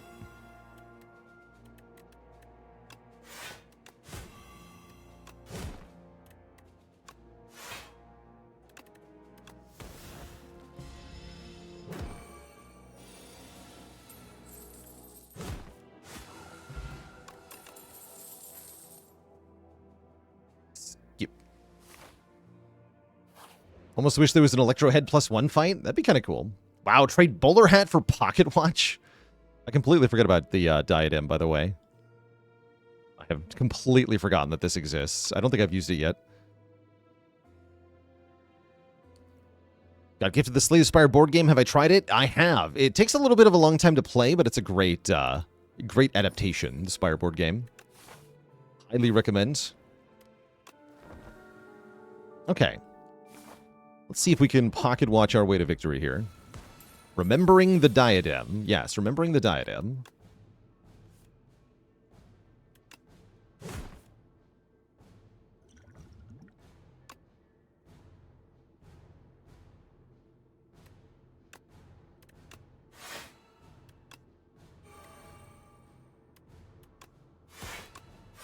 Play this. Okay, let's go 1, 2, end turn. Cuts in half. Yeah, cuts in half. Rounding down, too. And then we get a bunch of bonus draw. Now we're cooking.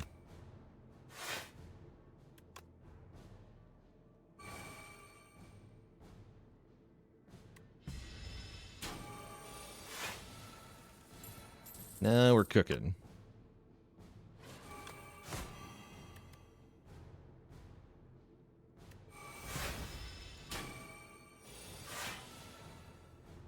Yeah, Stormmaker is unfinished. Yeah, this boss will probably get a total visual overhaul at some point.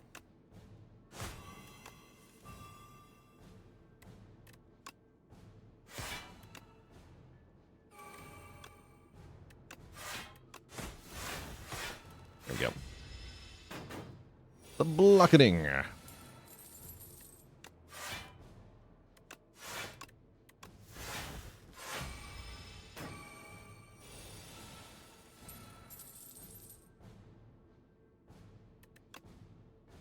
Does self-forming clay take the doubling prop from unrelenting?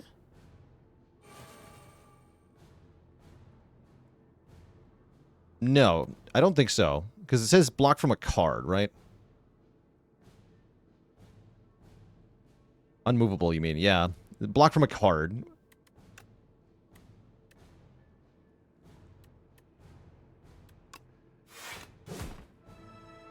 Bonk.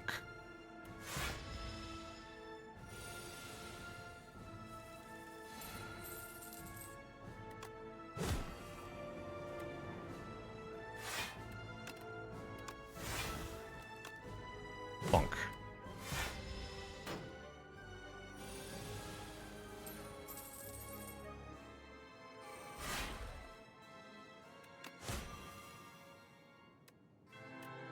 Gonna apply a bunch of poison here. I'm just gonna block with the diadem. You have 15 damage. Pretty cracked, actually.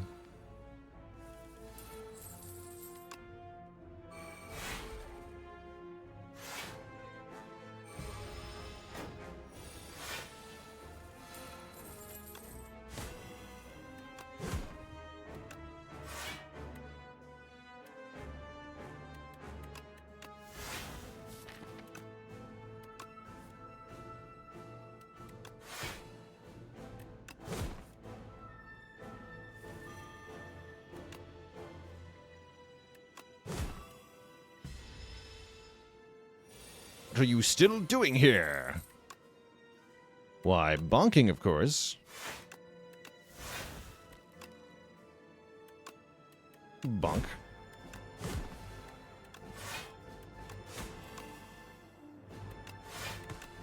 GG. Get killed by a shiv. GG. Came very close to death a couple times on this run with that early barricade, but we made it work in the end. To beat the Act 3 boss. GG. It does feel like barricade is not very good until you get to Act 3, actually. So it's a long time to carry around that card.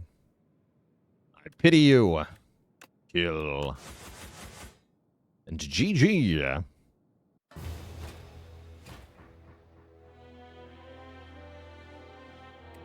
G freaking G. A lot less good without Entrench. True enough. Yeah, true enough. Without Entrench and Clad's card pool, it's a little harder. There's still some good ways to get tons of block, though. Think the Act 3 bosses need more teeth to their gimmicks? I broadly agree. Yeah, they do. They do. Will we ever kill the Architect? Someday, when they add the fight to the game, but for now it's in an unfinished state because of early access. Did we ever apply poison on that one? I think I applied like 3 poison one time. But no, that ended up not working. We ended up with the body slam, so that was way better. If I hadn't found the body slam, we would have done more poison. How many more teeth does the test subject need? It needs 5 heads. It should be Gremlin Knob, Book of Stabbing, Nemesis, Time Eater, Heart. It's the 5 heads of the Hydra. That's what I say.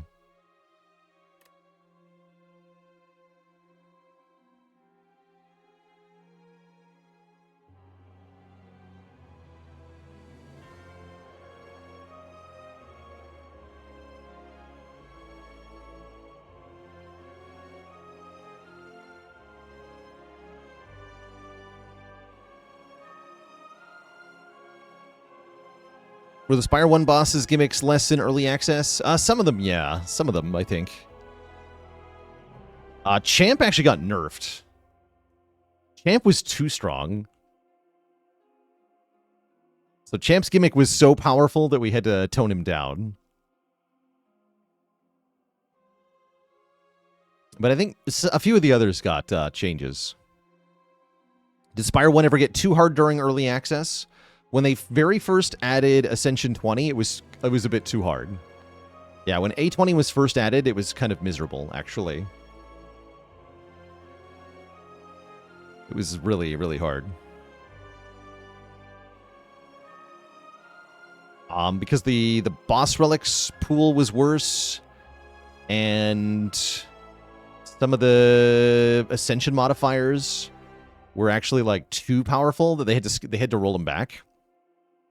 So just a couple of things that were very briefly true on A20 that they rolled back real fast was in the shapes fight. The repulsors would add 3 days to your draw pile per turn. So 2 repulsors would give you 6 days per turn, which could outscale your draw. The exploders would explode on turn 2, so you only had 1 turn to stop them. That also got rolled back fast. I think as a result of a bug, the shelled parasite, the avocado, it started with a 21 damage attack, but then it would just keep doing it. It would just attack for 21 every single turn with Frail. But I'm pretty sure that was a bug.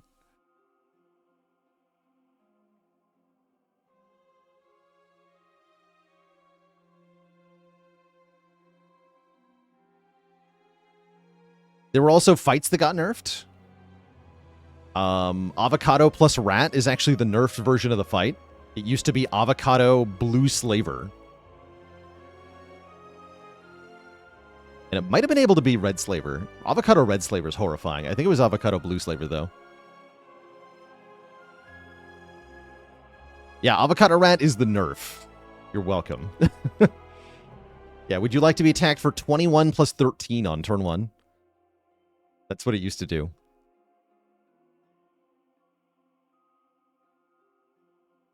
It was a tough time.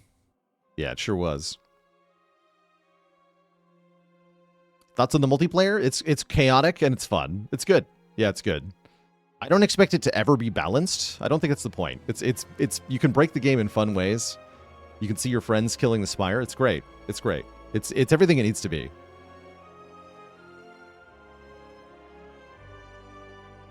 Remember the double gremlin knobs? Oh yeah, double gremlin knobs were horrifying. That was a fun fight.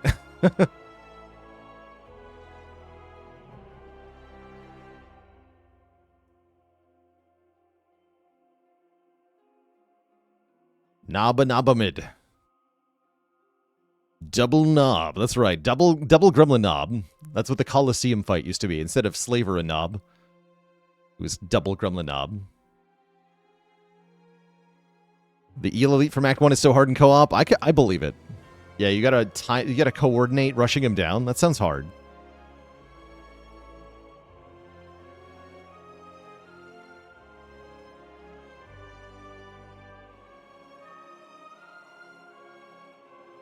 But yeah, I don't expect multiplayer to ever be balanced, but that's okay. Any plans to stream multiplayer? We already did some with Celerity, which will be up on the YouTube soon, actually. Yeah, 26 block, 1 hit. I think in multiplayer you want to just coordinate with the other players and kill one of the garden eels as quickly as you can. With 4 players, 26 block is not that much. So you should be able to just break through it.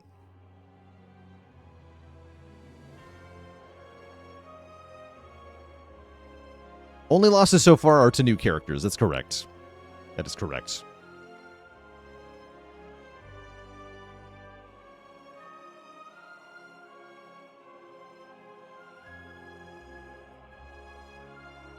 Ever watch other Spire streamers? All the time, yeah. Love hanging out in other Spire streams. I need a nerf. True. True.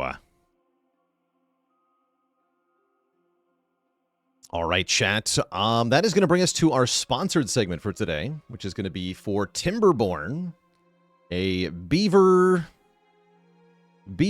settlement builder, they call it. It's a settlement builder where everybody is a beaver. And that already piques my interest quite a bit. What character do I think needs buffs the most? I think it might be Regent.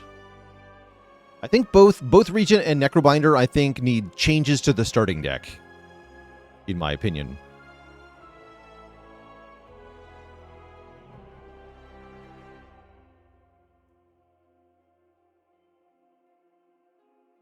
I have not played Timberborn before. No, so Timberborn just got a 1.0 release, and we are being sponsored today to check it out. Thoughts on Voltaic? Awesome card. Yeah, Voltaic is sweet.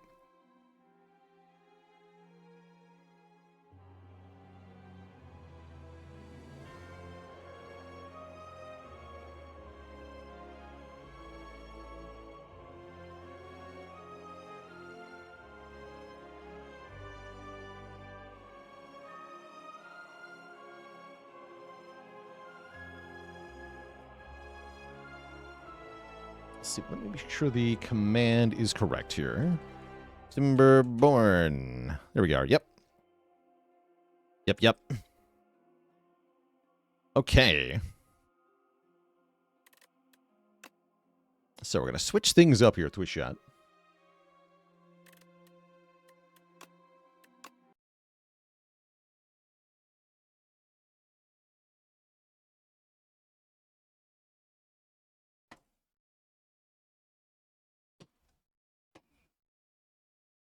Gotta close the window as well. Played Timberborn years ago and enjoyed the concept, but felt it was undercooked. Yeah, as an early access game, kind of like Spire 2 is right now, I think it probably was undercooked at the time. But now, it's been cooked. Let's see, did I capture it properly? Timberborn. Here we go. There we are. Beavers. Ribbit Chris with the Prime sub and 2 months of support.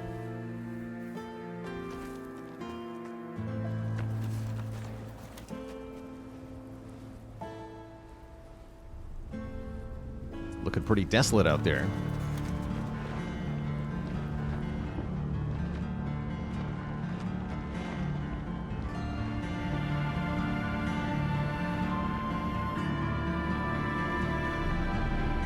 Hard life for a beaver settler.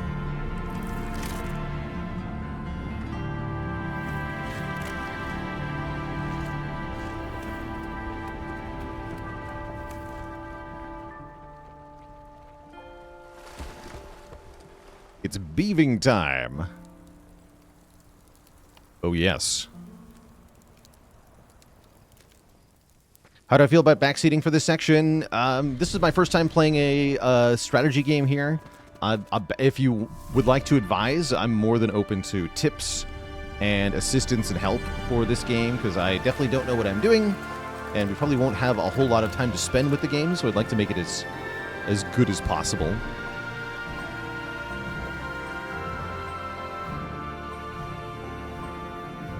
So here's the premise. Beaver settlers embark into a desolate desert area and try to build up a prospering settlement within it. Welcome to Timberborn. Out now with the 1.0 release here. We're being sponsored today by WeHype to play Timberborn. So thank you to WeHype for that. If you'd like to get the game on Steam, it is, I believe, 20% off for the 1.0 release. As well, we're doing community rewards through WeHype today, which means that you can, through the WeHype website, automatically enroll yourself in a couple of giveaways that I think will be automatically going on through the community rewards portion. And to do that, !WeHype, for any giveaways, all you have to do is click that link right there in Twitch chat. You have to link your Twitch account to WeHype, and then that's all you have to do. Enter the giveaway. There's no other stuff, essentially. So if you want, let's post that a couple more times. If you want to potentially have a chance at winning a game key for Timberborn, then you can join the community rewards through that link, baylord.wehype.app. All right. Without further ado, we should just dive right on into Timberborn 1.0 and see what is up with this game. I do want to give a quick shout out, by the way. This does seem like a game that had a pretty good early access period. I was just looking through the game options, and there's some Some really thorough settings in here, including what I noticed was a toggle for whether or not the game runs when it's alt-tabbed, which is kind of cool. Looks like there might have been a bunch of quality of life added as well. But let's start a new game here. There's factions, Folktales, and Iron Teeth. It only plays the Folktales at the start. Easygoing but hardworking, Folktales are expert farmers. They respect nature and it rewards them with plentiful bounties. Their motto, comfort, food, and sturdy wood. Yeah, it'll seem like they're a little bit easier, definitely. Definitely. So there are official maps and custom maps, ranked by difficulty, apparently. I want to play with some waterfalls. It's an old parenting trick to tell kits that a waterfall is just a big floodgate. Here they will spend weeks looking for a shut-off lever. And we can play with the tutorial. Perfect. We'll go on normal with the tutorial. Yeah, we have to unlock the other faction. That's right.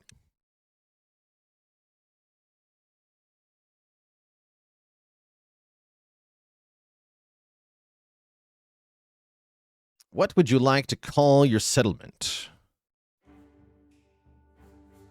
Splashville.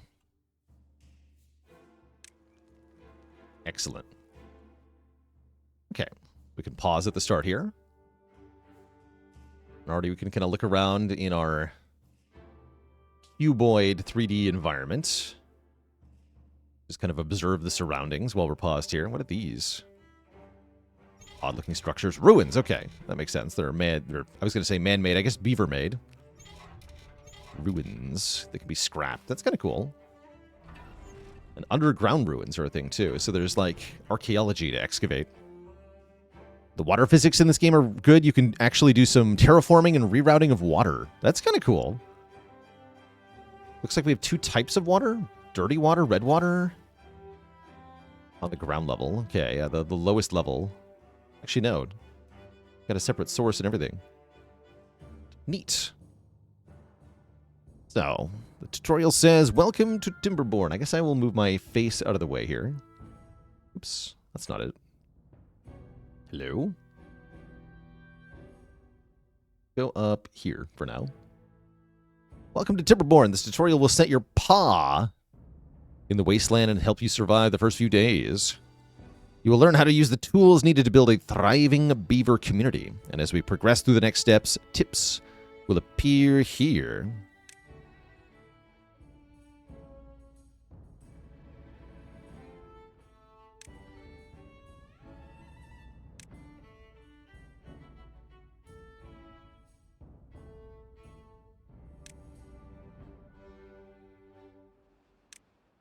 Also, change game speed. Okay, so we got 1, 2, and 3. Every beaver settlement needs logs and lots of them. Only lumberjacks can cut trees. You must place lumberjack flags here. Employ a lumberjack that cuts trees. Medium chance of chipped teeth. I see. Are beavers inherently Canadian? Not exactly. I mean, they're broadly native to North America. I guess they're not really found in other parts of the world, though, right?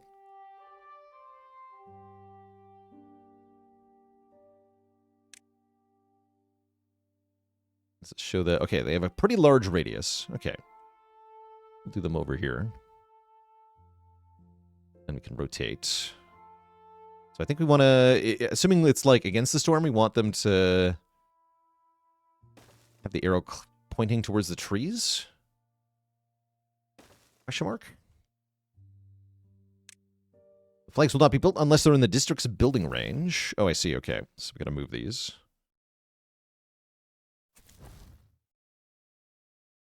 You can extend it by connecting paths to the district center's entrance. So we can make a path here.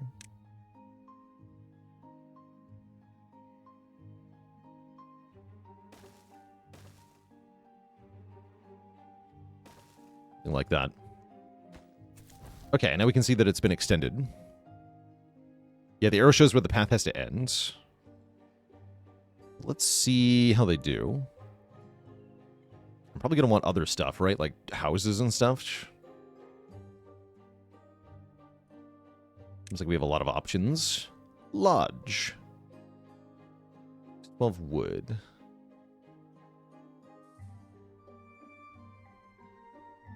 Where's my wood count? I see science? Materials. Oh, that's probably under materials. First, what comes water and food, though? Okay. We'll follow the tutorial for a bit. Water first. Pump and fill waters for beavers to drink.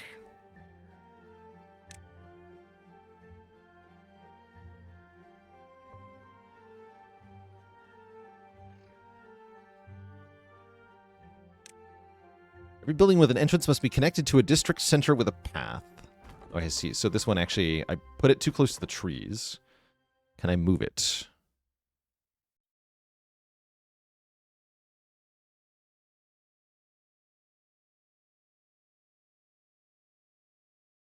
I don't think so.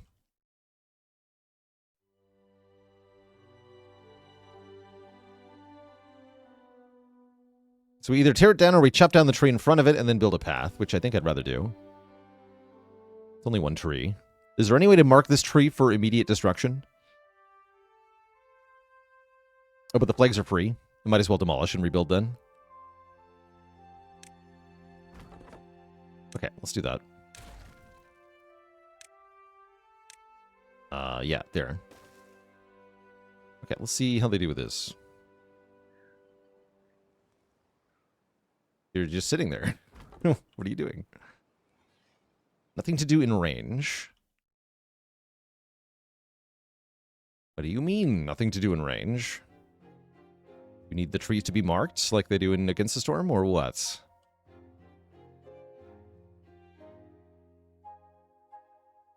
Yeah, I'm going to mark it. Okay.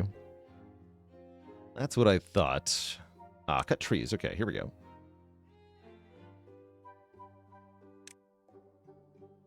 Like that.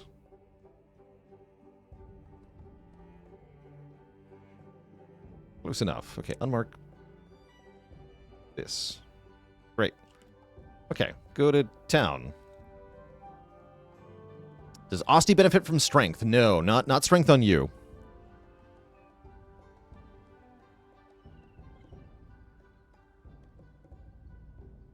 And that works both ways. That's why the power of friendship exists. Osti does not get penalized by negative strength on you. Yeah, lumberjacks only cut trees in areas that you mark for cutting. Yep, there we go. Mark trees for cutting. Perfect. Water and food. Beavers need water to survive. Build a water pump to ensure continuous access to drinking water. And then connect that to the center. Oh, I see bad water. Is the name of the other water.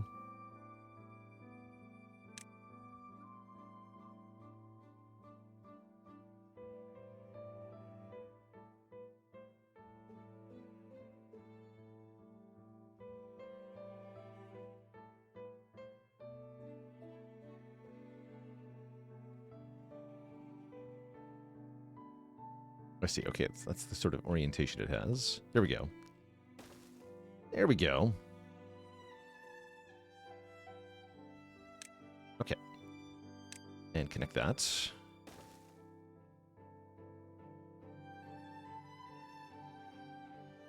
Okay. Well, can I see my number of beavers? Yes, we have 9 adults and 4 children. Okay. 5 of whom are unemployed. Those stinkers.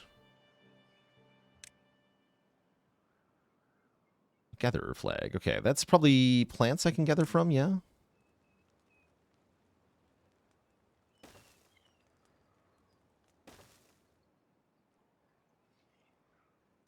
Looking forward to playing this damn game.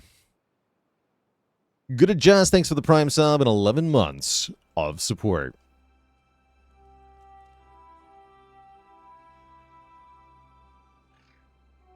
Oh, actually, yeah, and I meant to pin the link to this game. Timberborn. Pin that.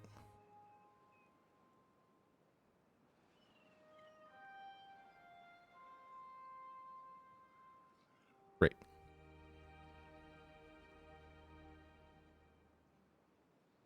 Perfecto. Okay, so we can accelerate, right? Let's speed it up a little bit until the water pump gets done. And yes, it does seem that they're gathering blueberries. Perfect. So we have food generating happening. And there's our pump. Perfect. And yes, now we have a gatherer flag near blueberry bushes.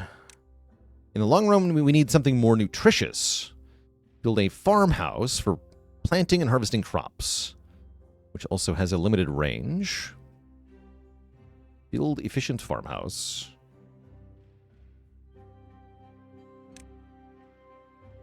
Okay, it seems to have a big range, though. Try putting it over here-ish?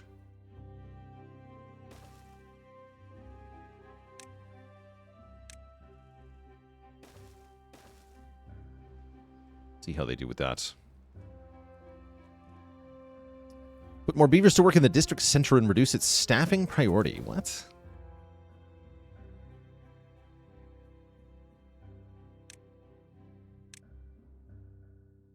Interesting.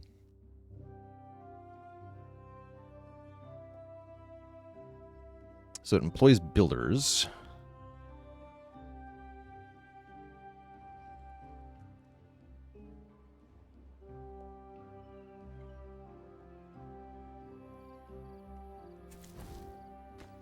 So beavers are assigned to individual buildings? Looks like it, yes. Gather berries, dandelions, and chestnuts. What's the danger in this game is a good question. I've heard you can fail at this. What are we trying to accomplish? We're looking to build a thriving settlement, is ultimately our goal.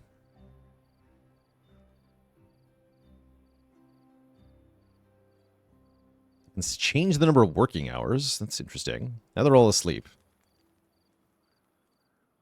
There's a dry season and bad water season. Oh, no. Bad water season. That sounds bad. I think I want to optimize this path. Yeah. Let him go straight through. Main danger is the whole colony dying. That would be bad. Yeah, that would be bad, wouldn't it? Okay, we need science. Not as bad as it sounds, it's worse. You can prioritize buildings with higher/lower priority. The city will auto-attach people to buildings to work in. In the top left, we can see how many people are working versus have no job. Yes, I see. Here we go. 13 homeless people. 2 unemployed. Oh, I see. There we go. 4 out of 4 work. Oh, okay, that's what it meant. Yes. So now we have more builders. I see. Waiting for materials. Oh, yeah, they've been shopping quite dutifully, too. Okay, let's demolish this lumberjack flag. Build another one.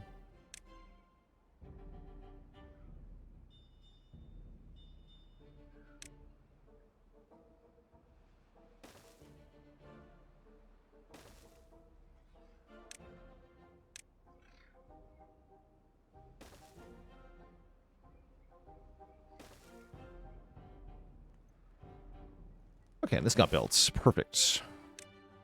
Farmers won't start working until you tell them what and where to plant. Designate a carrot field.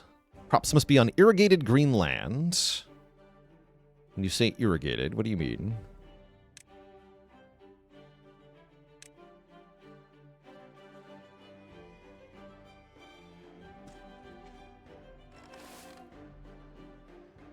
It wants me to plant 100 carrots. Okay, that's a lot of carrots.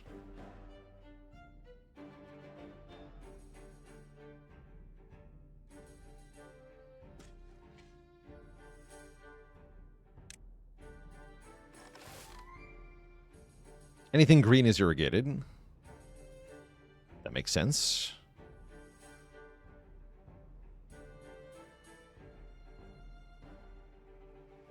They are planting very fast.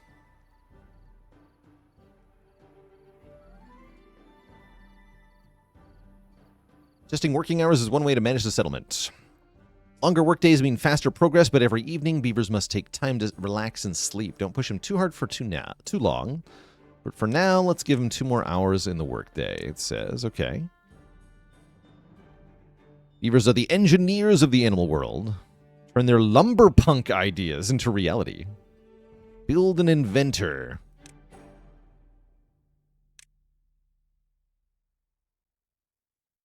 Any reason not to put that right here?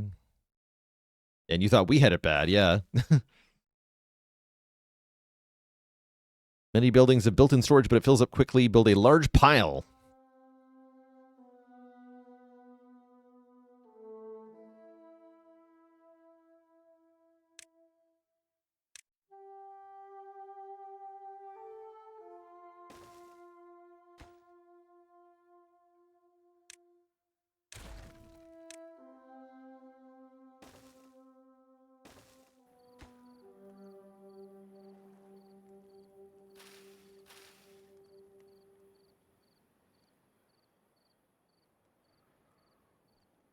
Part of the joy of learning a settlement builder for the first time is figuring out the hard way, like where you want your buildings to go.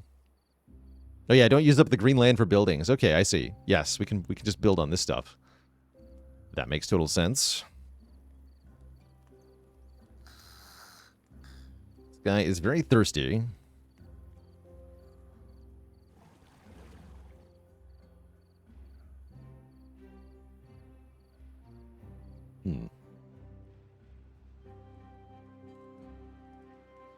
Maybe you should get some water, buddy. And where are my relics? Set it to accept logs. Yeah, it's not built yet, right? Yeah, it's not even built. Gotta build it first.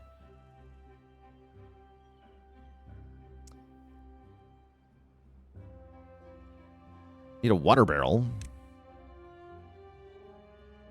Is that a storage thing? Those liquids.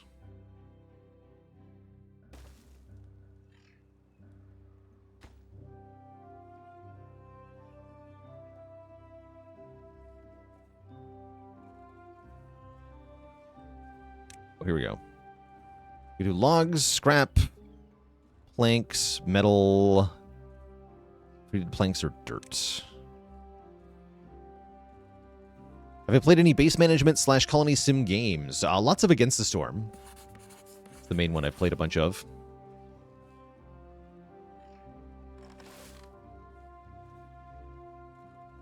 It's got a very different style to this, though. This seems to be doing more of a purely management thing. Everything is unlocked sort of at the beginning. I don't have to make any choices, but instead we got a science. We do have some science now. This is your favorite type of game to watch? Well, then you're in the right place.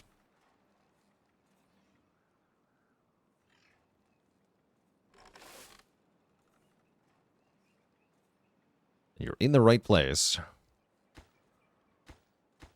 Why have these not been built yet? What am I missing here? Ever tried RimWorld? A little bit. Yeah, RimWorld was too open-ended for me. I like games where there's somewhat of a goal.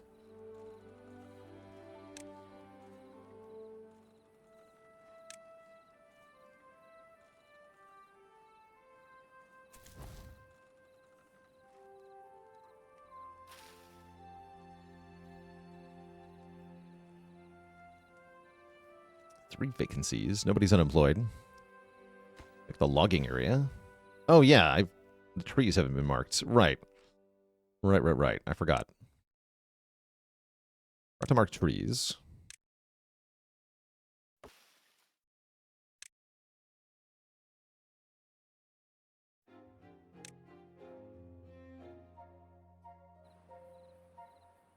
That makes sense. Looks like the trees are regrowing, too. Mark all trees.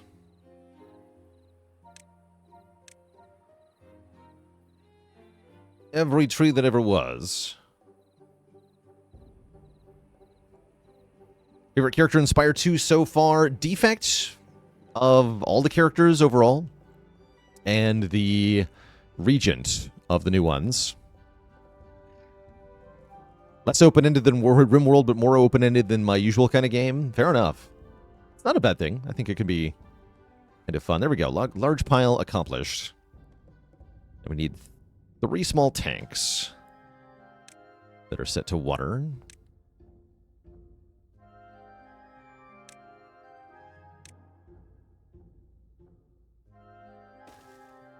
Put it where people can refresh themselves.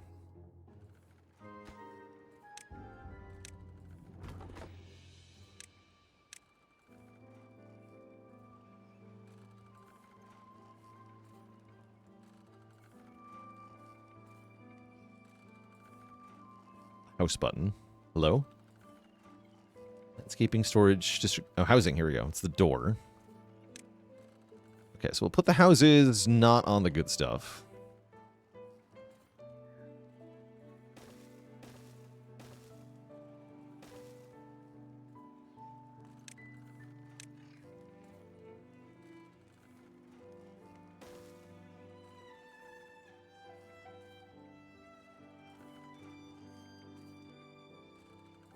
Amusing to see me go this direction once in a while. It's a nice change of pace, for sure. Here, you can hold lumber. If we ever figure out how to make lumber.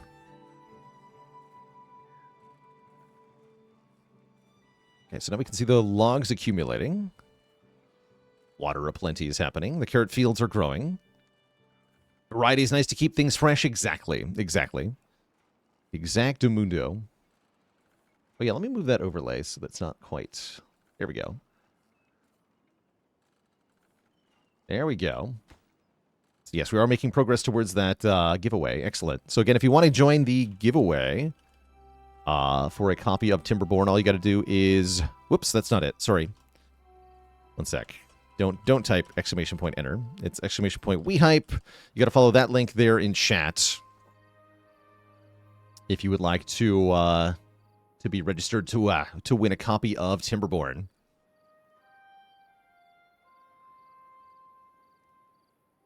And that's through WeHype, who is our sponsor today. So thanks again to WeHype for sponsoring our stream today and letting me show off this game to everybody.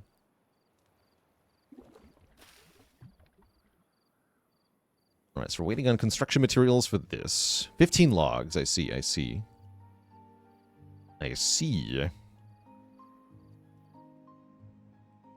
Someday they'll have houses, but not yet. And then 12 logs per each house. Maybe let's make one more tree cutting flag for now.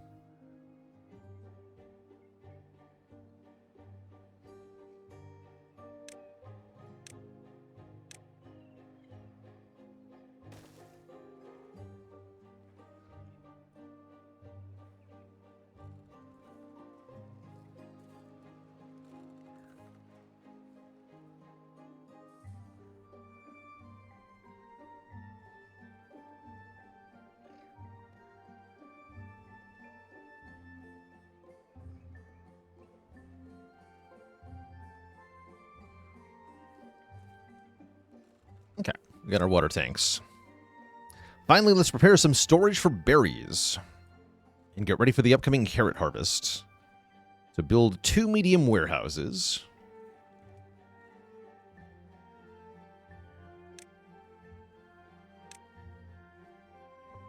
We'll put near the houses, I guess.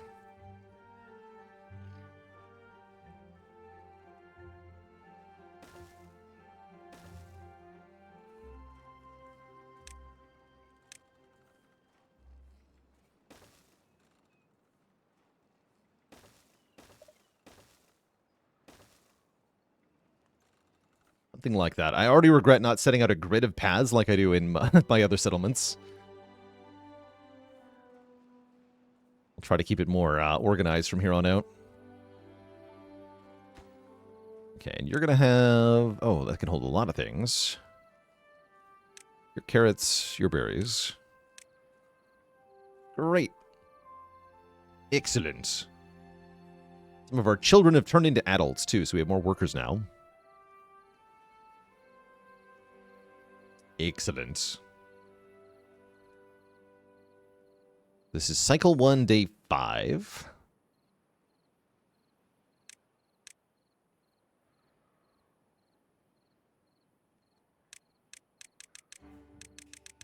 That's cool.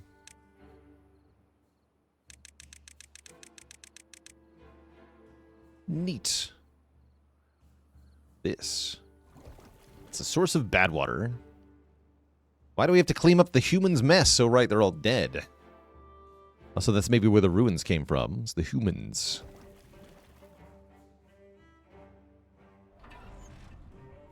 Interesting. And so where bad water and not bad water meet, we end up with an interesting mixture here. You can see the bad water kind of permeates through the land, kind of corrupting this zone. Interesting.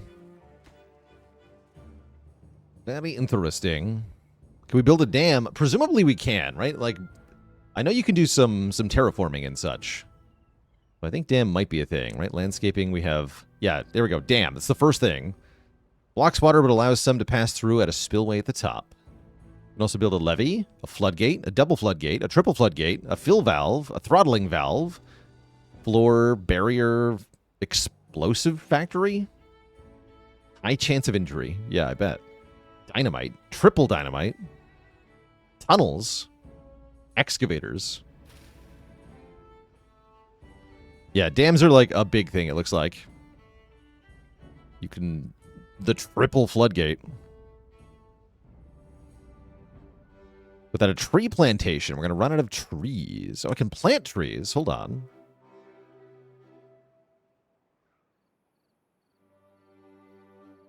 Requires a forester. Here's a forester. Aha, we need science for that. That should pop up soonish. We are at 60 science, so I could actually unlock the forester. Let's do that, I think.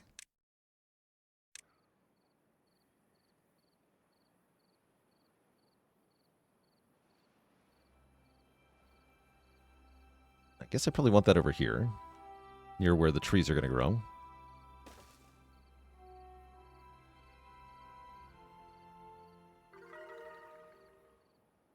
We have a new high score of well-being. Good. Good for us. Oh yeah, this takes planks. Oh, I see. I'm going to need to refine materials.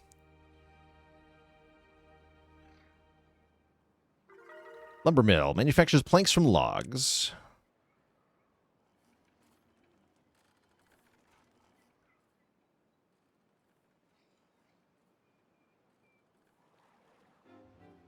Low chance of injury. Oh yeah, power and planks. Okay. So we want 2 more lodges. Can do.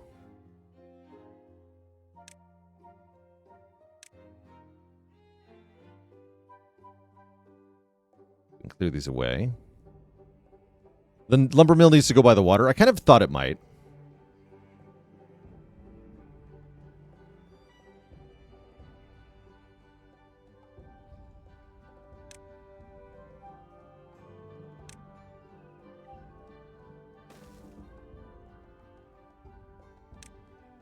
Kind of thought that it might.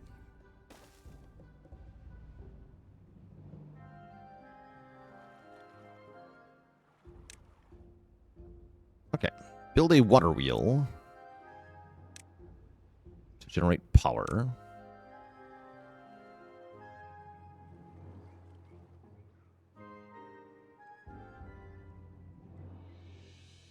Let's do it here, I guess.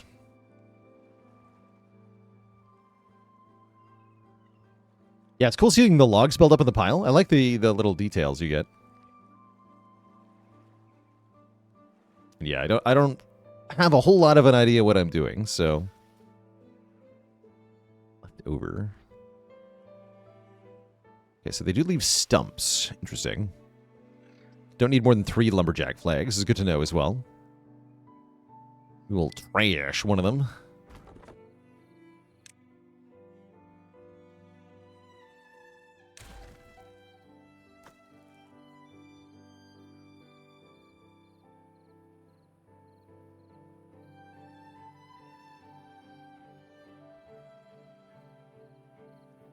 And the carrot crop is coming in. Yes, we have berries and carrots.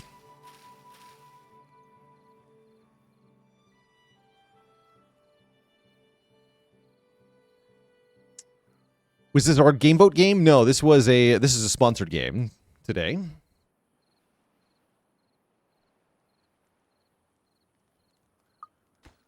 Yes, we need more of that. I am aware.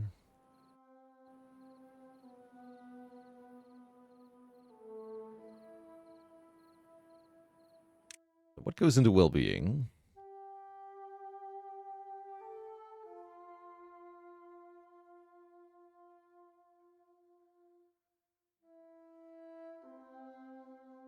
See, so there's like a checkbox for every individual beaver. Do they have all these things? Do they have a mud pit? Evidently not. Okay. Water wheel is most of the way done. 50 logs, quite a few. Leave it to the beavers.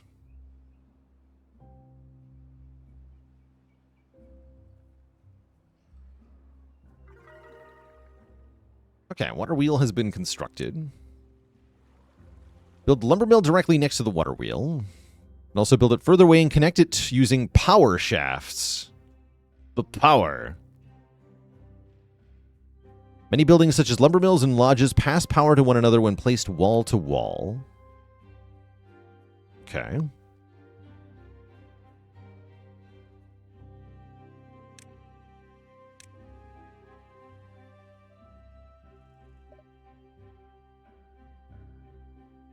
But the stumps are in my way. How do I remove the stumps?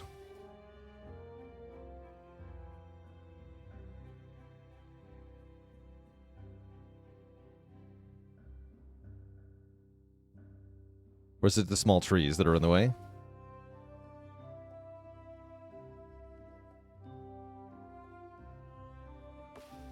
Or do I kill them? They're already marked for cutting.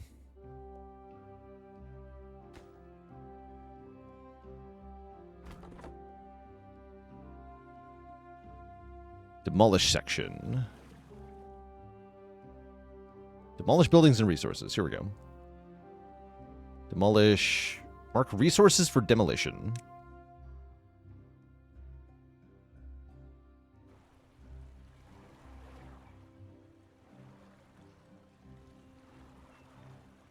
Get him.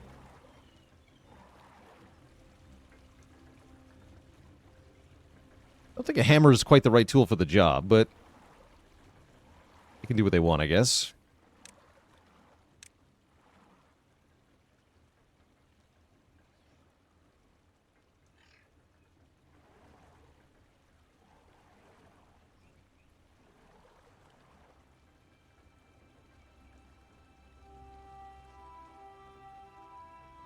There we go. Okay. And then we can connect that with a path.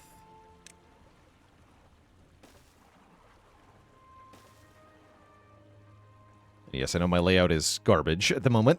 It's all right. We're learning. We are learning.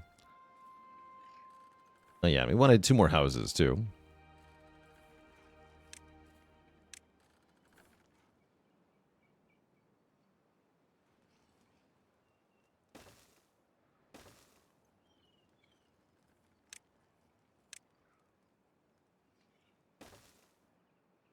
Also mark these trees to be cut.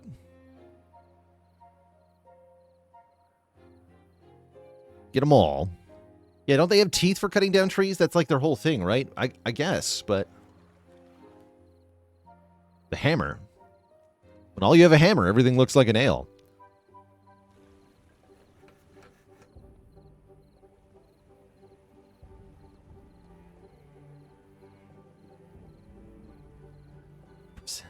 Productivity measurement. Interesting. Percentage of time spent on production as opposed to downtime, such as carrying materials. I like that you get that detail. Only one worker can do it, though. Only takes 7 planks. We're already at 2. Okay, so planking will occur. Demolition's different. Okay, so they actually do use the teeth for chopping. Let's take a look. Oh, yeah. Oh, yeah, he's chewing. He's definitely chewing on that tree.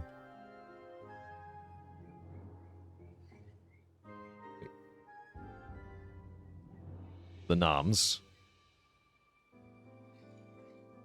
I like that we can click on the individual tree and the individual beaver and see their name. I can rename them. Chat, you're a beaver now. That's you. That's your embodiment. All of you are this one beaver.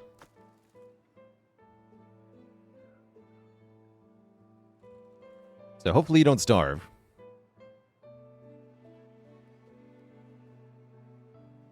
Yeah, we are going to want...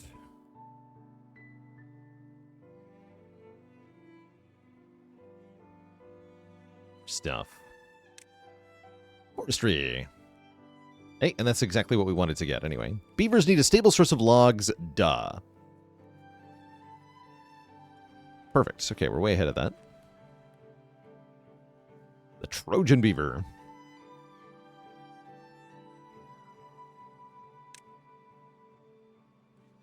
It seemed like a bit of a slower paced game, this one. I don't mind, actually, though. It's more relaxed feeling, is the impression I'm getting here.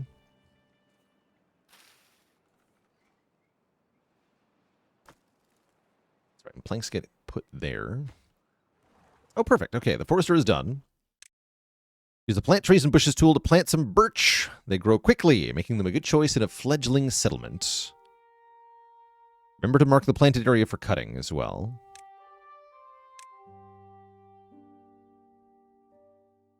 Plant birches here and see what happens. Yeah, it seems, if it seems cozy now, just wait, says chat. Doom be upon ye. Soon enough.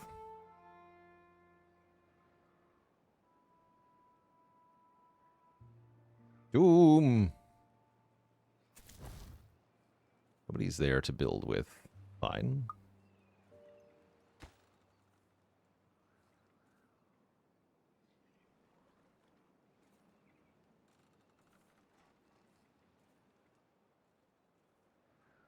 The birch are a trap.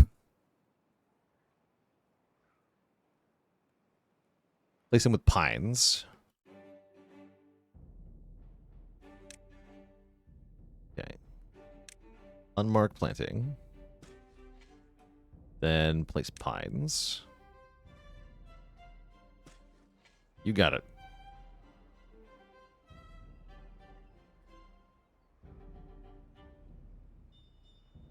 You got it. And yeah, there's looming disasters that I have no idea how to manage that we're going to have a bad time with, I'm sure.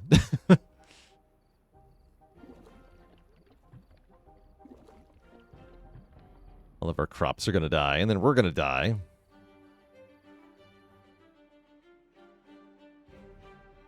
Surely it's fine.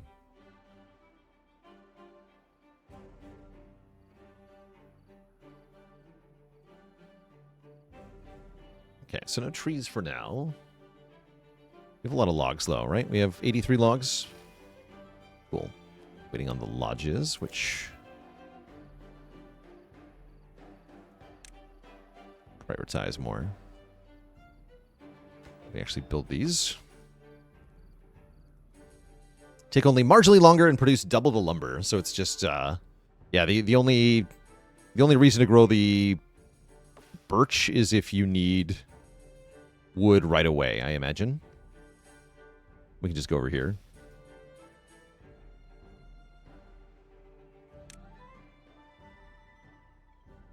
Is bridge a thing, or is that a dam? Dams or bridges, probably? Oh, no, wait, no, here's bridge. Takes quite a bit of science.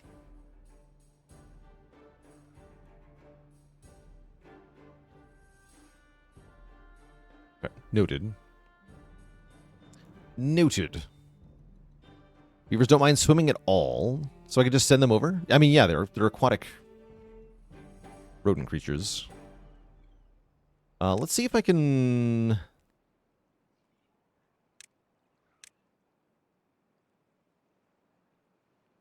If I can send somebody over here.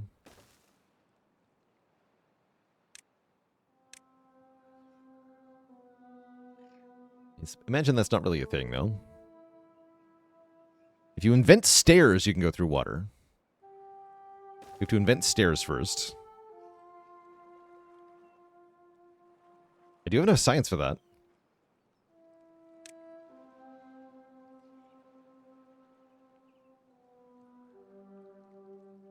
It's fun.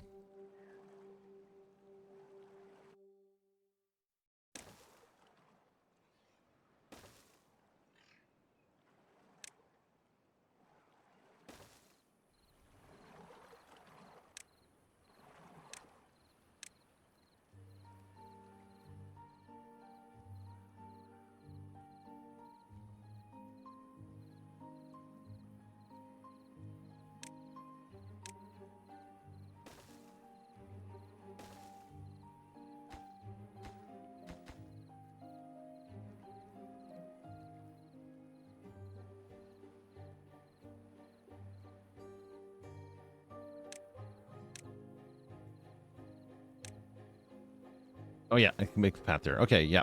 Yep, there we go. Cool. Very cool. Then let's mark those trees for chopping, yeah?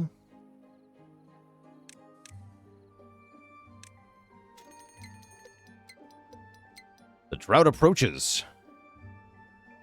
In 3 days, there'll be a drought.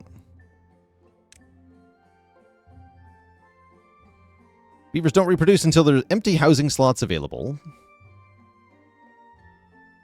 2 adults and an empty slot must be...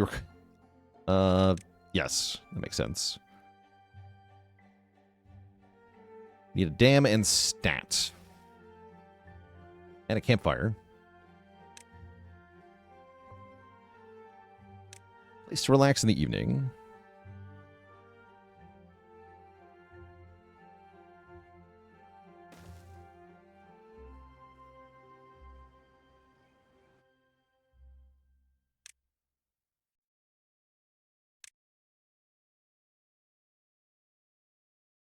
Here? Is there a particular spot I want it?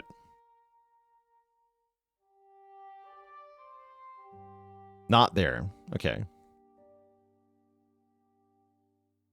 You want it downriver, not upriver. Okay. So, like, here. Or even, like, way down here. Too far from a district. Let's go here.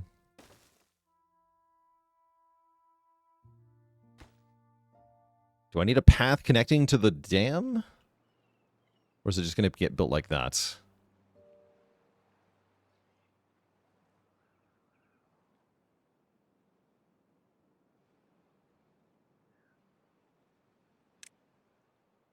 Well-being also increases around decorations. We must acquire a shrubbery.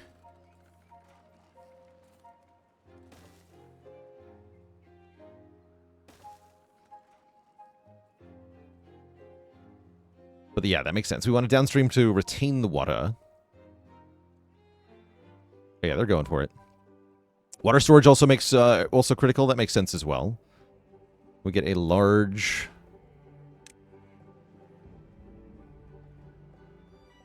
No, I can't get anything bigger than small tanks. We'll get some more water storage. More small ones here. Let's go 1, 2, 3. Just have a bunch of water.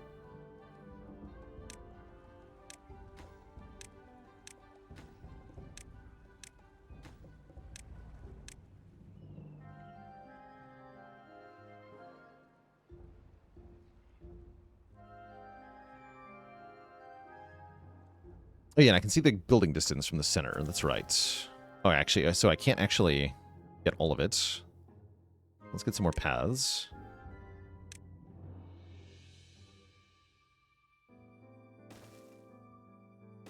So I gotta put stairs, huh?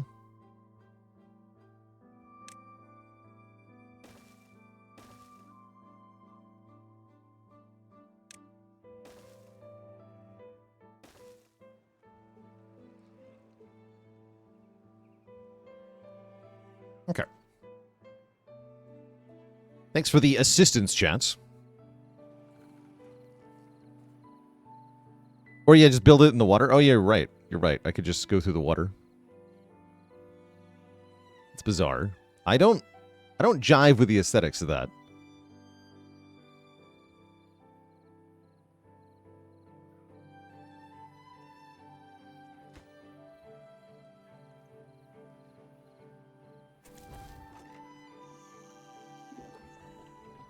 Yes, this bottle is empty at the moment. I don't know what makes them get filled.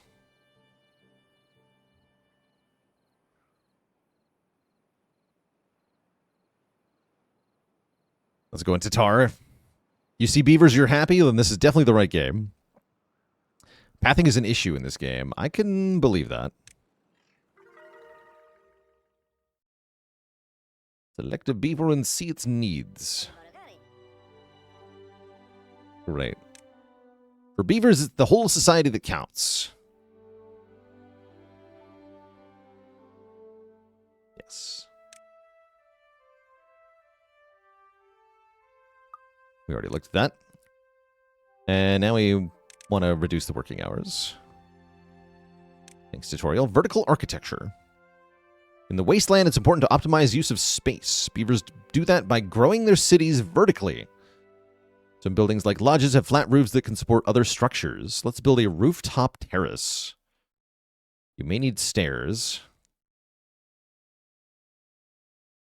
Rooftop terrace.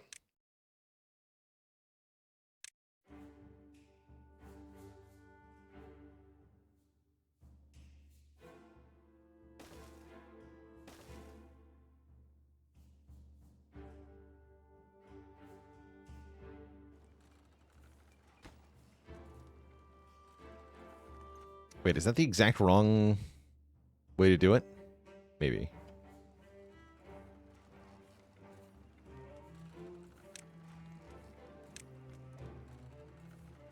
Yes, that is the exact wrong way to do it. Okay, that's what I thought. Because I can't build stairs to go onto the roof from there, because it's in the way the thingy. Here we go, that'll work.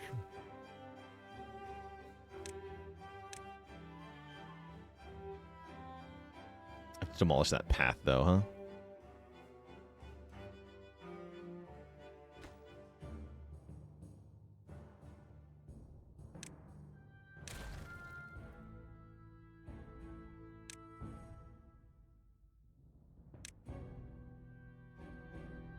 Let's have the access be at the back.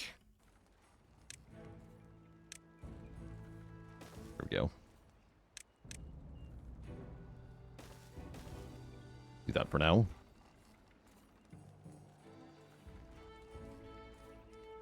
But I can see where planning ahead could be beneficial here. If I knew all the stuff in the game, that'd be easier to do. That's all right. From a distance cannot be reached. What do you mean? Wait, what? What happened?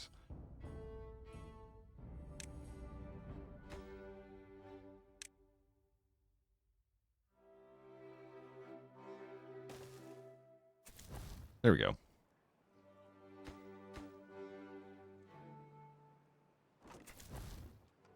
Oh, these stairs never got built. That's what happens. Because they take planks.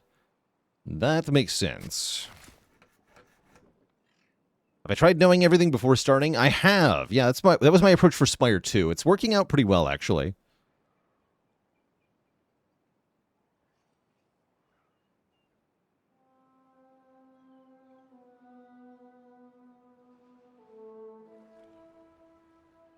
We have no logs stored. I see we're not getting new logs at the moment. Part of our problem.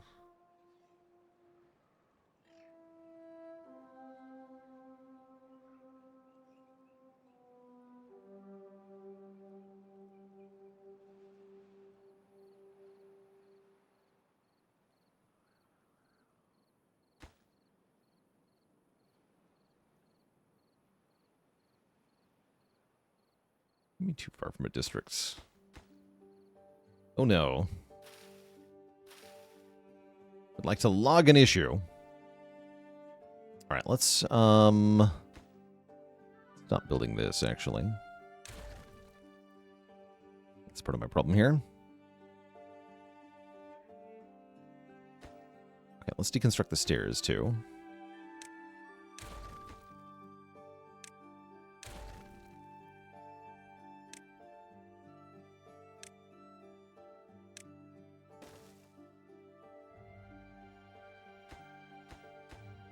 Yeah, we're out of logs. That's not good. It's not good. Let's delete this as well. This can wait until the dam is up.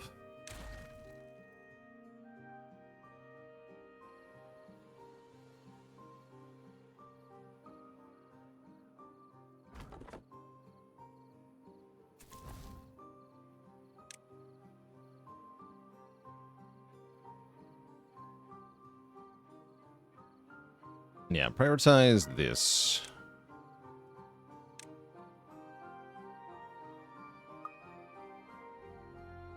Hopefully we can make something happen here. Kind of scared now. Did we plant new trees? We did, but they're still growing. See the dirt indicating their growingness.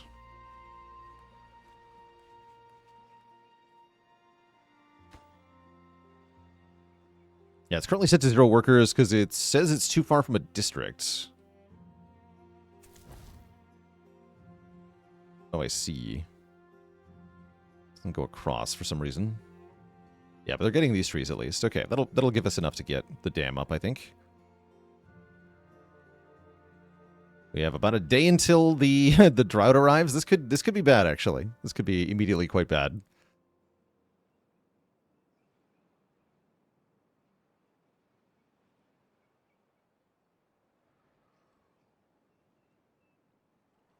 Oh, this stairway never got built. Ah. That's what happened. That never got built. That would explain a lot.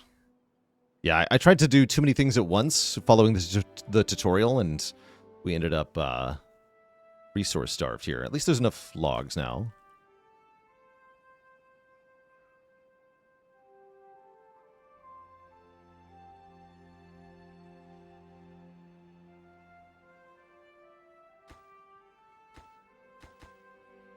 But we don't have any, There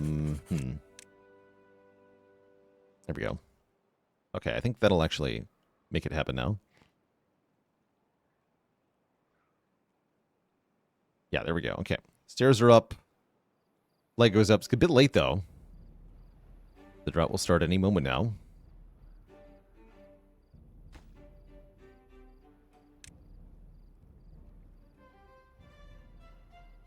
Tutorial in this game wants to get you killed. I mean, that's also part of the new player experience. I think you want that with your first time introducing the game to people.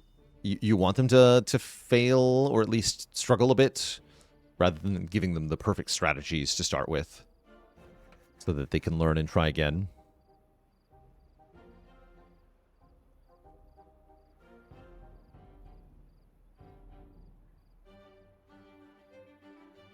All right. I probably should have extended the working hours, too.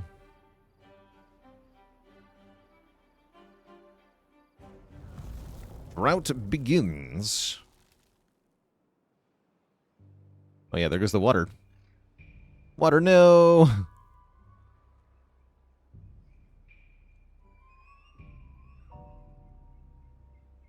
Yeah, wasn't in time. Due to all the aforementioned issues. So all of our crops will go away. I guess it's only 2 days for drought, though.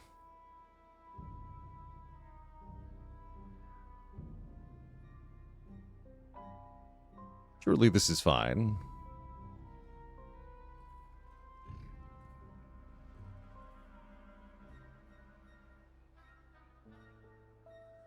We did store a bunch of water, is the good news.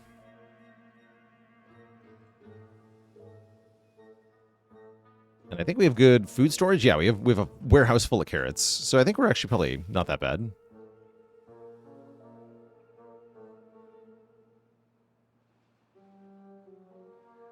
Could be worse.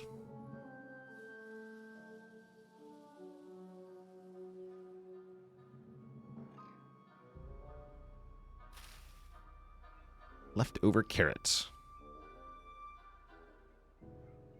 Raw carrots help beavers balance their diet without giving up on the joy of crunching. Oh, we got minimum duration first out drought, too. That's nice. Yeah, that worked out. So we'll be fine, Smile.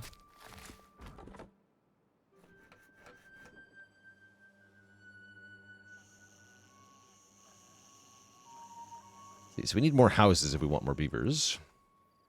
We have 5 kits at the moment. We don't want too many children. That can be a problem, too, in a game like this. Gathering around the campfire. I like that.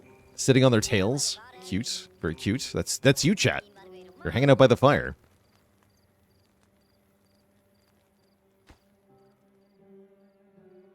Very cozy.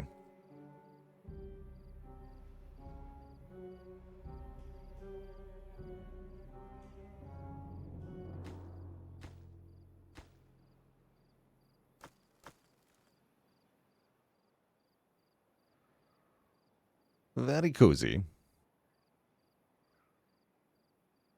Extremely likely that our next drought will be less than 4 days. That makes sense, too. We'll have an actual dam by then, hopefully.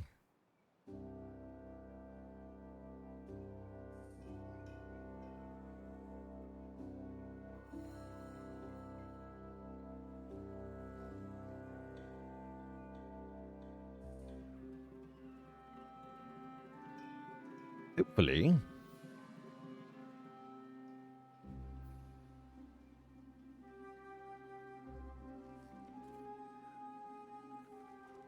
Yeah. Water will be low, but it'll be fine.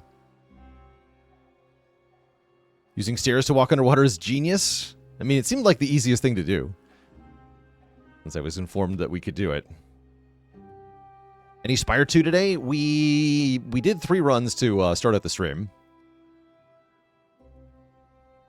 Can our building area get flooded? That's a good question.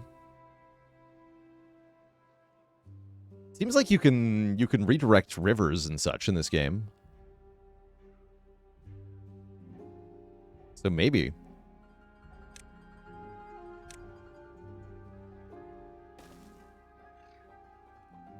Maybe.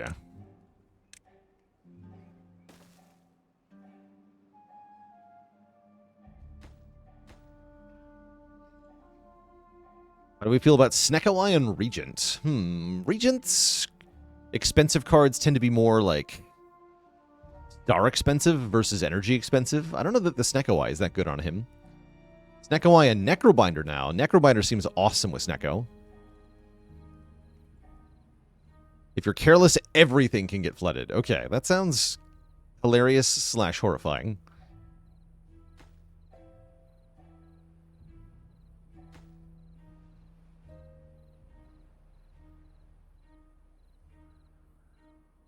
Okay, drought is almost over.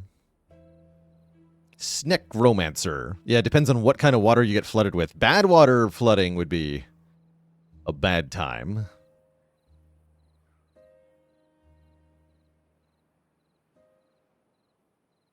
Want to run on Regent with the fake Snekawai and triple bombardment. Oh, that's cool. Yeah, that's cool. I like that. I like that a lot. All right, the drought ends. And cycle 2 begins. Congratulations, you survived the first drought. They will get longer over time. Great.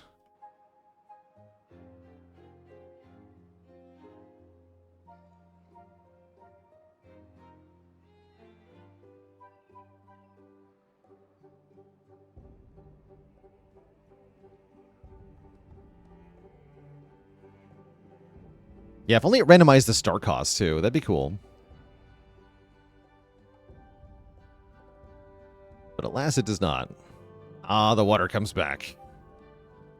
Look at it flow. That's cool, actually.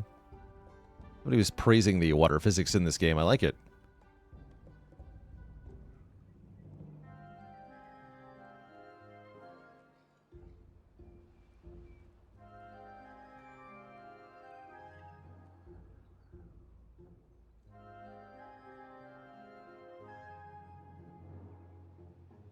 You can see it mix, too.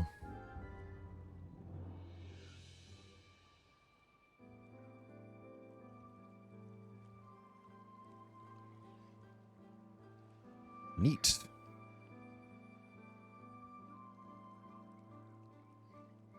Yeah, second biggest problem with droughts is that your plants stop growing. Yeah, the crops.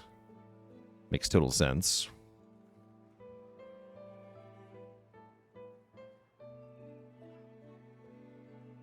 Okay. Still patiently waiting for trees to grow. Someday. Oh, mighty forest, how I pine for thee.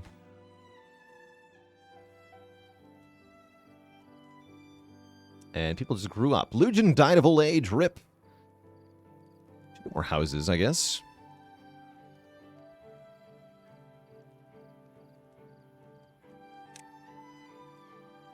Mini lodge. Small lodge for a single beaver. Or double lodge fits more beavers. We'll just do a couple more regular lodges.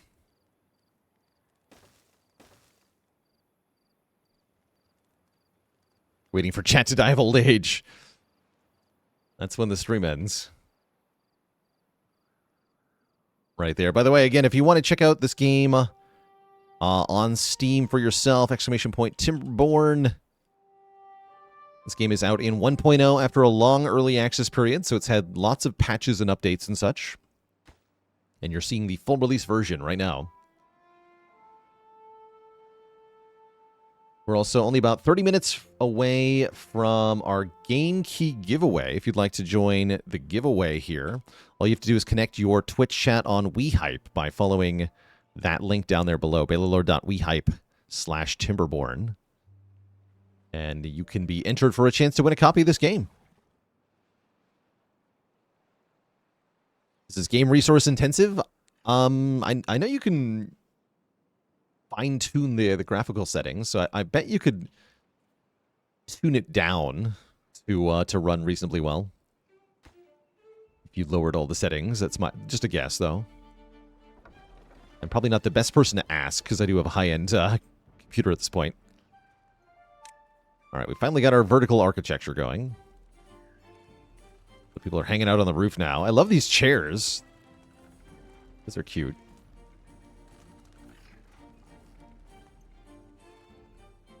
Plays pretty well in your Steam Deck until late game when you've got lots of people. That makes sense, too. Totally. Very totally.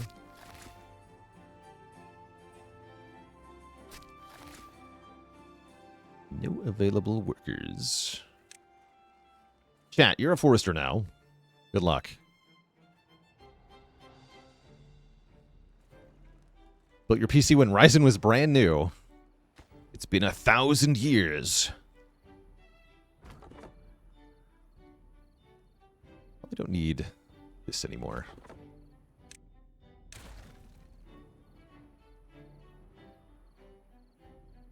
Oh yeah, these loggers aren't able to do anything because there's no trees at the moment. That makes sense. They'll do something as soon as the trees grow, but that could be a while.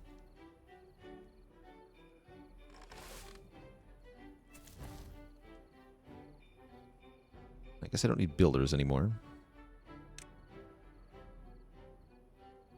I can pause the flags. Ah, yes. Great. Let's do that.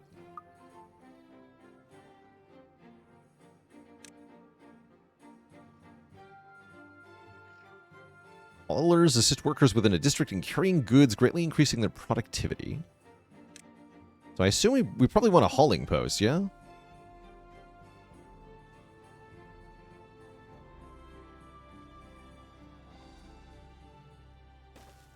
Get a hauling post.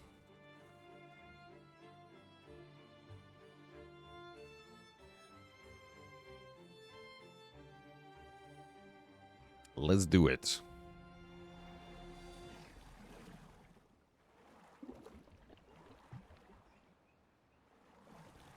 there a way to upgrade this pump? Large water pump. For 400 science. That's a lot of science.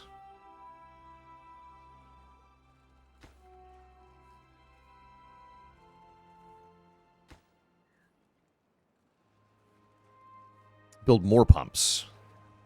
That would work, yeah. If we just make another one.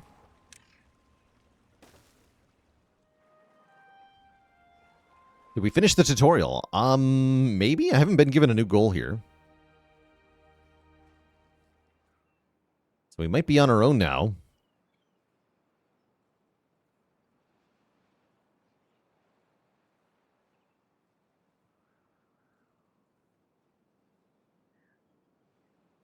The hauling post on the lowest occupation priority, but not build priority.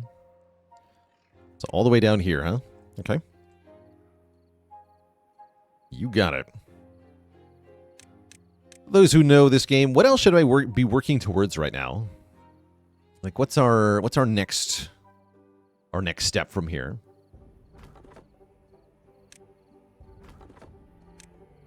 Science, more science.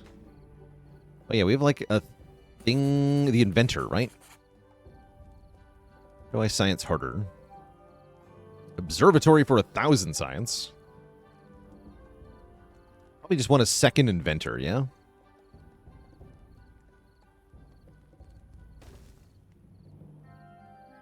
Get 2 inventors. More water storage and water pumps also make sense. 3 science huts is enough. 3 is quite a bit.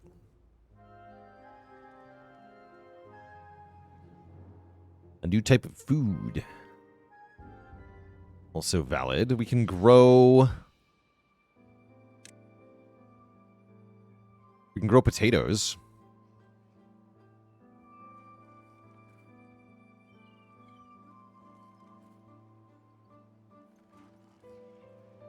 Nine. Yeah, I want low ground potatoes. You heard me. I want them.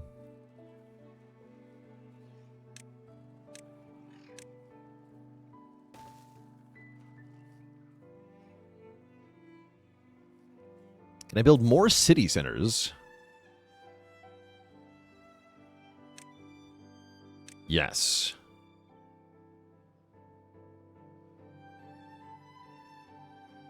Potatoes will need to be cooked? What? You're telling me they can eat the trees raw, but they have to cook a potato.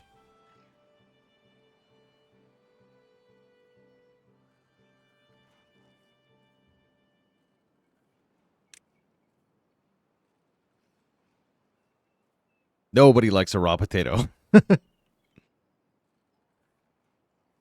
I see, I see.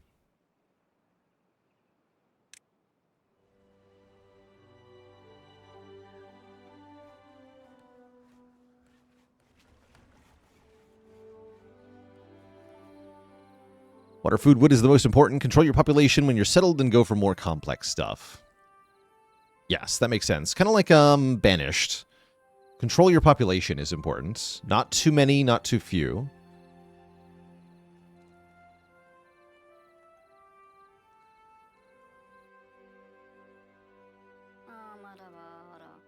Oh, your poor teeth. That's tough. That's tough. Chewed on one tree too many. The teeth? You build the teeth grinder. Wait. You're not joking with me. That's a real thing. Well-being. Teeth grindstone. Sharpen chip teeth. You are not kidding. Here, have the teeth grinding station be right here.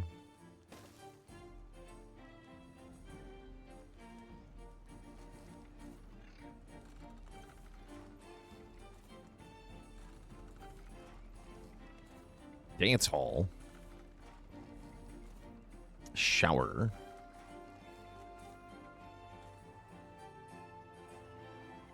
Interesting. We science the shower?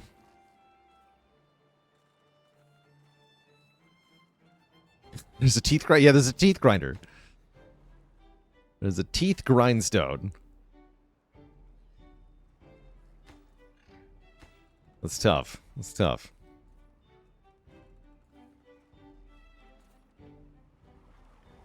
Maybe we want to put it near the lumber flags just so that we can have on-the-job teeth grinding. It's also real. Only 5 wood. Let's make another one.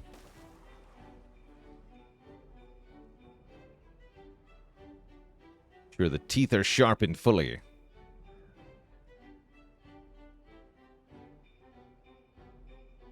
Does Timberborn have a tutorial? Yes, we just went through it. I wouldn't say it is adequate to let you understand all the systems at play here, but it does get you started, at least.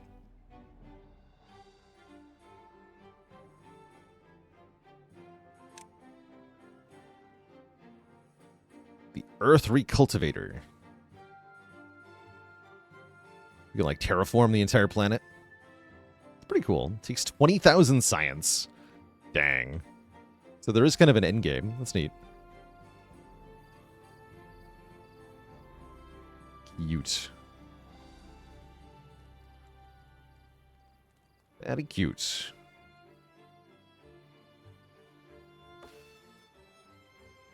We're most of the way done with these pines. The wait for the pines has been a long wait.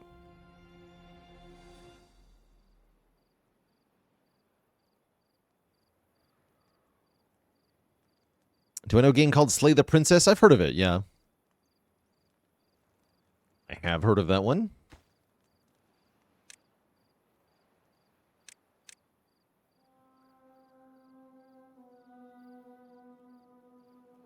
Build a second lumber flag out here, maybe. But I think we just wait a little bit longer. Let's see. What else should we get here? We can afford the medium tank. Let's get that. Bigger. Let's demolish this. And make this.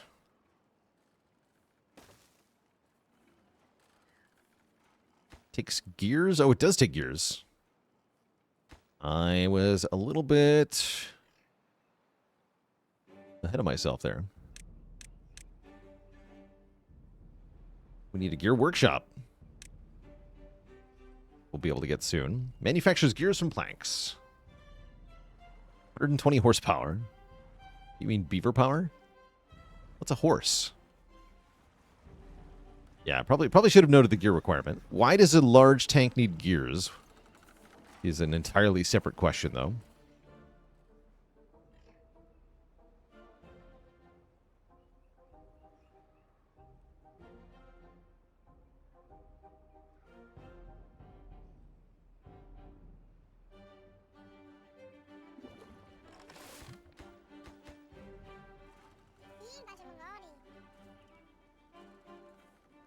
I see. So happiness improves growth speed, movement speed, and life expectancy. You can see what tiers you get that at. Neat. Very neat.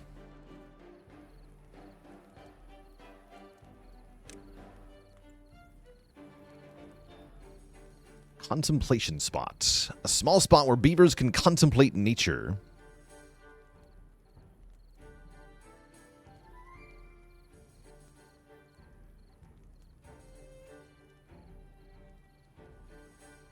Are we going to raise the water from the ground to the top of the tank? That's chat's job. Chat has to do it.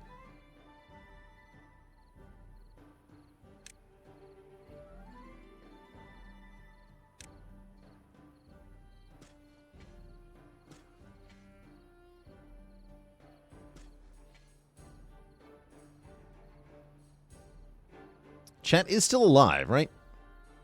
Renjai died. Raksh died. We're only at 15 beavers and 6 kits. Great.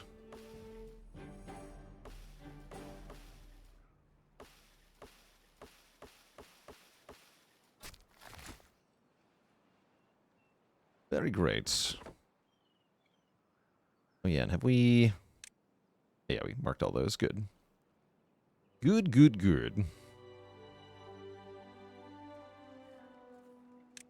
A little faster, I guess. Since we are waiting on some things here. Science is now high enough to unlock the gear workshop.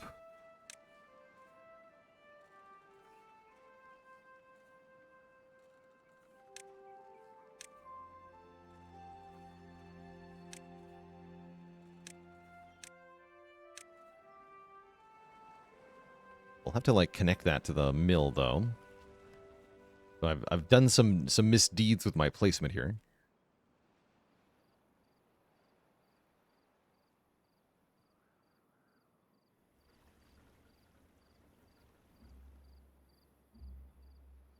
And we're at no builders again.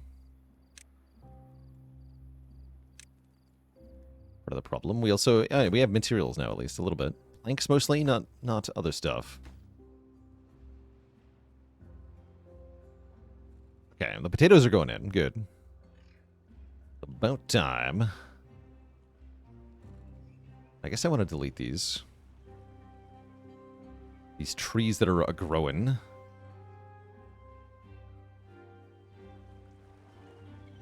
The teeth grinding in action. Okay, good work. Good work. Yeah, let's demolish this.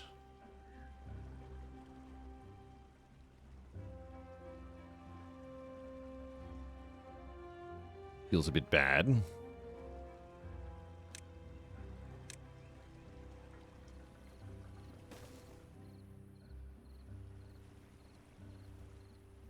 So I want to demolish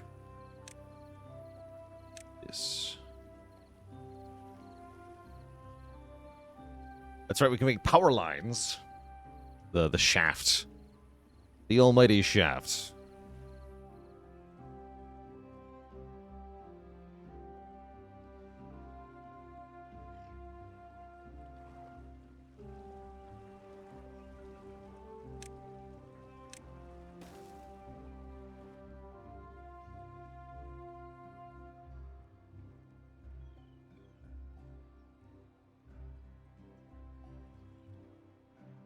Okay, and this itself takes many planks.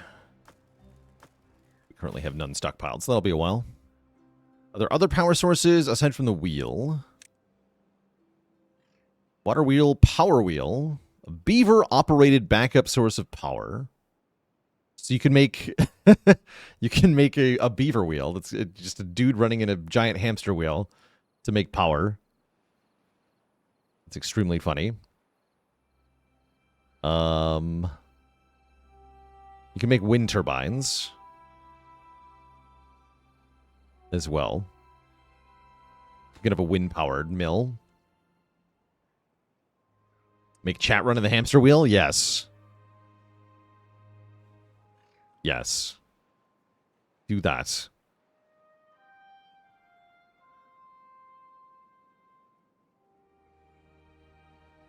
Do that.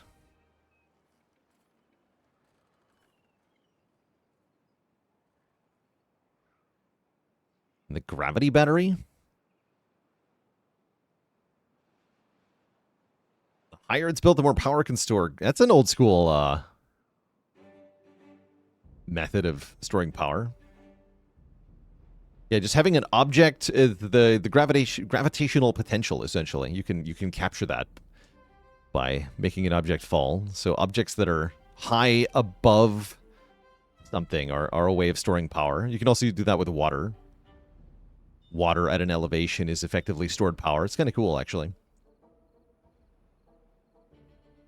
I believe most of the stored power in the US and Canada is in the form of water reservoirs. Yeah, as Rakui in chat says. That's how most of the energy in the US is stored, is in real life water reservoirs like that. It's kind of cool.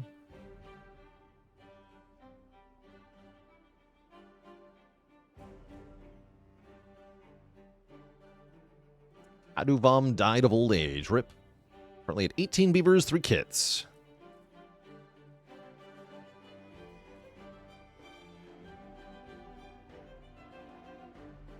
Seems like things are going reasonably well. Food is going well. Water is going well. We have no medicine. Raw resources are low at the moment. The Tower of Power.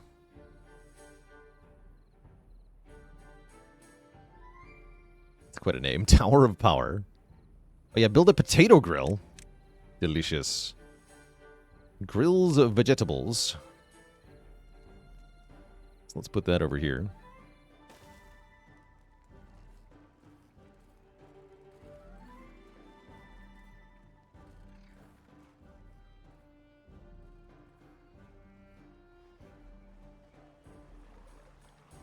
They're gnawing them right as quickly as they pop up. It's kind of fun, actually.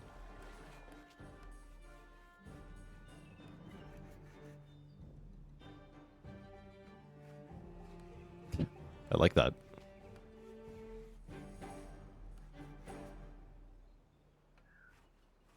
But that means we're finally getting some more raw resources coming in. As all these trees mature.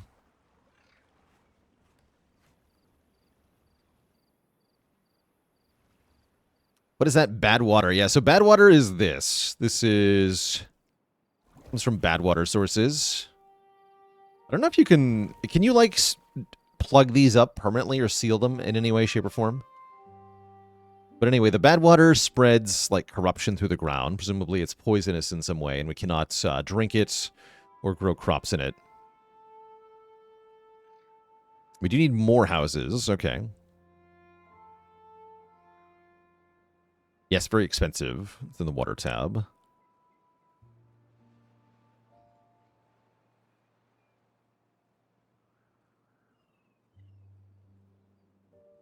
Bad water dome. Ah, yeah. Seals a bad water source.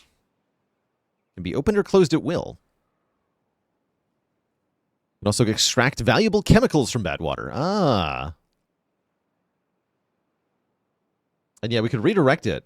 Yeah, like we can redirect this to here pretty easily, right? And then we could... that would allow this to be different. I guess it would just be empty. But there's things we could do with that, maybe. Cool. Okay, let's get some more houses. A couple more lodges.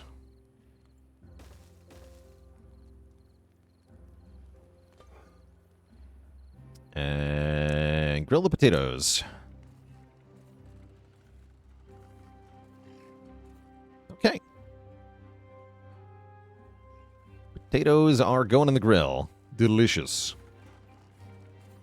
It's like a restaurant with a rooftop patio that you eat at. Actually, I kind of like that. I would go to this restaurant and have some grilled potatoes. It sounds tasty. By the way, it looks like we're only about 5 minutes away from the giveaway closing. So if you'd like one last chance to get in on getting yourself a copy of, or the chance to win a copy of this game, then join the giveaway by following that WeHype link in chat and connecting your Twitch account. And you'll be entered into our community rewards through WeHype for a chance to win a copy of Timberborn. Best of luck, Twitch chat.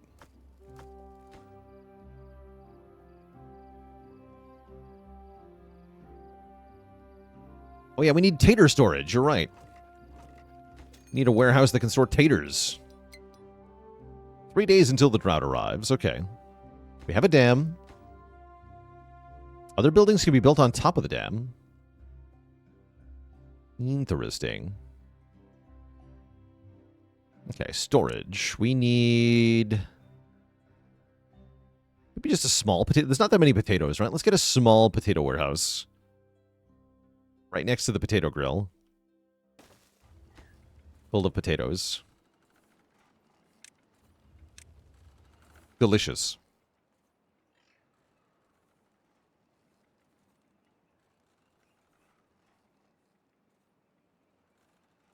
Oh, and you can actually see the building fill up with stuff. Oh, that's cool. The crates of carrots and blueberries. Smallest for specialist goods? Yeah, like artisanal potatoes. Very tasty.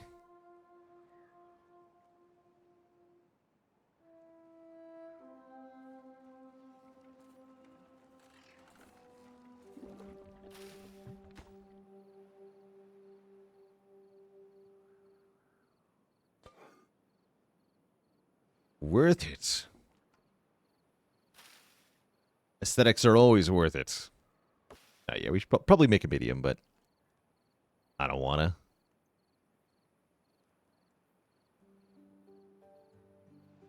2 days remain. Next button on the WeHype verify code is grayed out. What? Sad.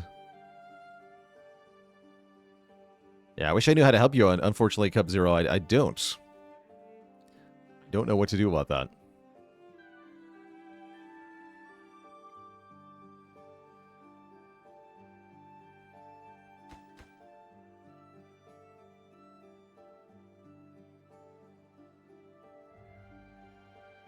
Okay, food is stockpiled quite well.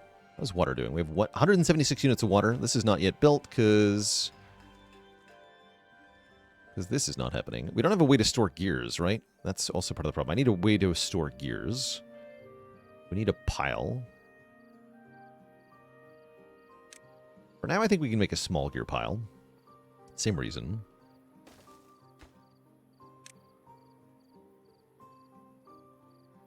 Oh, wait. Actually, that's not a thing. Wait.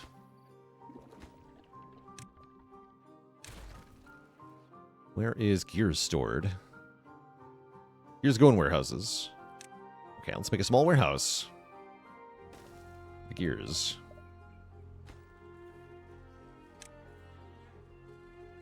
There we go. Okay.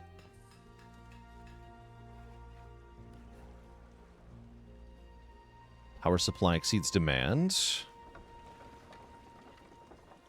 It's actually got a variable power output depending on the flow of the water? Really?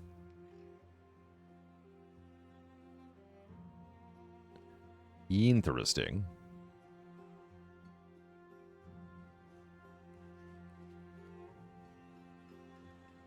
It's very satisfying watching the trees pop up and get chopped down immediately. I like that. You like that.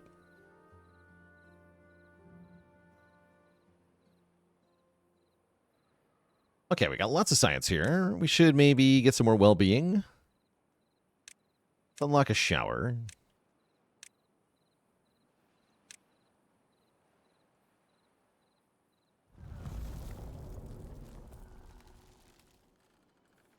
Drought is here. Maybe don't shower during the drought.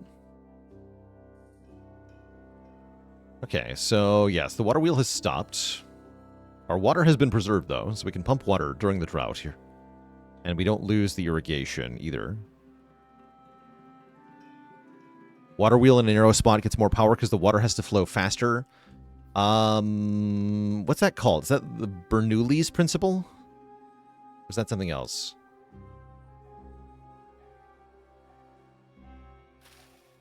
But yes, there's like a mathematical law about the flow of water, or a fluid, more accurately, through a space. Yeah, Bernoulli. Cool.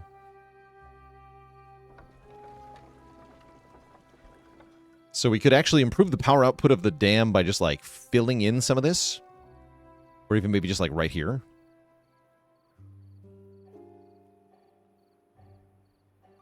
We can use the dam to do that. Doesn't even have to be a landfill. Is landfill an option? Terrain block. Okay, terrain blocks are pretty late game, looks like. So dam is easier to make. Cheaper to just build more water wheels. Makes complete sense. Just have another one, forehead. My potato storage doing? There's no potatoes in storage. That's sad.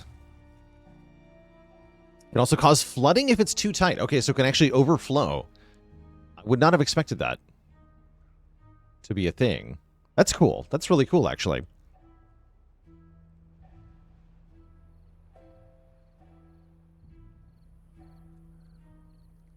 Actually, can I just put a second wheel? Hold on. You just, like, do this?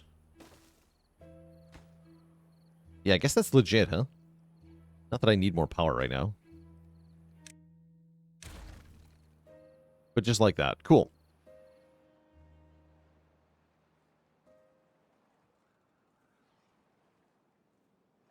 Seems the giveaway first stage completed. Yeah, I think a second key gives away if I stream for another hour and 30. Although I don't think we're going to be going that far. So there's probably not going to be another giveaway here.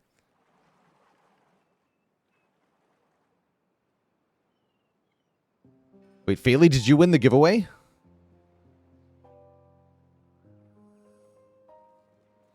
Is that what happened?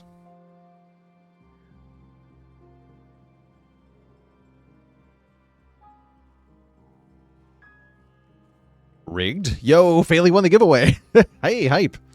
Congratulations, Faley. You got a Kia Timberborn for our sponsored segment here. Totally wasn't rigged. Yep. Totally wasn't rigged. Well, congratulations on your new copy of Timberborn. Check is in the mail. Oh, the timer didn't start. I see. I see. For the part 2. I see. That's all right.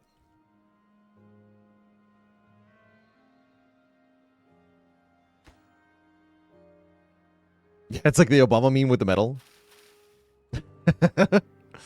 Good. Good times. Okay, so drought was no consequence whatsoever.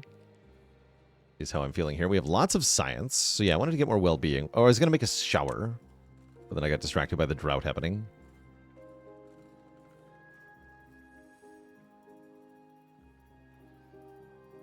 I can actually just shower from the water? Okay, sure. There's a shower here now. And let's unlock the contemplation spot as well. Create a place for contemplating the serenity of nature.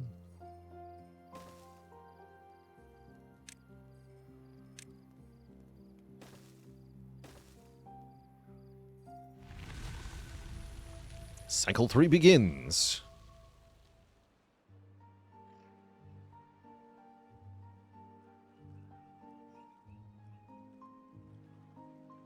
Watch it slower.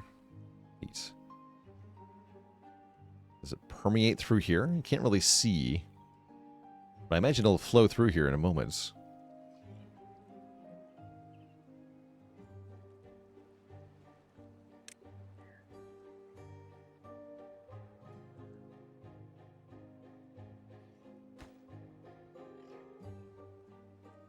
Oh, yeah, there it goes. Okay. So the game must have, like, invisible values stored in each tile of water that you can't view. Things like flow rate and such. Interesting. Oh, yeah, and you can see the flow is reduced, right? Like, it's only a trickle over the waterfall now.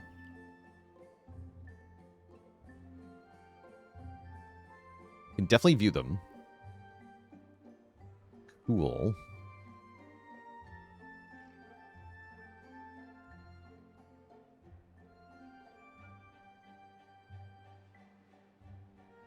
You can, okay, so we need to build a building that shows us the depth of water and things. Cool. Okay, and the water wheel has spun up. Excellent.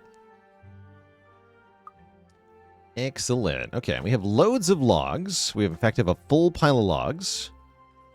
So the production chain is online. Gears are being made. Going to the gearbox. Get it. What happens if the river overflows? It sounds like very bad things happen if a flood occurs. If you want to, you can build the beaver housing in the water.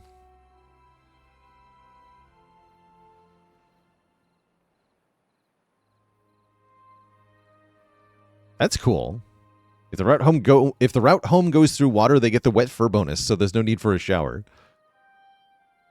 I mean, that is how a beaver, like, house works, right? Like, a real beaver dam typically has, you have to swim to get into it. That's cool. That's pretty cool. Swarm of beavers. Is chat still with us? It looks like chat is still with us. Chat, you are old. You are old, chat. Where are you, chat?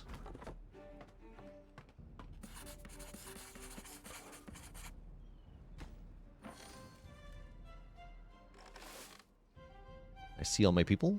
Yes, I can. Chat!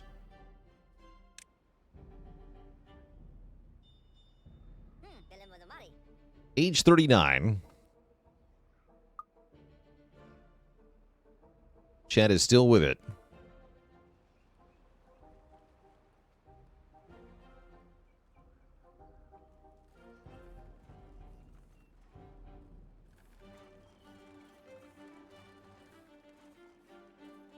Ooh, cool. Okay, so we have 5 kits, 25 beavers. Think about maybe getting a 3rd crop or something.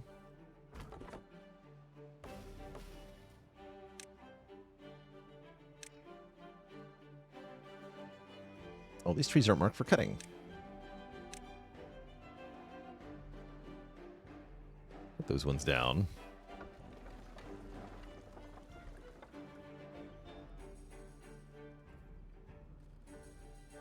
Okay, we still have a pretty good amount of science here.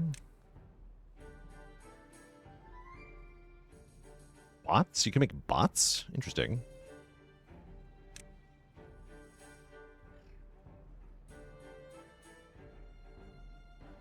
You can start collecting scrap. I'd have to be able to get up there.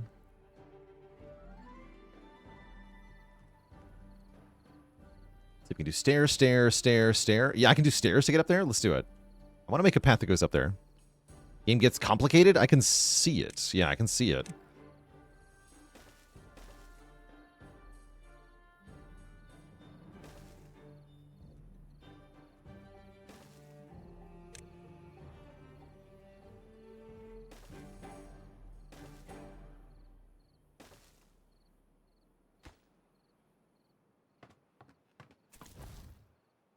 Cool.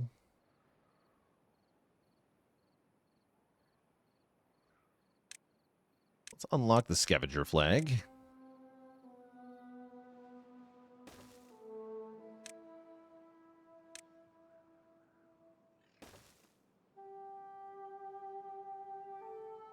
Did I hear about the streamer that was asked to leave a restaurant while working on OBS? They were making a scene. No refunds.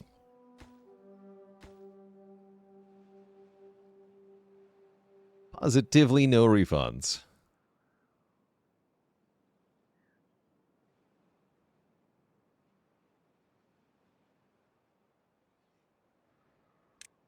All right, so I can make a new district center.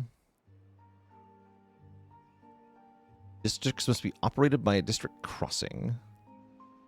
Separated. Separated by a district crossing. What do you mean a district crossing? Balance is good between 2 connected districts. Okay, so they have to be separate in order for the second district to be a thing.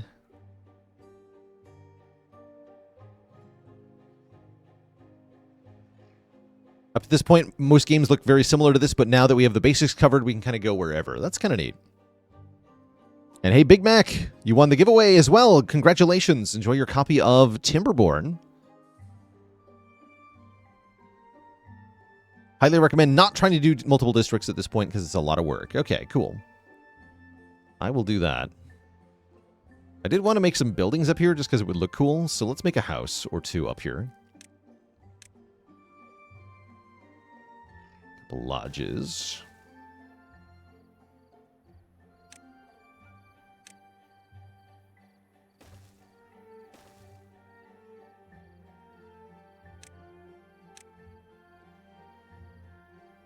I guess we want a local water pump.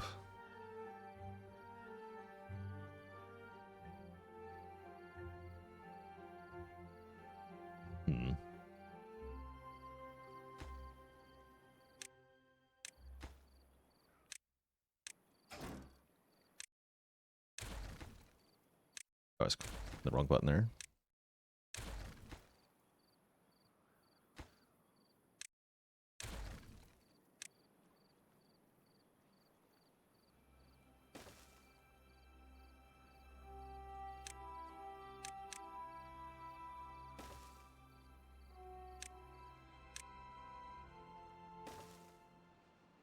And then metal gets stored where?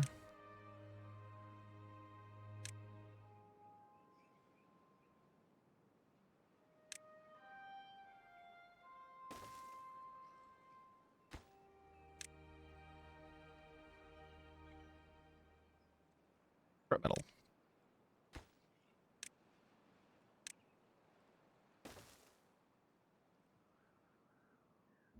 Julio.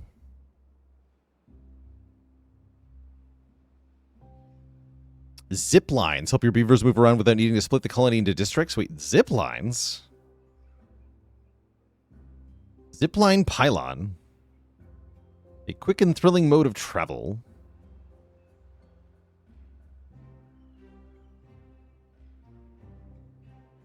To get the zipline station, we need 700 science.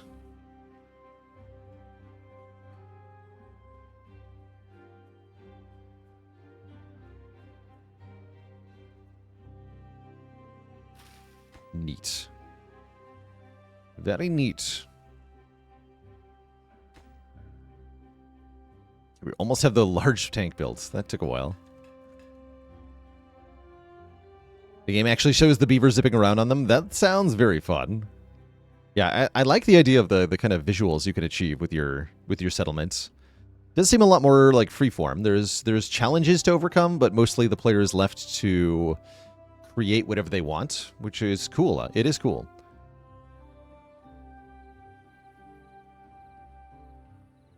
I'm definitely the kind of player who likes more discrete, like victory or loss conditions in my games, but this is good. This is a good foundation, to be sure.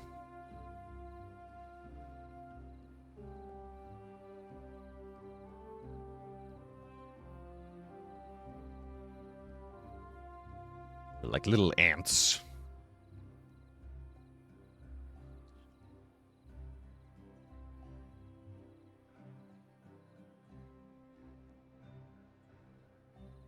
I like the lights on at night, too.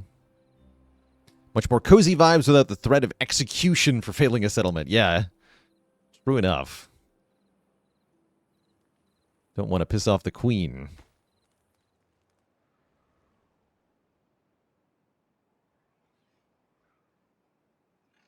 Visitor injured.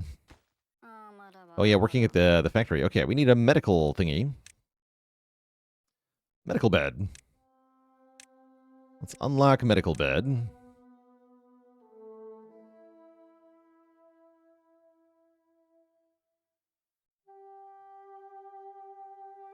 I'll put them here by the grinder. A couple there for people to recuperate in.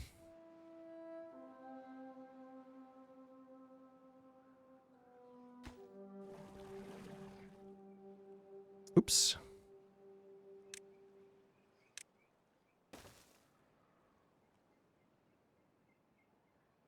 Okay, so we are gathering scrap metal.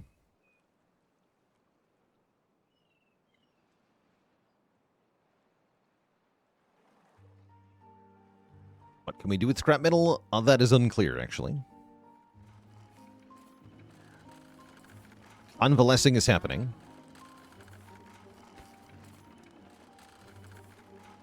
Good.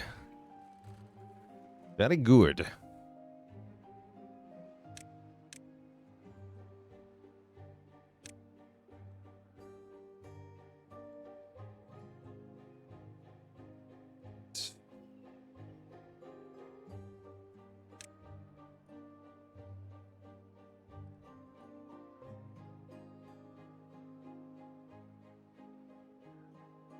So a levee blocks water completely.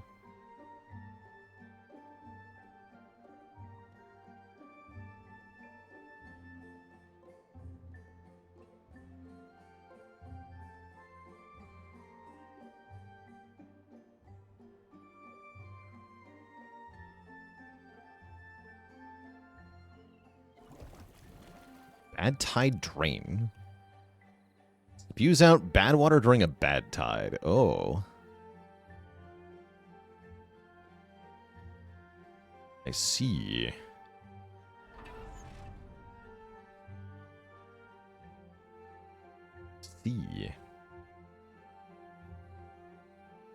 Yeah, pollutes the whole water system. I was thinking maybe for fun we can try blocking off this river. Getting close to the end of our sponsored segment, so we should maybe do one or two more construction projects that could be fun.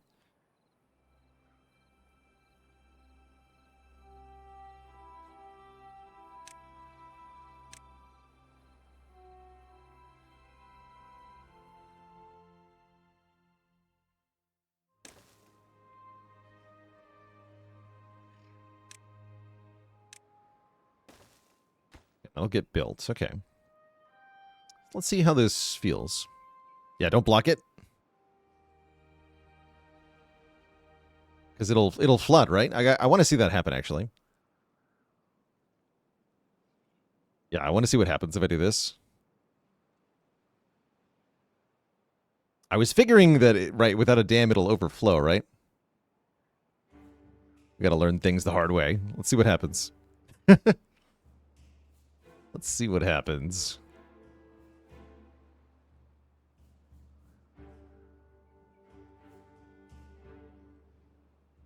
The incident begins. Yeah, the incident is beginning. Wait, what if I'm smart about it?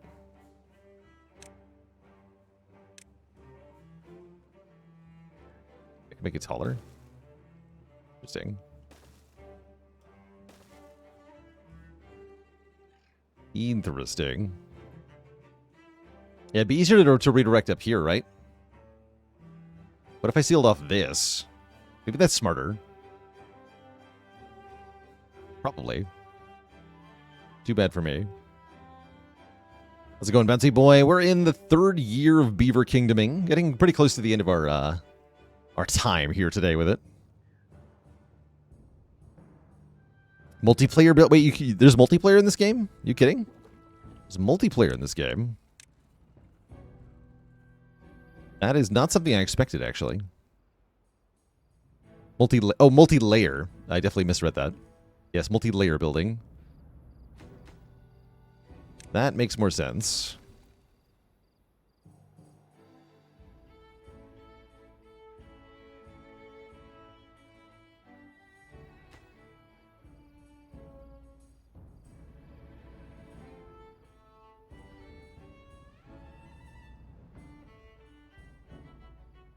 How's it going, Gokika? Multi-Slayer.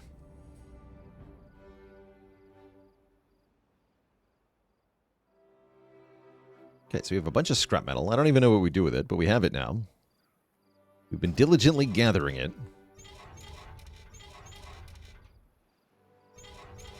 Oh, and it shows the, like, number of pips. That's kind of cool. Neat. Is this maximum? Not quite.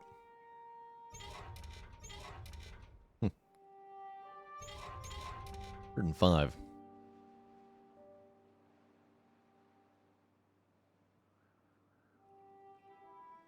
Double upgraded accelerant. Hey, there you go. Activate your poison, what, 5 times? That's pretty good.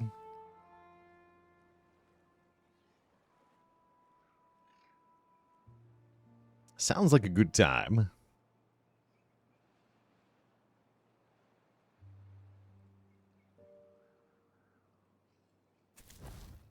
So we do have 4 builders, okay.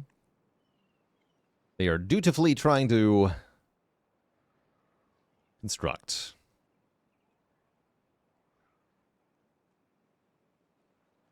Surely nothing will go wrong.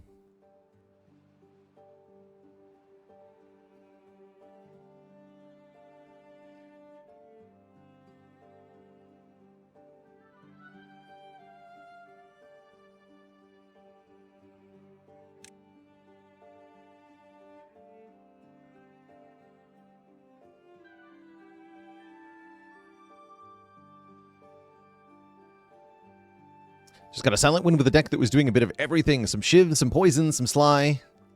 I think the discard engine does kind of support every playstyle quite well.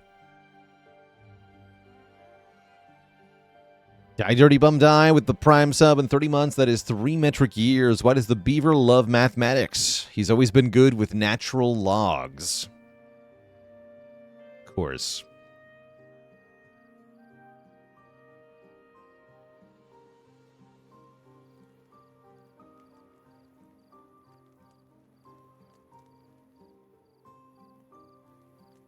Why are Beaver musicians always also good at math? So they know how to use logarithms.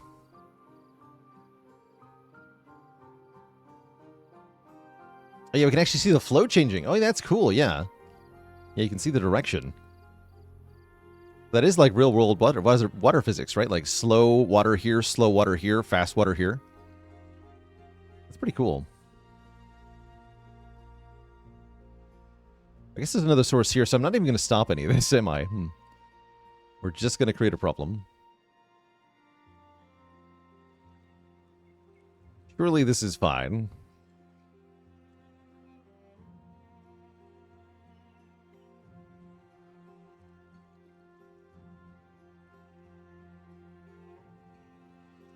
We're doing it.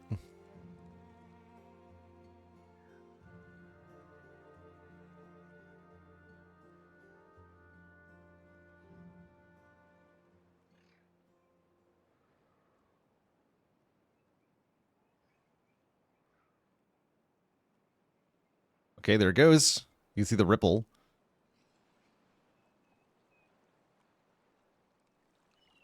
Yeah, you can see it rising. Yep, there it goes. Okay, bad times are happening now. Oh yeah, it's gonna infiltrate our river here, right? This is gonna be bad. The good kind of bad. Oh, it's terrible. Yeah, there it goes. Well, there she goes. That, my friends, is an environmental disaster in progress.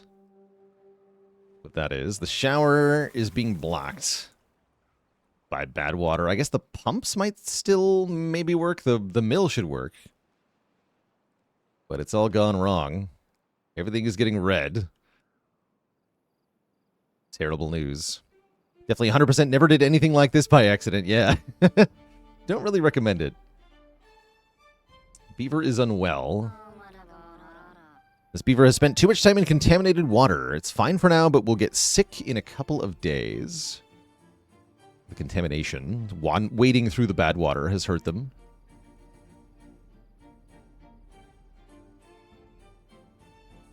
We have definitely made a mess of the situation. I see it's also just flowing over our levee. So the levee burst anyway.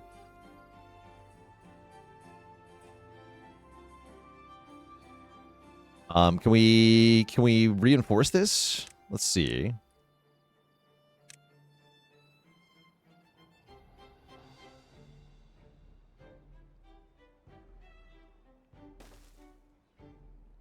Probably take a long time to build. What's up, Svenskas? Yes, this is a sponsored stream. Sponsored environmental destruction.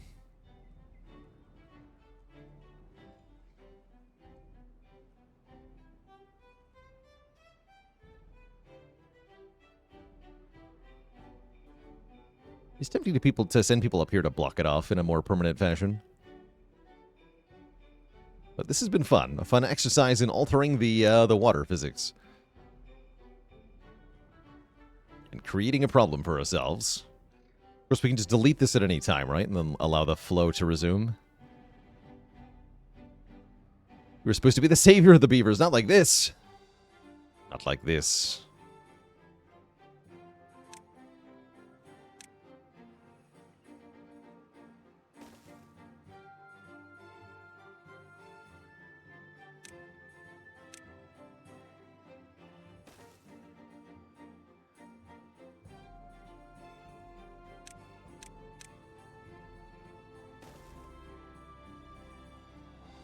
Maybe that can fix our problem.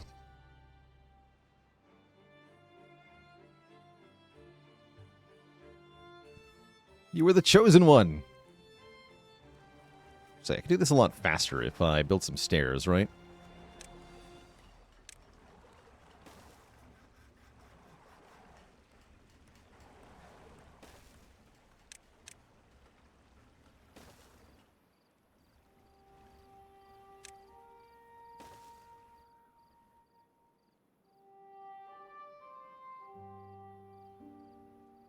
I got loads of resources.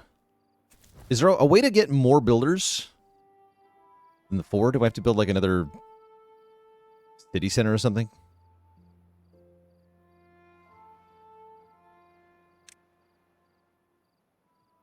And I guess wants to say, I also wanted to thank you for the premium content you provide. You put me to sleep more times than the Sandman, and that is not criticism. Hey, I'm happy to hear it. No.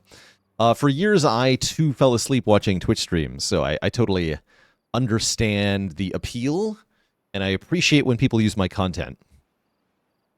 Oh, yeah, the Builder's Hut in the District tab. Builder's Hut. Employ additional builders.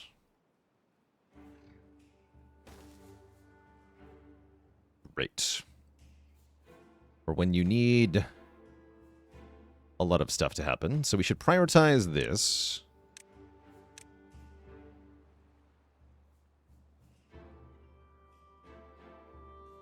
Because we have all the raw materials. We just don't have enough workers.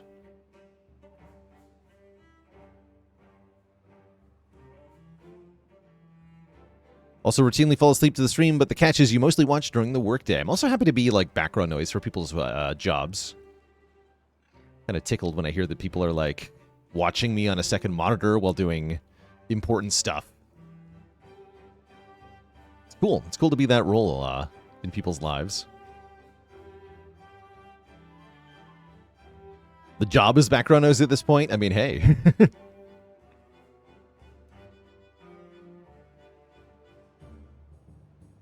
And yeah, if you're watching while playing another game at the moment, well, that's the good stuff. I like to do that a lot. How is chat still alive? You serious? Chat, you are 47. Wait, can I sort these by age?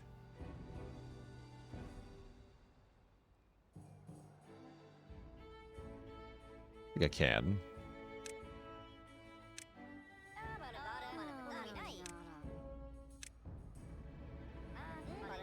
But I think Chat is the oldest beaver here.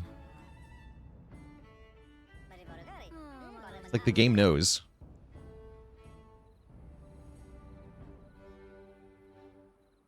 The game knows. Oh, no, it's going over here now.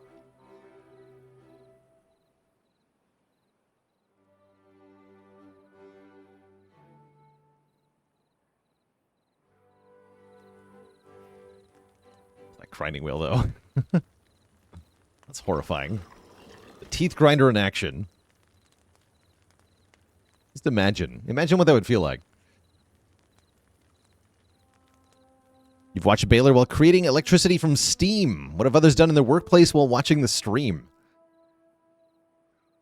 They have operated on a patient in open heart surgery. They've flown a plane.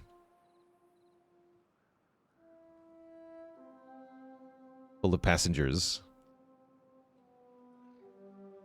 They've directed traffic.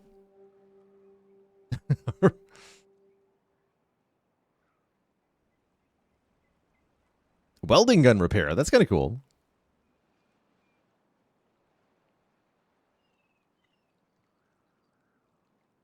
Okay, the hut is done. So now we have 8 builders. Perfect. Okay, so we should get more progress. And probably more sick beavers, too.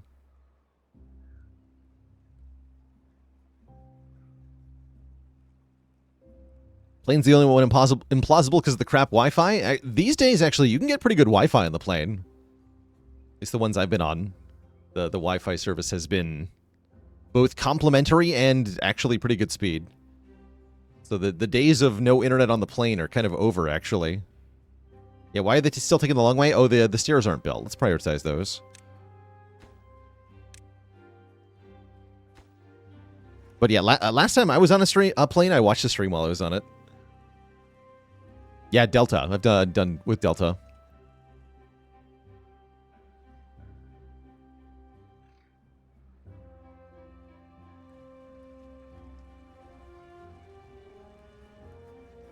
Contaminated beaver. Oh, we have to decontaminate, right? Like a decontamination station?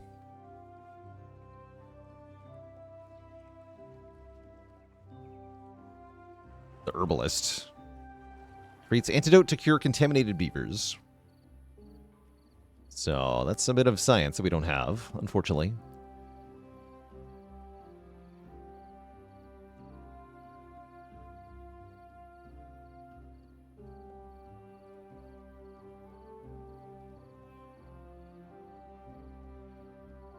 Maybe we'll get a radiated beaver turns into a superhero beaver. I can believe that.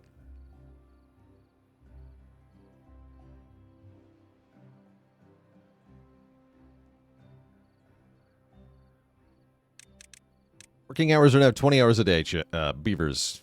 Get to work. Get to work. You must go. You must go.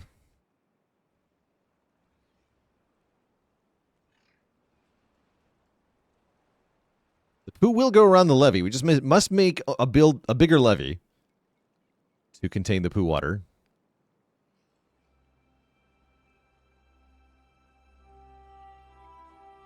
But can the beavers watch Twitch while they work? Asking the important questions, I see.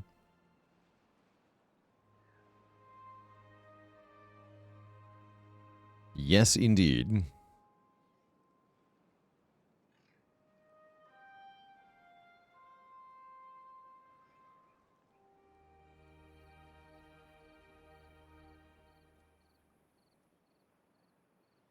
Could solve all this by just deleting the original levy, but where's the fun in that?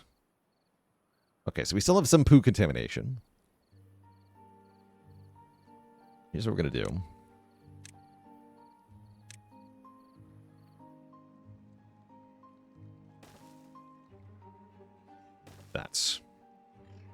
That should do it.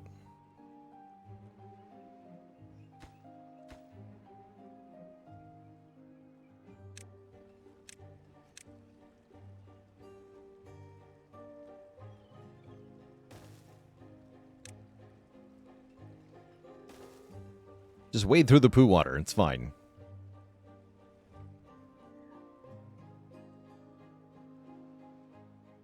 Oh, we could just go on top of the levee, of course. That's the easier way.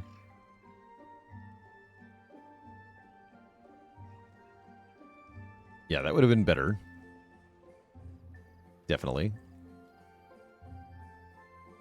That's the joy of learning.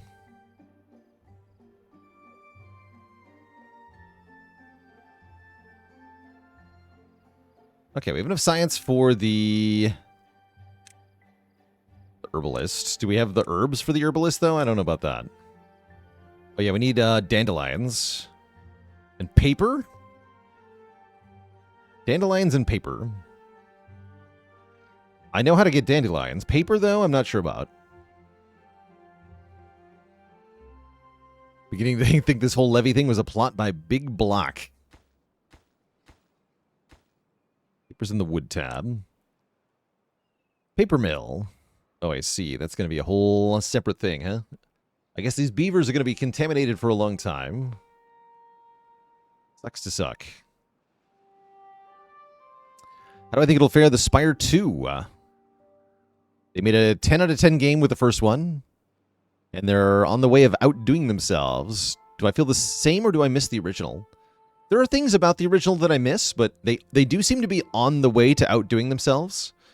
I think there will be some stumbling blocks along the way. I think balancing Spire 2 is going to prove much more challenging than Spire 1. Just because there's more things, more ancient bonuses, more stuff. And so that does seem to be... They've got their work cut out for them. I think they made the right move by announcing that they weren't going to do weekly patches for early access this time around. I think they're going to be able to keep that up a bit better. But I don't know. Yeah, I don't know if it'll ultimately end up a better game or not. I hope it will. It has the potential to be. And I'm really excited to see what changes throughout early access for Spire. So I'm looking forward to it.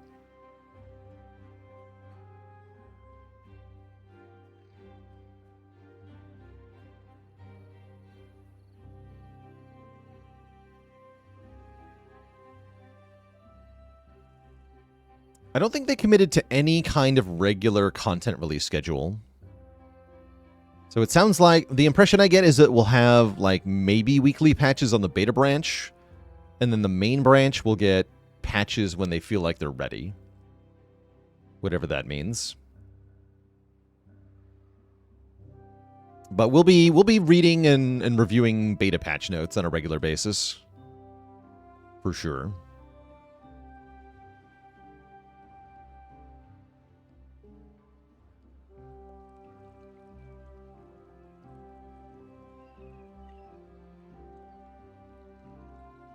Okay, there we go. That dried up.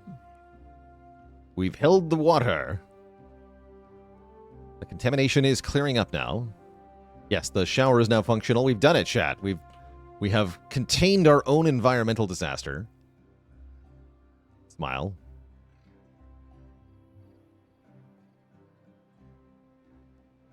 Good job. Hooray! All right, let's see if our settlement is resilient enough to survive the next drought, and then that'll probably be the end of our sponsored segment after this drought here.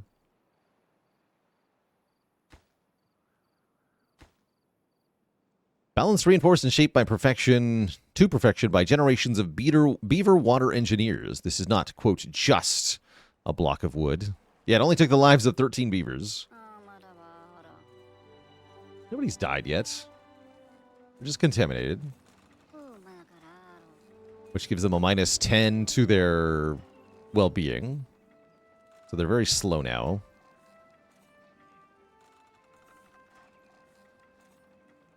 Refuses to work. Okay, they're refusing to work because of their contaminating. But they did it.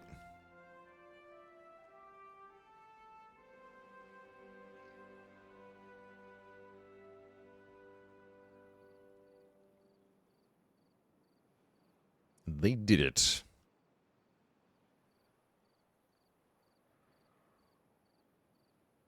And yeah, maybe they'll slowly just start dying.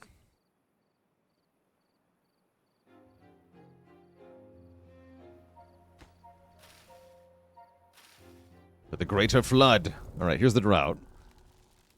The levees all dry up. Oh, we're going to get to watch it refill. Oh, we've made a dam. So there's permanent bad water resolve now. Reservoir, rather. Cute.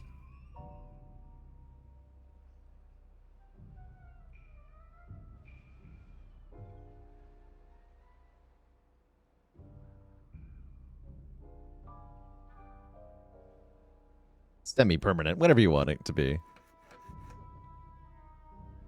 Cool. Very cool. Almost filled up the yard with scrap metal. But yeah, we have 4 days of drought. Looks like we're fine, right? Because we have water, we have sanitation, we have 12 beavers that are going to die. But you know what a whole bunch of beavers dying at once means? Free housing space is what it means. And then we'll have a population renaissance. Because the younglings will love to have all these new houses that they inherited.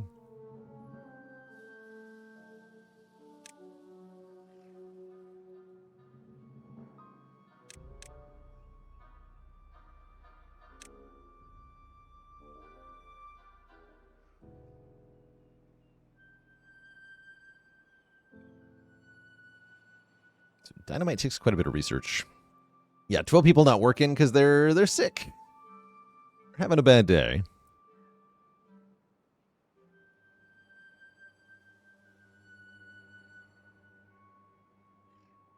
But that's all right.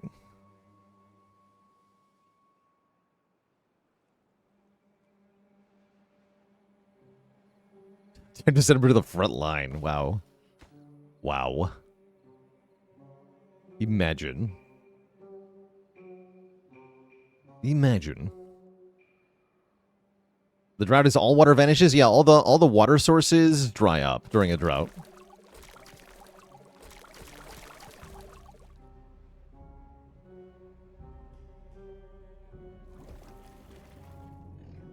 Your chance to fill in the bad water. So if you don't have a way to retain the water, then yeah, your crops will dry up, your people will go thirsty, all that stuff. But it seems like we're doing just fine. The settlement continues. Cute. Cute game. Yeah, overall, I'm kind of impressed, actually. There's a lot of possibility for sandboxing here.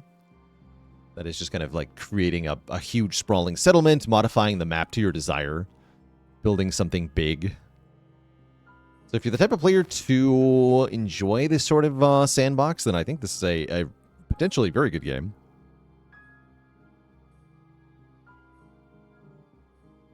I'll give one more shout out to the Steam link for Timberborn here. If you'd like to pick this game up on Steam, it is 20% off for the 1.0 release, and you can get it through our unique link in chat right there. Have I played this before? I have not. I've never played this game before. It does give me a lot of vibes of Banished in particular. It definitely feels like Banished to me.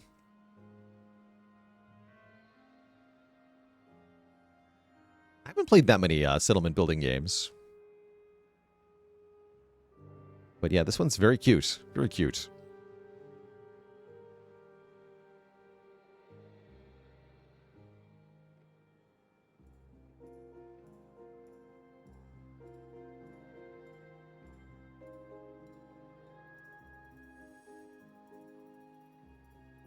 I don't think I ever streamed Banished. Don't think so. I've played it, but I never streamed it.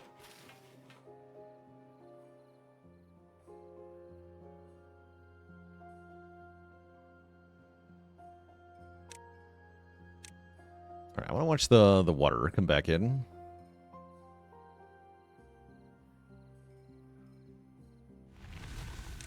The drought ends. Cycle 4 begins. You see a redness around the water source first. Chat died of old age. Oh, that's perfect timing. That's genuinely perfect timing. Chat finally expires.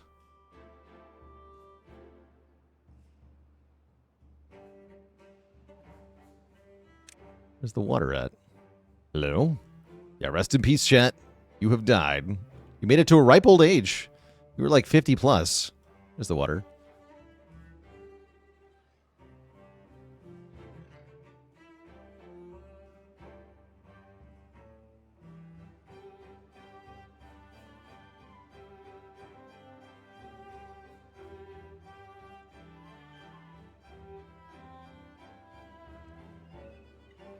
Yeah, I really like how the fluids are modeled in this game.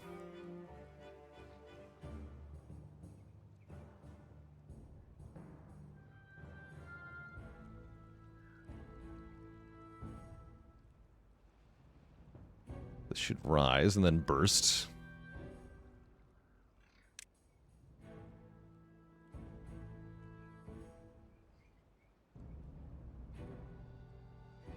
Spills over the top of the levee there.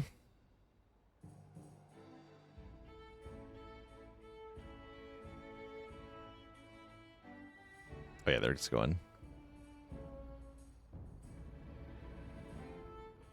What a mess.